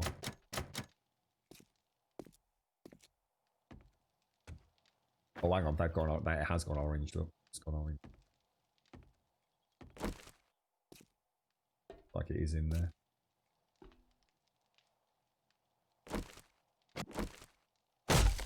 You're thinking about a fortitude, straight to your crazy shotgun machine, drunk tech. See, the thing is, you don't need to worry about it too much, Smoker. If you play for it long enough, you can pretty much max out all. Did I have 1,000 skill points left over on my last playthrough, dude? I'm sure it was something like it was certainly like freaking getting there, wasn't it? you can pretty much max it out. Maybe that's what we need. Maybe we need them to be a little bit... I don't know. The problem is I do remember reading somebody's viewpoint on this. And their argument was they liked to be a jack of all trades. They didn't want to have to play through the game 2 or 3 times. They just wanted to play through once as a superhero. I get it. It's hard, isn't it? Oh my god, a tier 6 wrench on the last bit of loot. You little beauty. I am going to get rid of you. We've got a load of ammo back up top. I'm going to be honest. I think we count that as a resounding victory, don't you? I think that's gone very well. I've thrown it. You know, that's my first tier 5, I think, that I've done in completion. We did do a tier... Oh! God damn, I did not mean to do that. Yeah, I did a tier 5, but we only went in and got the stash and came out, didn't we? So that's the first one I've done in its entirety. They are damn good fun. Give me more tier 5s. In Alpha 19, and I am a very happy chappy, I'll tell you.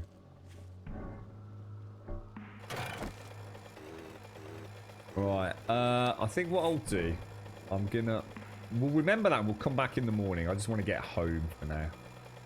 Just see if we can remember that. So it's the bottom left first quadrant. I can pop over tomorrow, can't I? And come loot the, oh, what the hell?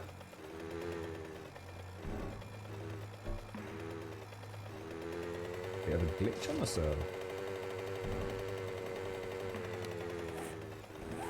Home sweet home. Yeah, that was good fun. I really enjoyed that. You know, I've kind of growing quite fond of the double-barreled shotgun as well. Should we have a melee day? Shall I go melee? Can you imagine? Oh my god. I can hear the echoes of discontent. No, I don't think you can max out everything, but let's be honest. I would argue, Smirnoff, that probably... I wouldn't say I'm pulling this figure out of my ass. It's a reasonably good guesstimate. I would say 30% of the skills are utterly fucking pointless anyway, mate. If I was to be honest. Or can be bypassed in other ways. So, for example, things like Pac-Man. You just don't need Pac-Man. You know what I mean?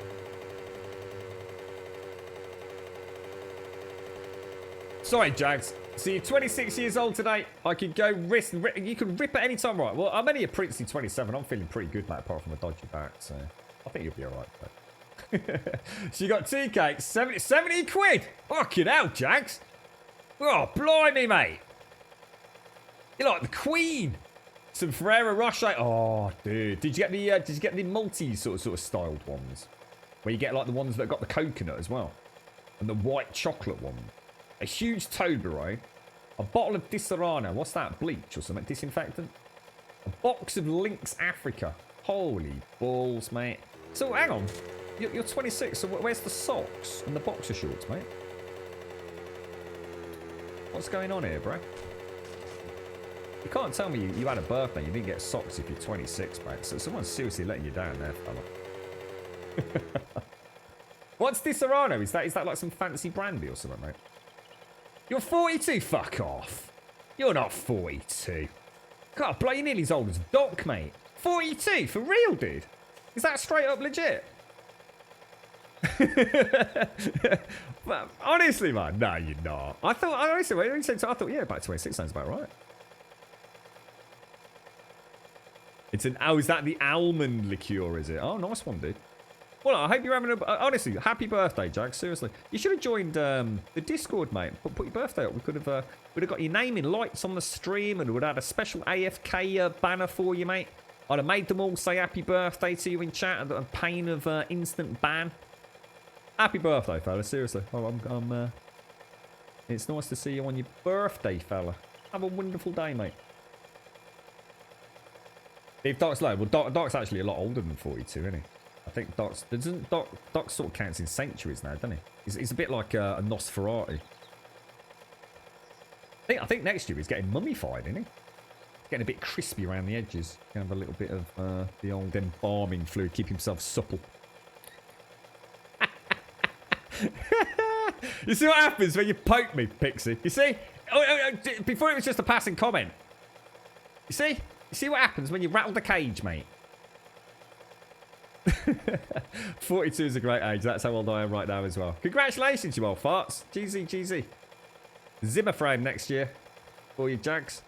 We were talking about canes the other day, Jags. I think it's one of the greatest things about getting old and having a bit of a dodgy limp or a bit of a bad back, mate. You can get like a cool cane with a skull on it, dude, and get away with it. And you can beat children to death in the Tesco's aisles for being noisy. Pete's 49 in a few months. Fucking hell, Pete. Fucking hell, mate. That's a big 5-0 coming up on you, fella. Adrax 42 and all. Jesus Christ. It was me keeping it all family friendly, thinking we got kids. A bunch of bleeding geriatrics watching this show.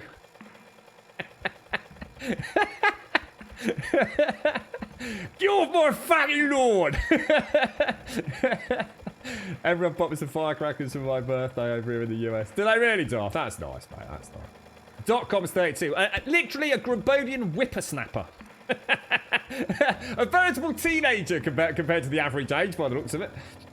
I'm not surprised most of you even know how to get on Twitch at this rate. Fucking hell, what do you do? Do you get like your carers to put it on early in the morning when they get you out of bed or something? Fucking hell.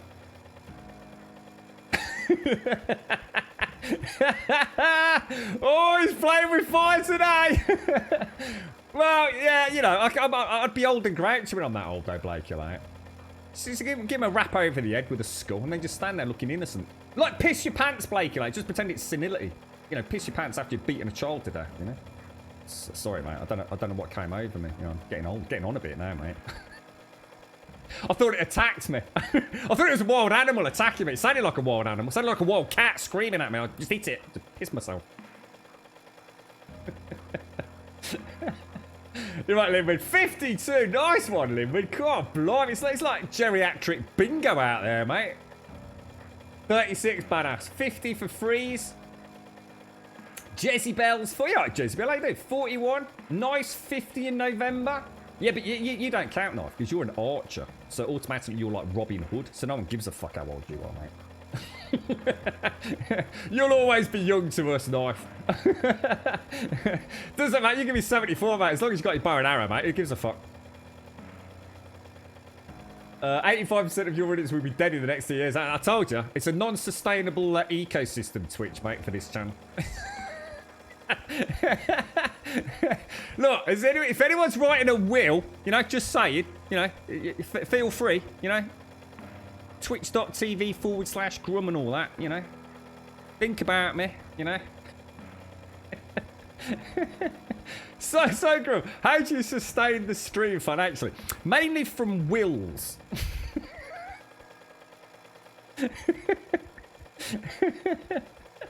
Oh, fucking hell. You lot are terrible. You bring out the worst in me, you lot. Subquat, oh, 33, look at him. Not even the youngest. .com's the youngest. No? Right, ladies and gents. I know you probably all need to get off and change bags and things by the sounds of it. It's been an absolute pleasure as always. I don't forget, chew your food and all that. I don't want any choking incidents out there this evening. But yes, thank you all very much. Thank you all very much for joining me. It's been an absolute pleasure. I'm going to regret this conversation so much later. Thank you all very much for joining me. It's gone 3 o'clock, which I'm afraid is our normal end time. So I'm going to love you and leave you. Do consider joining us on Discord if you can figure out how to get over there. !Discord. We'll get you a link to the Discord. Just post an introduction, say a quick hello over there. Just literally, we'll be quite happy if all you do is post a full stop or an emote. That's all you need to do. That's little pictures for most of you. Little pictures instead of words. So, yeah. Wait.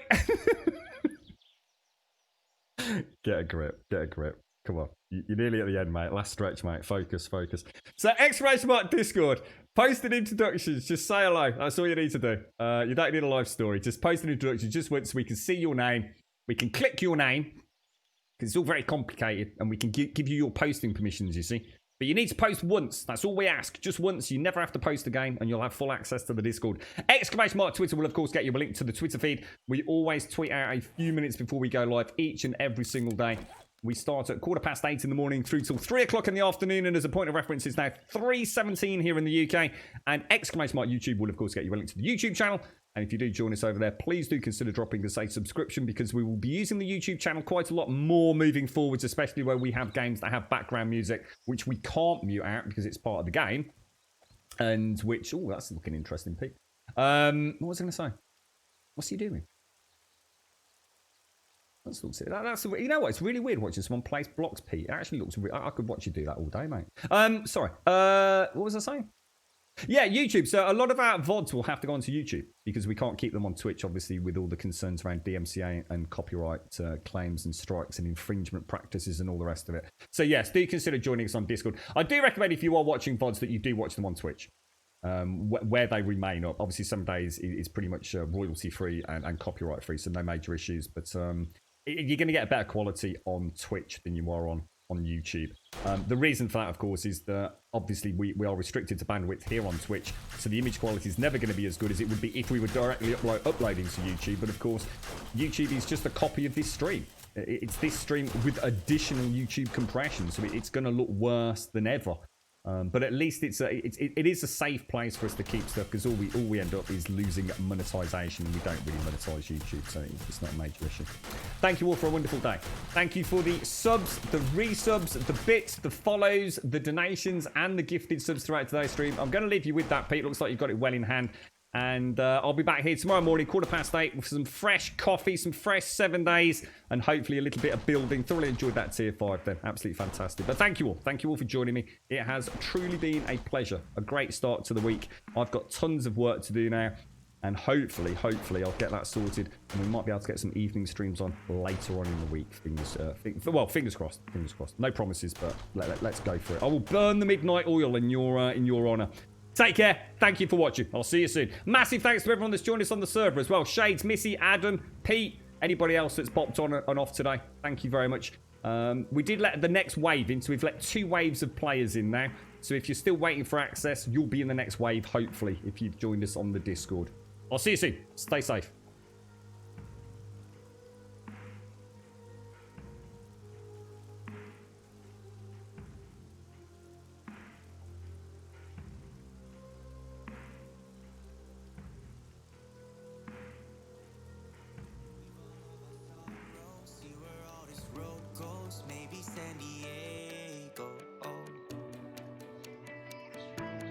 Maybe San Diego, oh.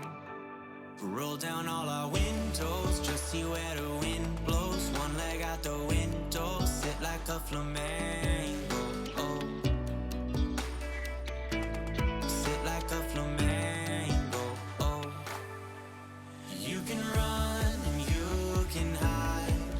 You can look and try to find. Take a breath, open your mind. Take it one ride at a time.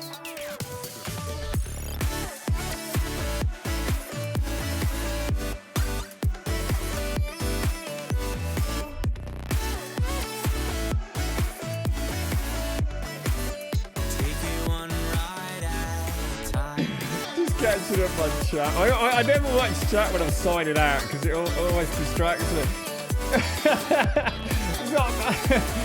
Oops, I dropped my ear trumpet. Cannot find the frequency. Oh, you kill me, boys and girls. You kill me. Have a top one. Thanks for the giggles. Maybe San Francisco. Oh, we could roll down all our windows, just see where the wind blows. Don't think I didn't see that, Pixie. Just because I didn't mention it, all right? Don't think I didn't see it, you cheeky little monkey. Sit like a flamingo. Oh, you can run and you can hide. You can look and try to find. Take a breath, open your mind. Take it one day at a time. You can run and you can hide. You can look and try to find. Happy birthday, Jagsy. Seriously, bro. Happy birthday, mate. Have a top one, fella. Thanks for coming and joining us on your birthday, man. I appreciate it. Take care, dude.